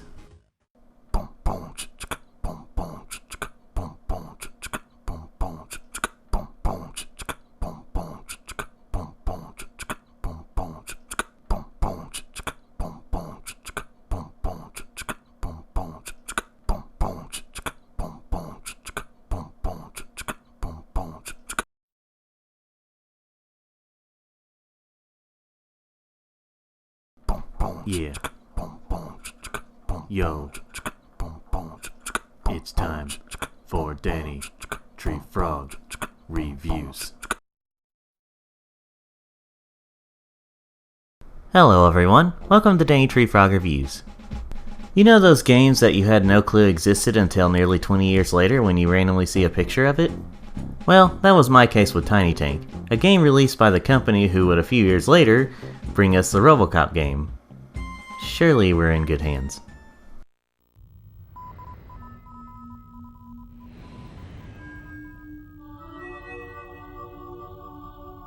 Our feature presentation. You know, I'm starting to think that maybe these static title screens aren't as uncommon as we once thought. Screw this loading screen. Do I need to drag this out any further?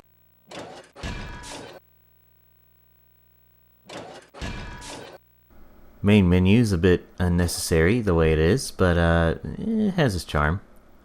Of course, I'm saying that right as the disc is messing up and having trouble loading. Rehearsal for Get Out the Vote promo. Cue the theme song. Tinky Tinky Clinky Clanky, new from Centrex Tiny Tank, America's lovable... Wait. Is that my theme song? Well, it hasn't been finalized yet. Wanky, wanky, tanky, tanky, what the is that? Oh, it's one of those T-rated games. They have the cutesy little death machine thing with a violent game and has to censor out some words they say. I don't know who would do that, that seems a bit unfucking necessary. You're being difficult. You're being an... It's not creepy, it's cute. It's... cute. A cute killing machine? That's the dumbest thing I've ever heard. I got an 80mm cannon for a nose. Hey kids, is this cute? Oops. Okay, we'll wrap for the day, get another camera, try again tomorrow. Alright, enough of the cutscene and the story that'll probably make more sense if I let it show, but I'm probably not going to. Let's get into the meat and potatoes of this game. Our starting level is Dead River Canyon. Okay, I assume we gotta fight this guy and his robots. Seems like it's gonna be a fun time. Oh, and as you can well imagine, this has tank controls. Kind of. It's really only about 30% tank controls, and the rest are just fast-paced shooter controls. Considering this is a fast-paced shooter, you need a faster tank, and that's what Tiny Tank is. You can also pick up some enemy weapons to help fight against them, as you do in most of these types of shooters. Scrap metal. Let's go! Yeah, this is also one of those games where the character talks a lot, and, you know, not really useful information, just babbles on. People give a lot of crap to Gex for talking too much in his games, but at least he has a lot to say. I can kind of understand with Gex 3 because he does talk a lot more in that game, but again, he has a lot to say. When it comes to Tiny Tank, he talks about as frequently as Gex in Gex 3, with what feels like about 3 to 5 lines of dialogue.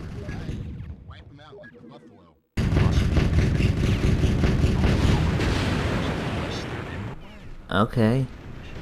Guess because it was the first boss, but that seemed a little too easy. Here you go, cowboy. Hang up your spurs. Scrap metal. TT, the level's over. You can probably, you know, be a little more quiet now. Oh wait, I had to get back to my rocket. Now the level's over. Throughout the game, you'll keep seeing the flashbacks to 100 years before the events of the game.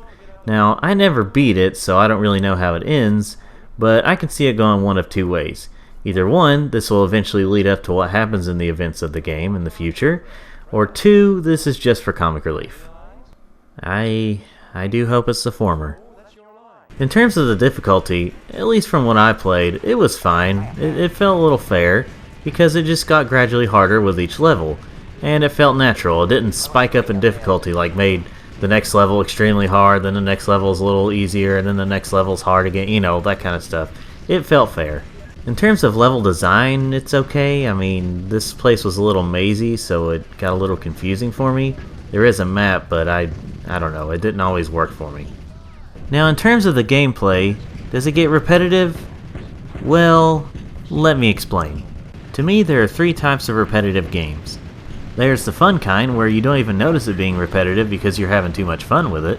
There's the medium kind, where it's kind of fun, but you do start to notice it getting repetitive, so you might put it down for a little while, and then pick it back up. And then there's the unpaid job kind, where it's just a chore throughout, and you're not having any fun or getting engaged. To me, Tiny Tank falls under the medium kind, because it was fun for a little while, but then the repetitiveness started bleeding through for me. So by level 4, I was a bit bored with it. I mean, honestly, if you think you can get through the whole thing, apparently it is on the short side, clocking in at around 2.5 to 3 hours, so it's not like a 6-hour just shooting game. But for me overall, it's okay. The cutscenes are funny, Tiny Tank is sometimes funny, and the gameplay overall is alright. Well, that's all I've got to say about Tiny Tank. Thanks for watching, everyone. Hit the like button if you like this video, subscribe if you want to see more, and remember, this is Danny Tree Frog with Danny Tree Frog Reviews. Hey Danny, happy Independence Day by the way. Wait, it's the 4th of July? Man, these days are blending together considering all we're seeing is just snow. Now, how is anyone going to understand that reference if this is the first episode they've seen? I don't know, Charles. I guess they're going to react the same way as if they've seen any of these videos without seeing any of the story progressing videos. Yeah, I guess you see your point.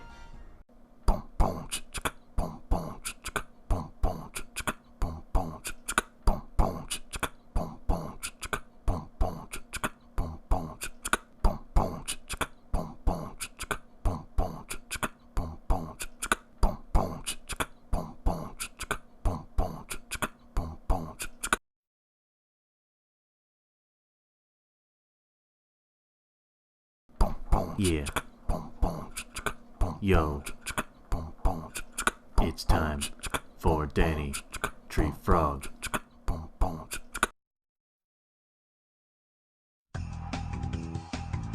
What kind of question was that, Charles? Yeah, it didn't make any sense. If they could defend themselves with a superior gas, why would they need the bombs? They could just spray it like a skunk or something. Yeah, I guess I see your point. Ugh, this is stirring up some bad memories. Let's move on to... Hey look, a penguin dude. Just some hitchhiker.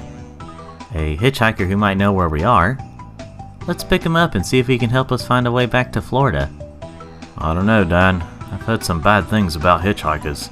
Maybe we should just stop at that gas station for directions. Dude, we have a freaking robot. I think we're gonna be fine. And my scanners show that he is legitimately trying to get somewhere without ill intentions. Alright, but if he makes a mess of things, then you know I told you so. He's an anthropep, not a regular penguin. Just saying. Ugh, thanks, man. I've been walking for at least 2 hours and my feet are killing me. Where are you headed, stranger? Oh, I'm headed back to Isingberg. Straight shot that way. Okay, Isingberg it is. Thanks, dude. I'm relieved, but also a little surprised that you all would pick up a stranger. I've heard some bad things about hitchhikers. I mean, you could have stopped at a gas station for directions or something. Yeah, guess I should keep that in mind, huh, guys? Well, just make yourself at home for now, Mr. Tables. Mitchell Tables. Hey, Mitch. I'm Danny. And this is Pep, another weirdly named bird. And back here is Manny and Charles. Man, I need a cool nickname. So Mitch, what's your story? Wow, you waited a while to say anything. Anyway, not much to me. I'm just a greeter in my home area. What were you doing all the way out here? Just picking up my last check from my EPG job. But then my phone died, so I couldn't call an Uber. Well, didn't your work have a phone or something? God damn it, I knew I was forgetting something. So what was this EPG job? Extreme Penguin Go. I was the host of the show back in 2012, 2014. Wait, you're that Mitchell Tables? That's right. Holy crap! You were the best host of the show! Those new guys suck so bad I stopped watching. I appreciate it, but one of the two past hosts was my cousin. I'm sure that... No, you're right. That new director is just a hack. Everything went downhill starting in 2015. Ever since, I've wanted to move on from show business. How many shows have you been in? Just that one. I didn't want to get too caught up in the TV world. I prefer doing online videos. Well, hey, I do online videos too. Wait, are you Daniel Swamp's Danny Tree Frog?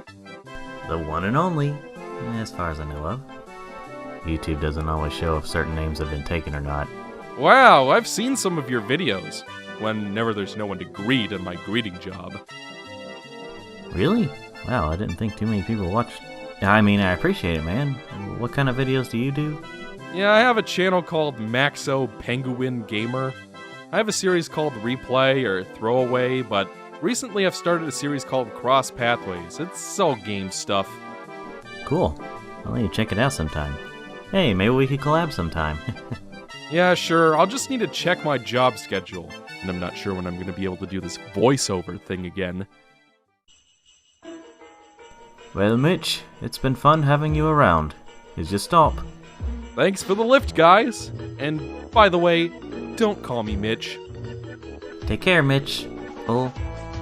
You too, guys. Well, he seemed nice, and I've always wanted to visit Antarctica. Yeah, he was... Wait. Antarctica? Well, I would have thought sailing the Pacific Ocean for 3 months would have clued you in. I guess the waves push us in the right directions. Jeez. It'll take a while before reaching home. Well, at least we're traveling in style. Yeah, true. So, are we done, or... This whole short was mostly just a made-up conversation between two YouTubers. Well, hey, the story progressed. Kind of. Targets located.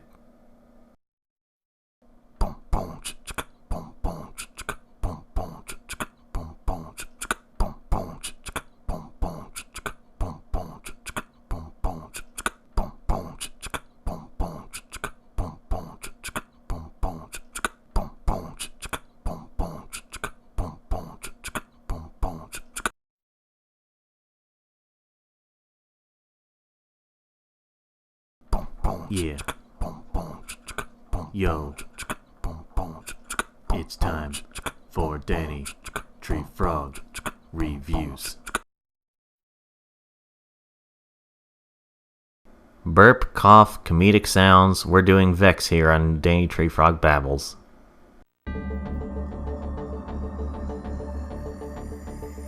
What are we about to play, a rhythm game or something? Oh, okay, we're about to play VexX. Oh, okay, we're going edgelord with this one. This was the 2000s. Ours was a sin of pride. Blinded by our ambition, we opened a door better left closed. Oh, okay. You know, I need to stop saying oh, okay. Well, this was a weird time for mascot platformers. They wanted to go edgy and stuff, but still keep the cutesy character look. But this one does do a little bit of a better job, because at least the character designs kind of give that edgy look and not just cutesy characters in an edgy world. Oh boy, I know some people who are going to give me crap for that, considering I like Shadow the Hedgehog and I just said all that. Tutorial. Well, at least we're at the game. Maybe this tutorial won't take too long. Yep, surely won't take long now. We'll speed right past this. I'm sure here in a few minutes, few seconds, we'll be done. Would you just get through this tutorial? I don't have much time to live. I don't have a whole big life. I can't always get words out right in time to make a comedic joke, which ends up ruining because I'm doing... Oh, okay, we're done. So why in this game is it that we sometimes get subtitles and sometimes we don't? It's a little confusing. Finally some gameplay. Outside the tutorial, I mean. Got nothing better to do than collect these things. I can't quite explain why, but for some reason Vex is kind of reminding me of Wolverine. I don't know. No, it can't be true. I could climb if I wanted to. Like a bird in the sky. If I believe I can fly, well, I'd fall. With no fall damage, luckily. Golly gee, that means I can fall anywhere. Never mind. You know, with a fine-tuned combat system, if you can fine-tune it and replace the world with Sonic Worlds, I think this could have been a great Knuckles spin-off. Can someone make that happen? You know, I would ask Sega, but no. Wraiths are like cockroaches, nearly impossible to kill. Even if you do kill one, the heart never disappears. Yes, they have a strong will. Wait, is that a good thing or a bad thing?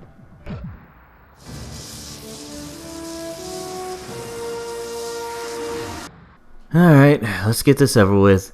That was basically their version of the star from Mario 64 or the Jiggies from Banjo-Kazooie. The thing that everyone always says about collectathons, probably because they're good examples. Why does the name Timberdale kind of sound like either a lumber shop or some kind of gay calendar or magazine series? I don't know what I'm talking about.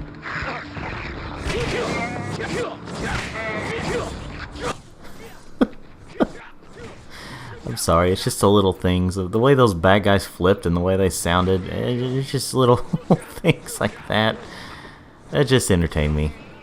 Well, I hope you enjoyed this video of me just babbling on, talking about this game, not at all being a review. And you probably would have enjoyed other types of videos, but hey, that's what Babbles is all about. Just dumb entertainment, I guess.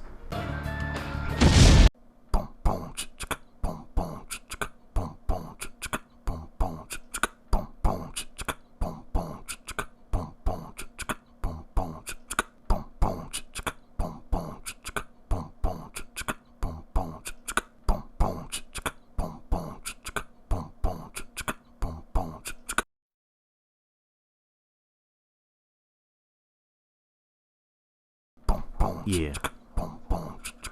Yo. It's time for Danny Tree Frog Reviews.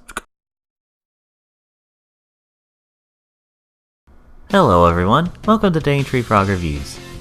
You know, despite being out in the water for a few months a little while back, I still kind of miss the beach and the ocean and everything, and just swimming around. And I know that summer is coming up in a couple months, so I decided that we should play... Donnie, dude, I'm making a video.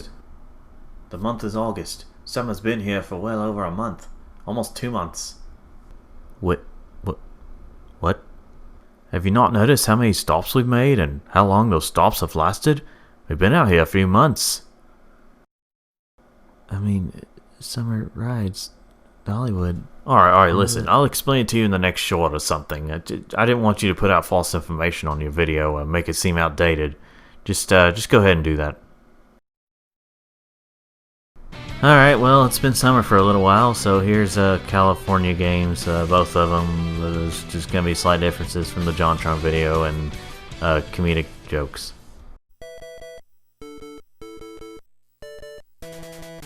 California games. One of these days I hope to go to California and actually see a license plate like that. Man, look at all the companies I can choose from. Most of them I don't even know what the heck they are. So I wasn't exactly sure what I was doing, so I accidentally picked 2 players. Oh well, I'll just pick the random name for the other one. It's not that random, but okay. Wait, next event? But this is the oh, whatever. We're doing half pipe. Probably not for long, though. Okay, I most certainly got it now, because it... Did they forget that this was an NES game? You're using an NES controller? Because there's not that many options to choose from. You can't make the controls really confusing. Alright, next up we have Footbag, and for some reason Boomhauer is here. Once again, the controls are pretty confusing, but I was able to pull it off for the most part. And yes, I was able to hit the bird. Not gonna get offended, Pep? It's a video game. I'm no far-left liberal. Okay, political humor. Anyway, let's go surfing, dude. Once again, a confusing mess. I just didn't understand the physics or whatever was going on. Perhaps Jaws could help us out. Well, eventually I started getting the hang of it, but I still didn't really understand everything. Next up, we have roller skating, and, you know, this sure is roller skating. And as we all know from the JonTron video, she trips over everything. Okay, that one was more understandable, but still. This one I had no clue what to do. I mean, I guess you're supposed to jump up and do some tricks, but it's... I don't know, there's no rules here. It seems like there's no rules. BMX, where gravity doesn't fully apply. Now watch this, I'm gonna do an amazing trick. Heck yeah, shit! Well, what the hell was I expecting, given the way the rest of these are? Is there no game on here that has some easy to understand controls and some actual good physics? And last but not least, we have Flying Disc, or as we all know it, Frisbee.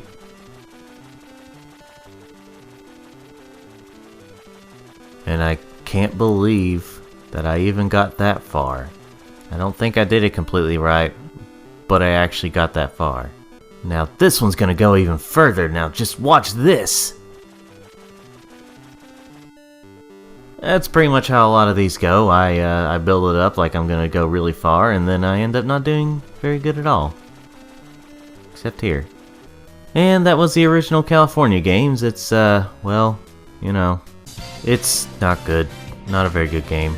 And honestly, I'm a little tired of doing the ratings, so I'm just gonna say it's not good. But hey, we're not done here yet. That was just the first one. Now we're gonna play the second one. And unlike what JonTron did, I'm gonna be playing this on the Super Nintendo. Have they improved on the Super Nintendo version? I doubt it, but we'll see.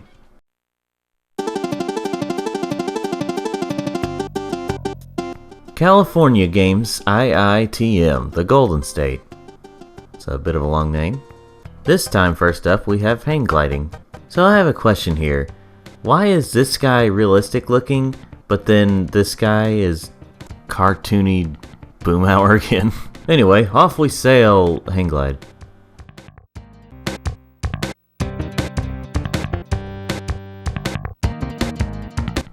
So is anything else gonna happen here? We just gonna eternally hang glide through the air? Kinda slowing down here? I mean, I guess that... Oh, I did a point, so I can... Okay, I crashed. I will say, though, the controls definitely feel improved from the first game. I mean, yeah, there wasn't a hang gliding game in the first game, but still, it feels improved here, in terms of just controls in general. And next we have jet surfing. Well, calm down there, graphical glitches. I gotta see where I'm going. Yeah, I don't really understand this. I didn't have this problem playing it regularly before, but once I started recording, this happens. I guess this is a similar thing to the Let's Play curse. If you don't know what that is, look it up. But anyway, whenever it works, it's a fine game. Now let's go snowboarding in the summer in California. And no, this version doesn't have the helicopter minigame. I know I keep referencing JonTron stuff, but hey, let's face it, a lot of people these days know about these games through him. Anyway, it's a fine little minigame. I mean, you kind of crash a little too much, but other than that, it's fine. Now we have bodyboarding. I'm not really sure why it's called bodyboarding, but you know, we don't call surfing footboarding. Watch this, I'm gonna do this cool trick of... Gotta stop doing jokes like that. I didn't play enough of bodyboarding to really review it, but it was, you know, I didn't get to play much of it, but here's skateboarding. Well, you know, it controls fine, like the others. This is basically the whole game. Okay, before I end this review, I really gotta try bodyboarding and skateboarding again. I didn't get enough of those. So from what I played, you basically gotta not go over the wave and make sure that you do these little tricks by not going over the wave. It's a little nice, a little fun. And back to the skateboarding minigame, it's fine.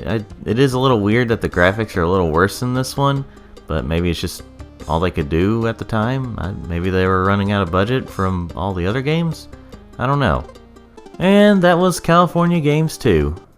I wouldn't exactly rush out to get either of these games, but if you were to choose one, I would say California Games 2. It's definitely better. But you could get both just because they're kind of cheap these days. Well, thanks for watching my take on the California games, everyone. Let me know what you think of it compared to the JonTron video. Okay, you know what? Don't. I know what the answer is probably going to be. Anyway, hit the like button if you like this video, subscribe if you want to see more, and remember, this is Danny Tree Frog with Danny Tree Frog Reviews. So Pep, about the reason that we've been out here for so many months and why we made so many long stops? Next shot, Danny. We're waiting till the next shot. Pep, I don't think they're really going to care that much. Just tell me off screen. Alright, fine. Wait, didn't Danny already realize it was summertime during the review for Tiny Town?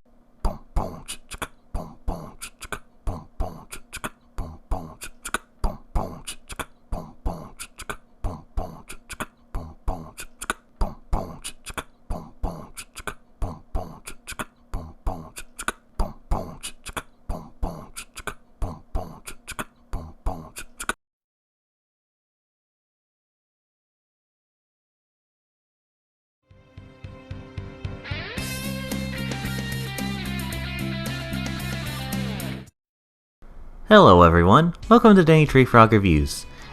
Oh, hold on just a moment. Alright, and there we go, that's better, kind of. Anyway, welcome to my new setup for yet another review. What the heck am I saying? Welcome to my new setup for Danny Tree Frog Reviews. If this is your first time watching this show, then this is a fairly new setup. If this is an older video, this was a new... you get the idea. I was trying to think of a game to talk about with my new setup, and I decided to go with Sonic Rivals. The reason? Do I need a reason? I don't think I need a reason. This game is quite underrated, well, kind of underrated. I just feel like it doesn't get talked about enough. People just kind of talk about it briefly and then say, oh, it's okay, meh, and then just move on, don't really go in depth with it. Well, I'm here today to go slightly more in depth with it. You know, it's interesting. This is one of only 3 Sonic games to be exclusive to a console that's not Nintendo or Sega. I just feel really bad for Xbox considering this is their only Sonic exclusive game. But you know what, we're talking about Sonic Rivals today, let's just go on to that.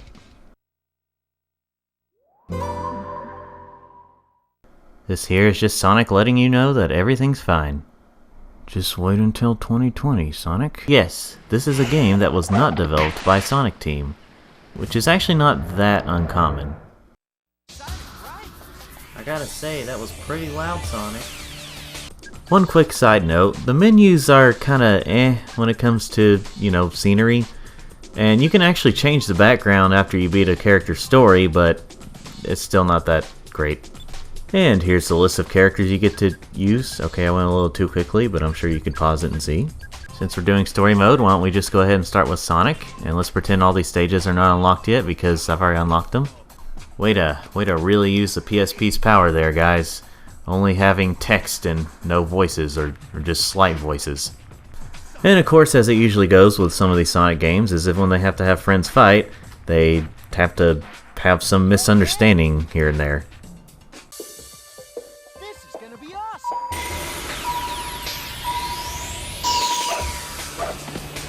You know, I guess I forgot to mention, this is a racing game. Yeah, basically take Sonic R, make it a side-scroller, and then add way more to it, and you've got Sonic Rivals. The graphics are, they're fine. It's basically like what would happen if you saw Sonic on the PS1. Kind of. Maybe a little improved. Sometimes you do kind of run into these pace-breaking moments where you have to move something if you're in first, but that is like a lot of these side-scrolling Sonic games. And if you're wondering how the life system works, well, there is no life system. Since this is a racing game, it would kind of make it annoying to have lives. No, in this game, it's just kind of a mild inconvenience to, you know, get hurt or get killed at one point.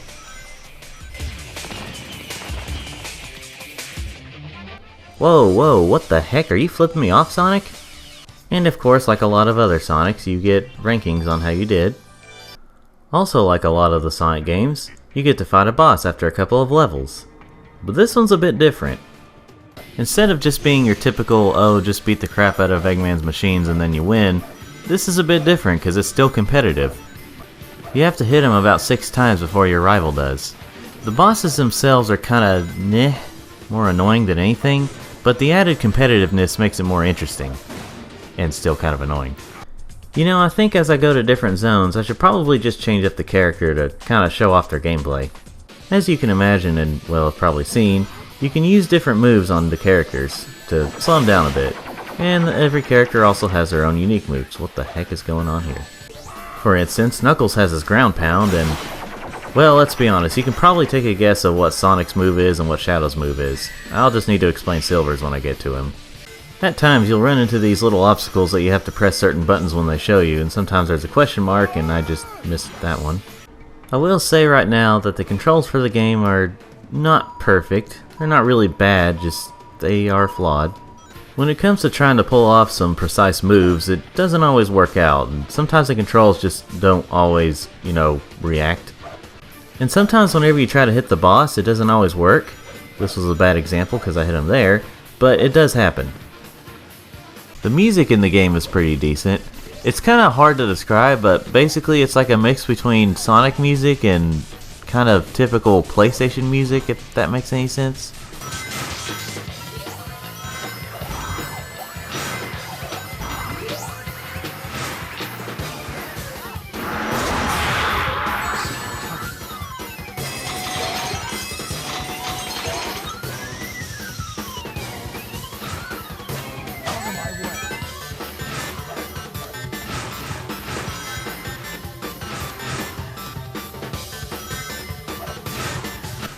That was a bit long. Anyway, yeah, it just kind of has that PlayStation sound to it. It's a little hard to describe.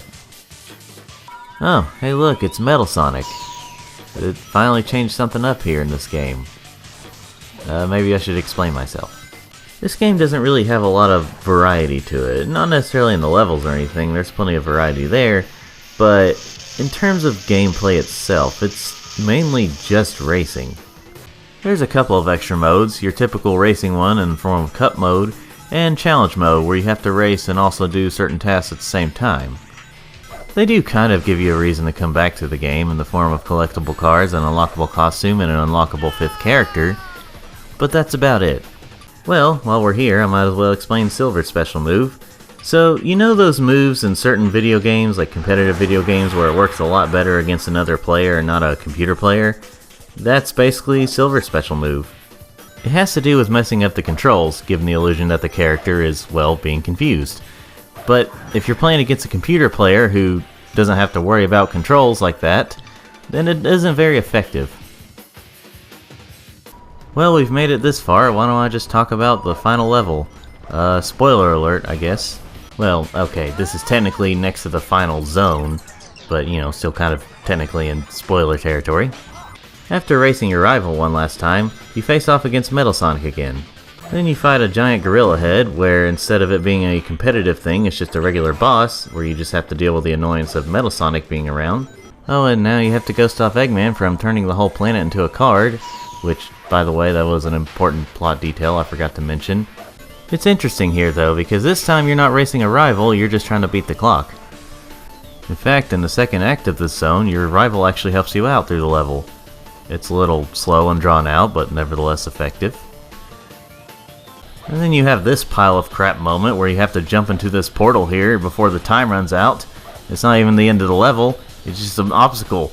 Come on, Sonic, get in there! Just jump in there, come on! Why is gravity messing with me? I barely made it to the end before the time ran out because of that damn portal. Oh, well, isn't that thing pretty? So this final boss is just get to the end and defeat the main part of the ship and then you win. Boy, what a final boss that was. Just really epic. Oh, and I should probably also mention that Eggman in this game is not actually Eggman, but Eggman Nega, like from Sonic Rush. But you don't really find that out in Sonic's story. And that was basically Sonic Rivals. Oh, and shockingly enough, Metal Sonic is the character you unlock. His special move is basically just copying the opponent's special move. Oh, and here are the cards that are in the game. And I'm kind of wondering, if in the story Eggman Nega is taking pictures of these characters and items and putting them in the cards, does that mean that these are a part of that? Or am I thinking too much for this game? And one more thing before we go is that, honestly, when you unlock certain parts of the costume, it goes a little deeper than I thought it would, for this game at least. Overall, the game is alright. I still think it's better than what most people see it as, but not that much better. Thanks for watching, everyone, and be sure to let me know what you thought of this newer setup, and hit the like button if you like this video, subscribe if you want to see more, and remember, this is Danny Tree Frog with Danny Tree Frog Reviews.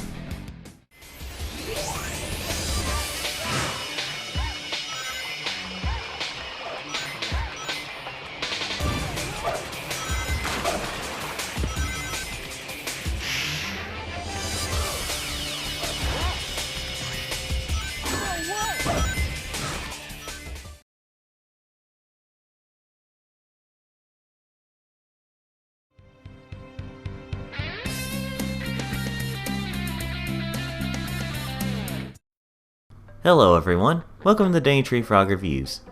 You know, I was thinking back to the good old days of old cartoon slapstick. You know, the ones like Looney Tunes, Popeye, Felix the Cat. Just about any cartoon from back in the day, there had some sort of cartoony violence in them. But none were really as famous for their violence as Tom and Jerry. Why am I talking like this for Danny Tree Frog? His voice is slightly lighter. Ah, screw it, I'm just gonna sound natural.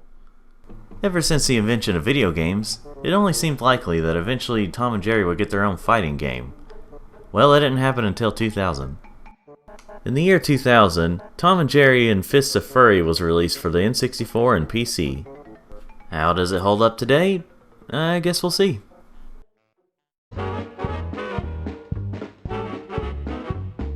Well, we sure can count on Nintendo 64 to make it sound authentically old. Render's not too bad for 2000. Oh, I guess I didn't press start soon enough. Well, that's okay. Here's a little demo of the gameplay, and guess I'll just get started and...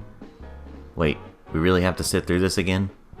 Too many words on screen. You know, in past videos I would normally talk about the different modes, but I feel like you would get the idea. Selection's not too bad. I feel like they could have added a couple more characters, but this isn't too bad for a licensed N64 game. Alright, let's see how far I can get with Tom.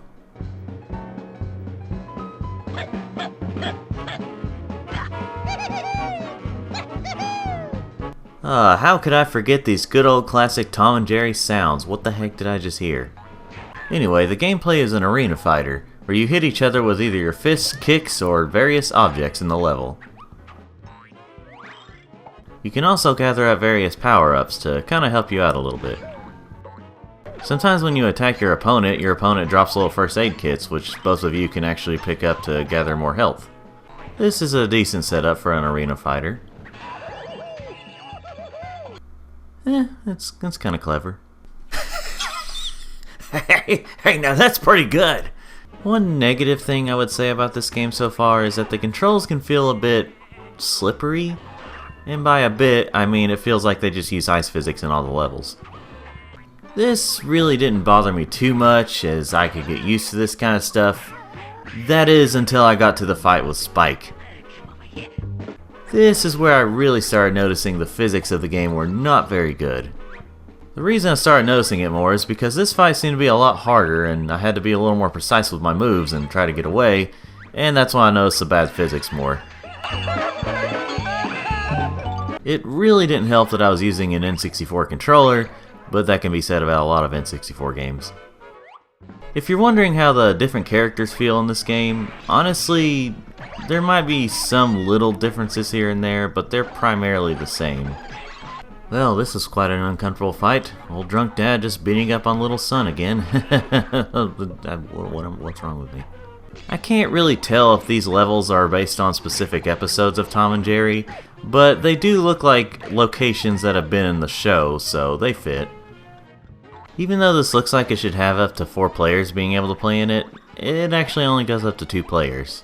It's not a huge deal, it's just, kind of a missed opportunity for the N64. For all the content you get in the game, honestly, it's alright. I just wish that the physics were a little tighter. Overall, the game is alright. It's a fun little time on the N64 with your friends or friend. But there's better out there. Well, even if that one wasn't as good, maybe they improved the formula in the sequel, War of the Whiskers. Now, the thing that stands out more on the box art for this game is the fact that it has a T rating. Was it really just that much more violent compared to its predecessor? I guess we'll see. I'll be playing the PS2 version. It was also released on GameCube and Xbox a year later. I see we have the same renders, just with a blue background and a different title. Well, so far it's feeling the same, except right now you can only use Tom and Jerry, even though the other characters were unlocked in the other game, but okay.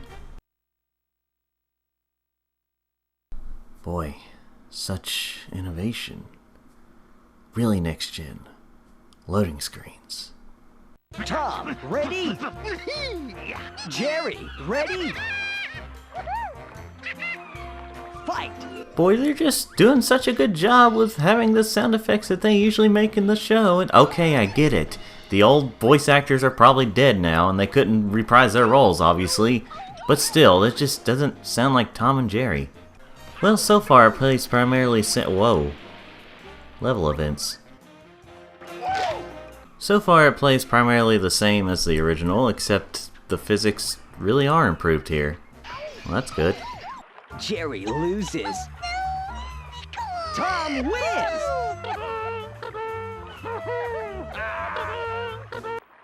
Wow. Either Tom's a dick or Jerry's a poor loser. Okay, now this level has ice physics, but at least here it makes sense. Berserk, ready! So in this game, one of the special power-ups is Berserk. Well, not really a power-up, it's just something you gain over time, which basically makes you more powerful and gives you more of a red shade. Though it doesn't make you invincible, so you still have to watch out. The graphics are honestly quite improved in this game. I mean, yeah, it makes sense. The previous one was N64 and I'm playing this on PS2, but still, it looks significantly better.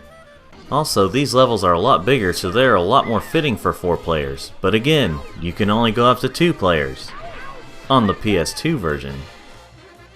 The GameCube and Xbox versions could go up to 4 players, which I guess that makes more sense because having 4 players was definitely a lot more available on those systems. But PS2 still had a device that could make it happen. Now, if you want to have some friends over but you don't have everything unlocked in the game and you don't really have the time to do all that, luckily there's a cheat menu to unlock everything. And apparently once you have everything unlocked, it turns the screen red. Or maybe that was the cheats, I don't know. But whatever the case may be, every stage and character is unlocked this way. There are some familiar characters from the previous game, but then there's also some newcomers that tag along as well. So far, it's been primarily the same as the N64 version, but I think this might be the reason why it has a T rating, considering there's literally a level where you just straight up go to hell, and you can fight the devil dog. Another thing they added to the game are costumes for different characters. There's quite a bit of content here. Going back to the rating thing, I have a feeling this was T rated because of the time it came out.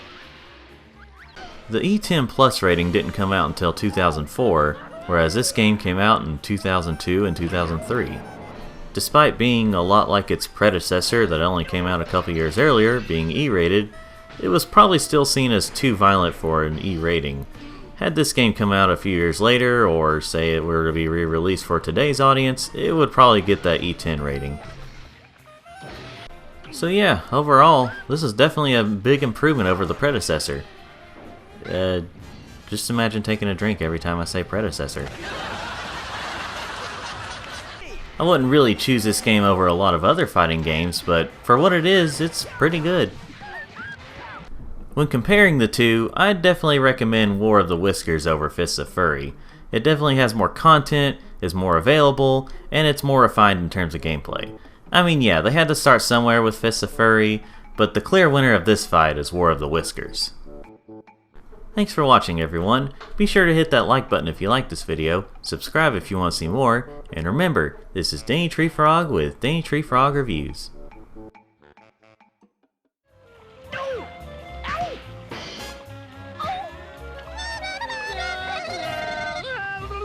Berserk, ready!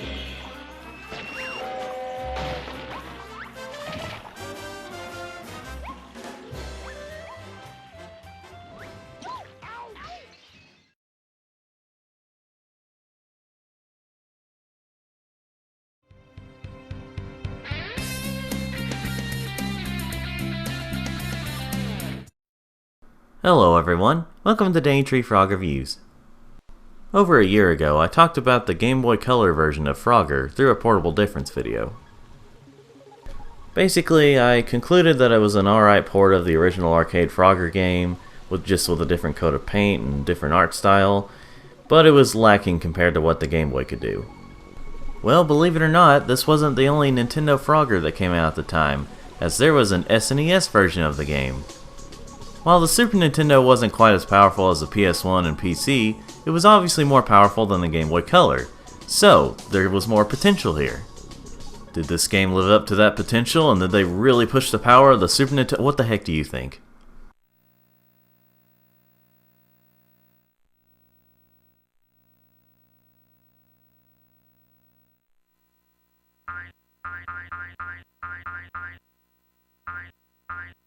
This is even more lackluster than the freaking Game Boy Color version.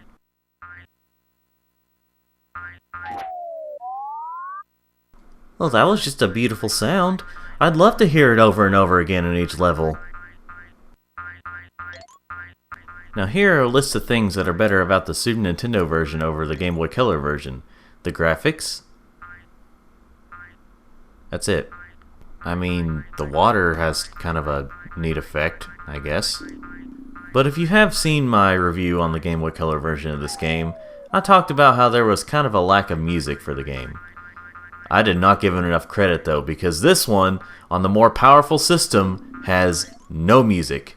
No music whatsoever, not even when you reach a goal, not even when you start the game, nothing. All this is a lackluster straight port of the original arcade Frogger. The only kind of effort they put into this was making sure the controls were alright, and the art style of the vehicles and the water and all that stuff.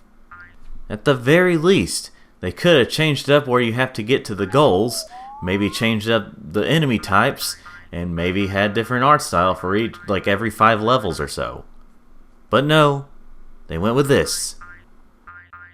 This is just a sad way for the Super Nintendo to go out. Yeah, fun fact for you. This was the very last officially released Super Nintendo game, at least here in North America. Now, once again, like I said in my review for the Game Boy version of this game, I love Frogger, I love the arcade game. But this version had a lot more going for it. This version could have been a lot more. It just wasn't.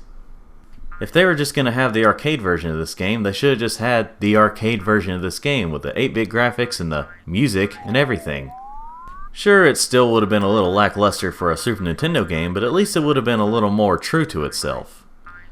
All this is basically what the Genesis version did, because Genesis did what Nintendo didn't. You gotta think past tense about this. So yeah, overall, kind of a meh version of this game. It could have had a lot more going for it. Well, thanks for watching, everyone. Sorry if the video seemed a little lackluster due to the, well, lackluster version of Frogger, but maybe the fact that this video is shorter is okay, maybe? Well, anyway, thanks for watching. Hit the like button if you like this video, subscribe if you want to see more, and remember, this is Danny Tree Frog with Danny Tree Frog Reviews.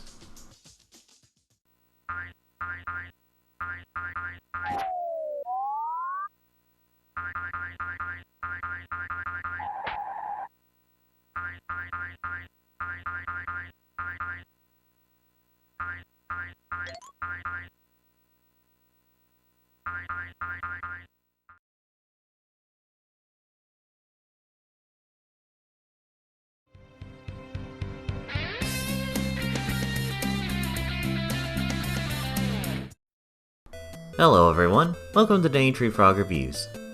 Do you like the new square that's around me? I decided to do this instead of fixing the problem of where there was like a corner line between me or near me, whatever I'm trying to say. Anyway, it may be a bit blocky, but you know what else is blocky? The Tetris blocks. The next Tetris was released around the time of that whole craze of bringing back these classic games into the third dimension and trying something new with them. So how does the next Tetris do with that? Well, let's check it out.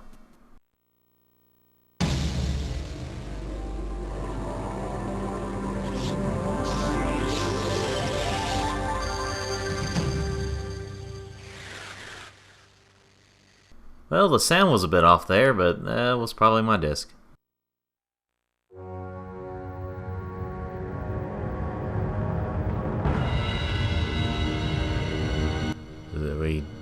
Are we getting a story mode or something? Surely there wouldn't be a story mode. Who would put a story mode in a Tetris game?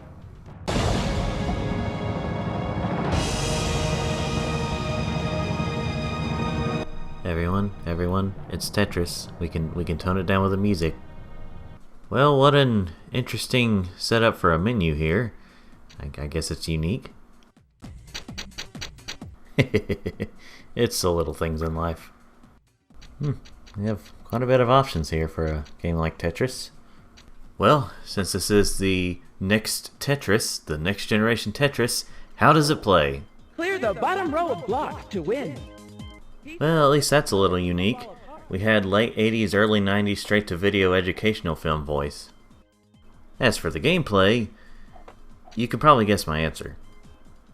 If not, it's Tetris. I mean, yeah, it's a little different. You got some objectives and you gotta follow certain rules, but, you know, don't get me wrong, I like Tetris. I like these simple concept games and, you know, don't fix what isn't broken, but it just doesn't really feel like the next step. There are, of course, multiple modes in the game, it's just they all kind of feel the same. So you can take a wild guess that Classic Tetris is Classic Tetris. After saying all this, honestly, this really isn't a bad game by any means. It's just another way to play Tetris. There is a multiplayer mode, but I never got a chance to look at it. Maybe that's a little bit unique, but other than that, I don't know. There's not really much to say about this game.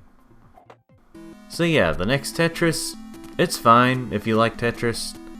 It's just the only next thing about it is the fact that it was the next Tetris game that they released at that time, and that's about it. Well, that was the second short, kind of lackluster video in a row. Maybe next time I'll talk about something that's a little more interesting to talk about at least. Well anyway, thanks for watching this video everyone. Hit the like button if you like this video, subscribe if you want to see more, and remember, this is Danny Tree Frog with Danny Tree Frog Reviews.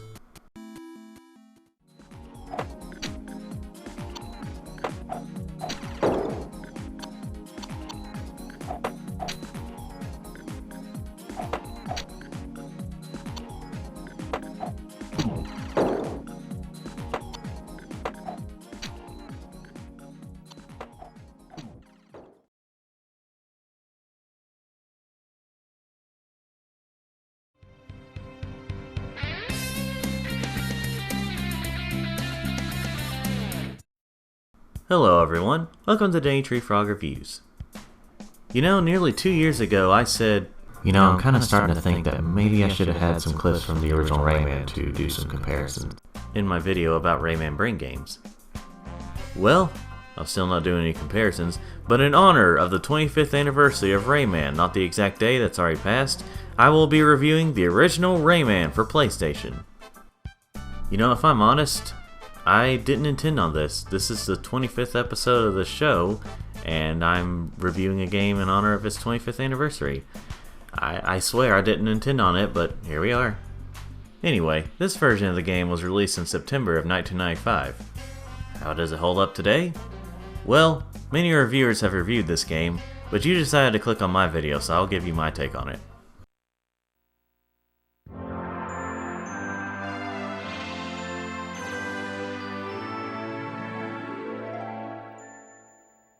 And there's that sound they reuse for Rayman Brain Games.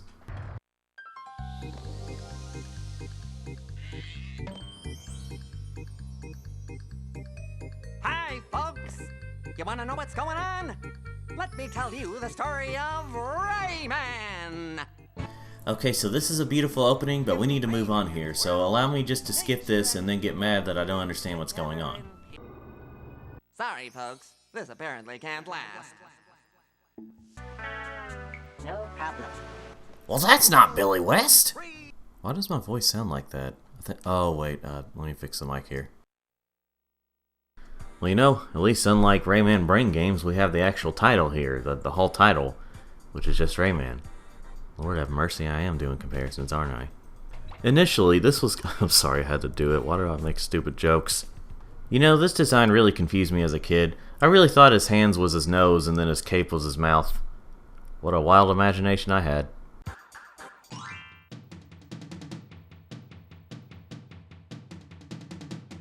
Okay, shh, guys, be really quiet. Be very, very quiet. You gotta be quiet. I'm freaking serious. You gotta be quiet. Well, that music made it sound like it was gonna be intense. It's all peachy now. Anyway, this part of the level is pretty easy. It just kinda eases you into the game. All you can do is walk and jump.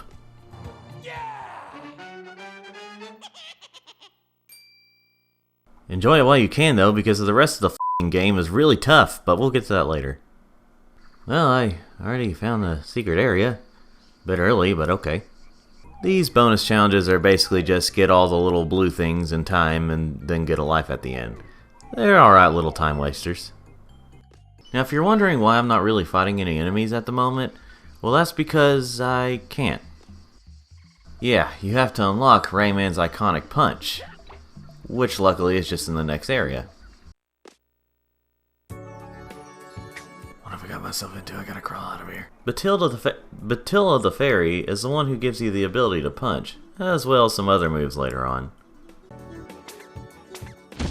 And so here's where Rayman's iconic punch comes from, and unlike the original Mega Man, you start out the first game with a charge.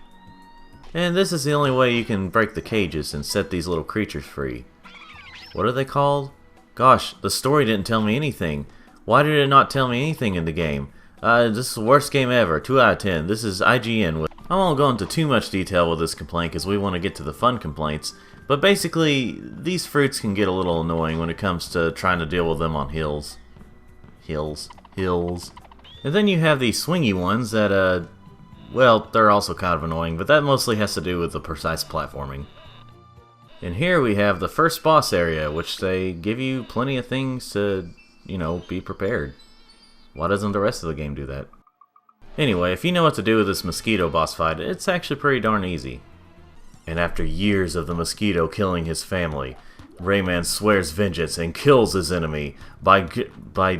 The hell are you doing, Rayman? Oh, okay, I see what's going on now. Rayman physically abuses his enemies to the point where he can mentally manipulate them into doing his bidding. Or perhaps maybe they just made up and became friends. You're not part of the show. Anyway, these auto-scrolling sections are alright. They're pretty fair with the challenge.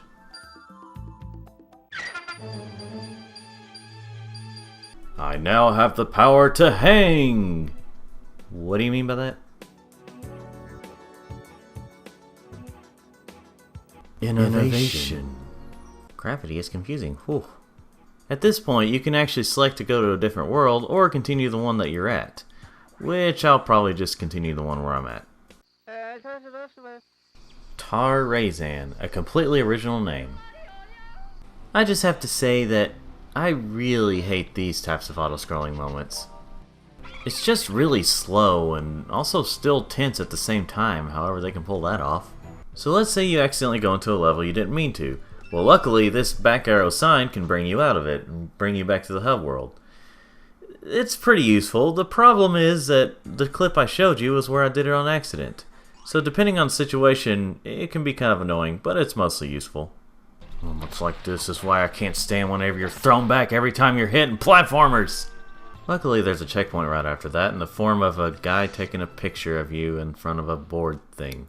Most of the enemies in this game are actually pretty small or around Rayman size, so they're not too bad. It's what in the ever-loving f*** is that? I was gonna say how this doesn't really make any sense considering I thought they were friends, but it does kind of look like he's being forced to do that. Now we're fighting what appears to be a relative of the mosquito that we became friends with.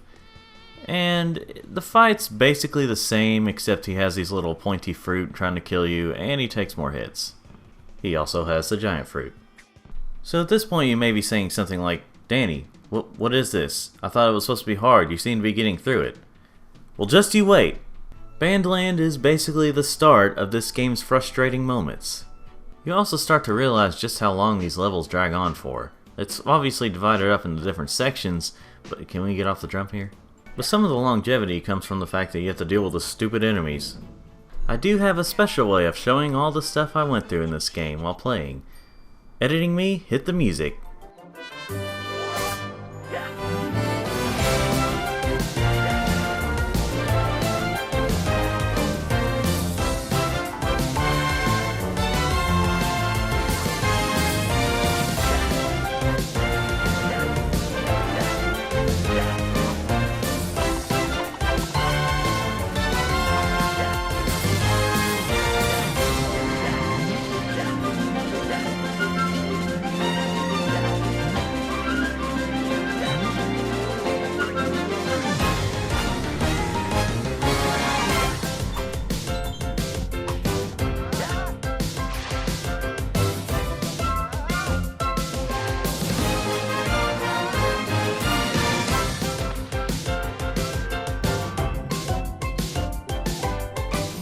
Alright, I think you see my point.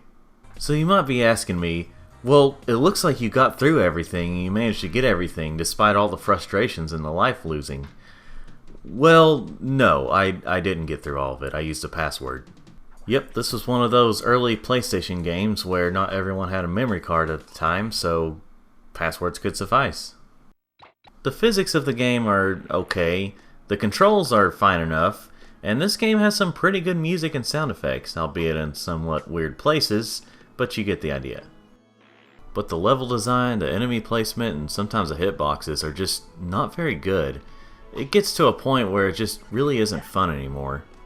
I have gotten far in this game, heck, I've even beaten this game, in later ports where they definitely got a lot more generous with the lives and the health. The fact that you only start out with 3 hit points and can only upgrade to 5, with a game like this, it's really unacceptable. And like I said, later ports gave you more health and were a lot more generous with lives. Heck, there's even a smartphone version where there's a mode where you literally just have infinite lives. But with level design like this, it really only helps out a little bit.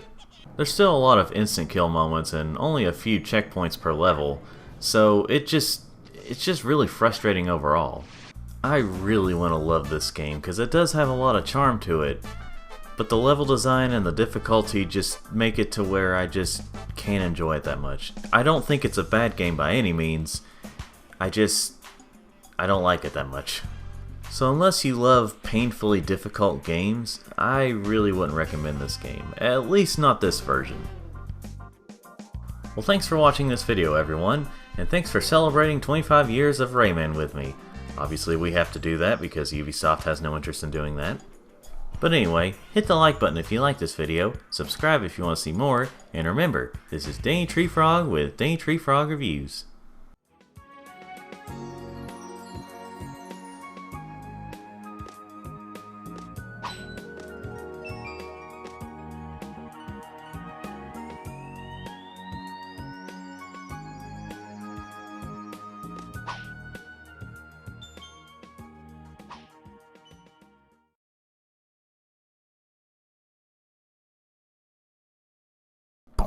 Yeah. Yo. It's time for Danny Tree Frog.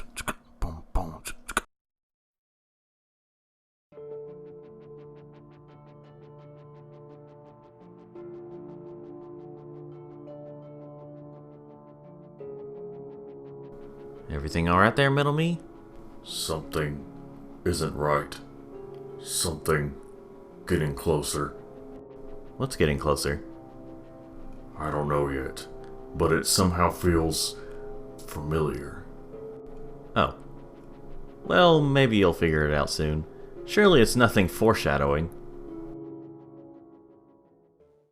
Okay, bots, get ready. Ready for what? For the attack we've been waiting for months! Months? Jeez, where have I been? Probably sucking down too much oil, metal dumbass. Hey, you drink the same stuff since we're robots and apparently we do that. Yeah, but I'm not the one in the back just sucking it down like some dudes. Shut up and get ready, both of you! Sorry, Jace. I'm not the boss, but I am the commander. You two need to prepare for attack. What's the rush? We've waited this long, what's taking a little bit longer gonna do? Your drunken ass will probably start Next one to mention that damn oil, I'm throwing it out. Alright then. I'm just saying, it would be cool to be in a robot body with a view of my brain in the head. Sounds like a lot of work just to do something that might look cool, mate. Yeah, and dude, you're a freaking shark! So many people love sharks. Normal sharks, not retainer-wearing anthro ones. Pep, speed up. What? Speed this vehicle up, quickly. Look, this may be a mostly empty, long and straight road, but... Speed the f*** up! Oh god, nothing! Manny, what's going on? They're coming. Who's coming? They are. Don't give us any riddles, just tell us who! The henchbots! Who? The henchbots? They come from the same one who made me, but these guys are a lot more powerful than I am. Oh. Oh crap! Pep, speed up! How fast do I need to go? Just keep speeding up. We're almost there. On your command, G. Krakow! On your Jeep, command. I mean... Just get your ass over here. You guys are obsessed with my ass today. I don't even have... They're trying to speed up, but we'll be ready.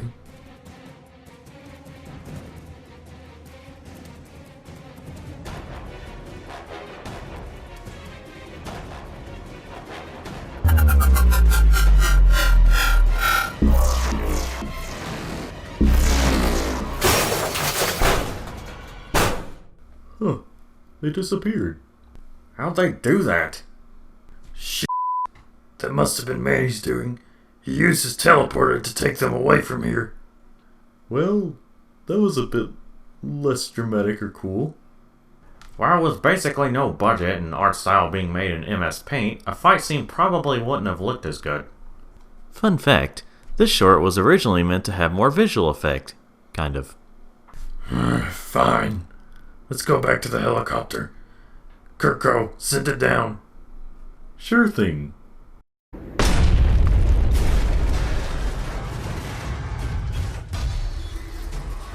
Wait. Oh, the blue one! My mistake. What do we do now? We go back to headquarters on foot. Well, And neither of you are to speak at all, especially about oil.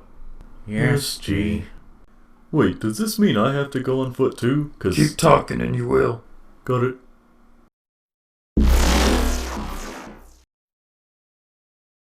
Are we back in Florida?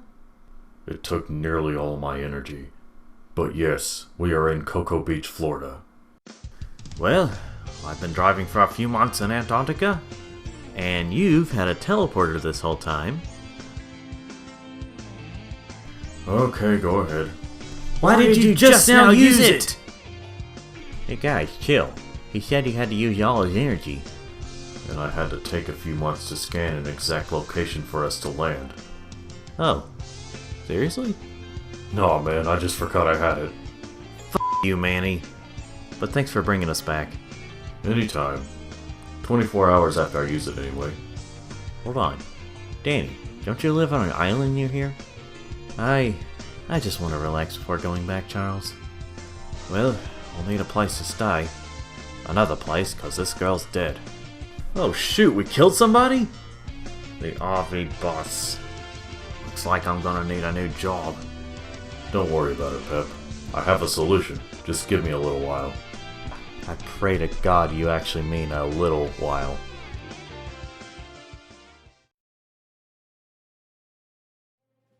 Quest, are you there? What is it, Assist?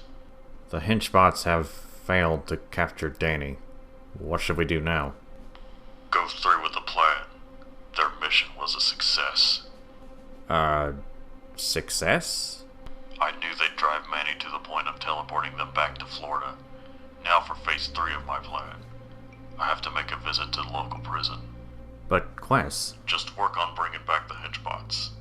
I'll deal with this. Okay. Just be careful.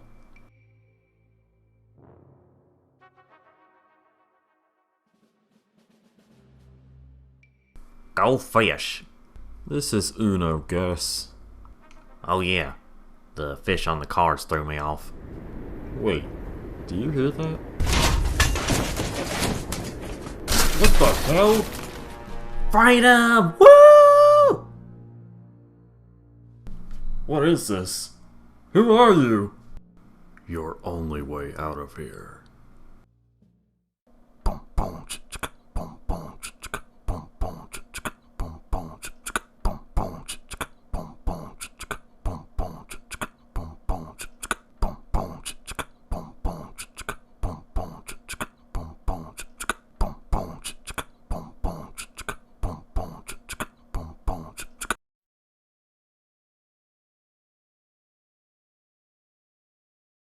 Hey everyone, it's been a little while since we've seen each other, hasn't it? Well, more like since you've seen me, I guess. Anyway, I bet you're wondering what me and my pals have been up to. Well, I'm here today to explain what we've been up to since our last video. I'll save what I've been doing for last because, well, I just want to.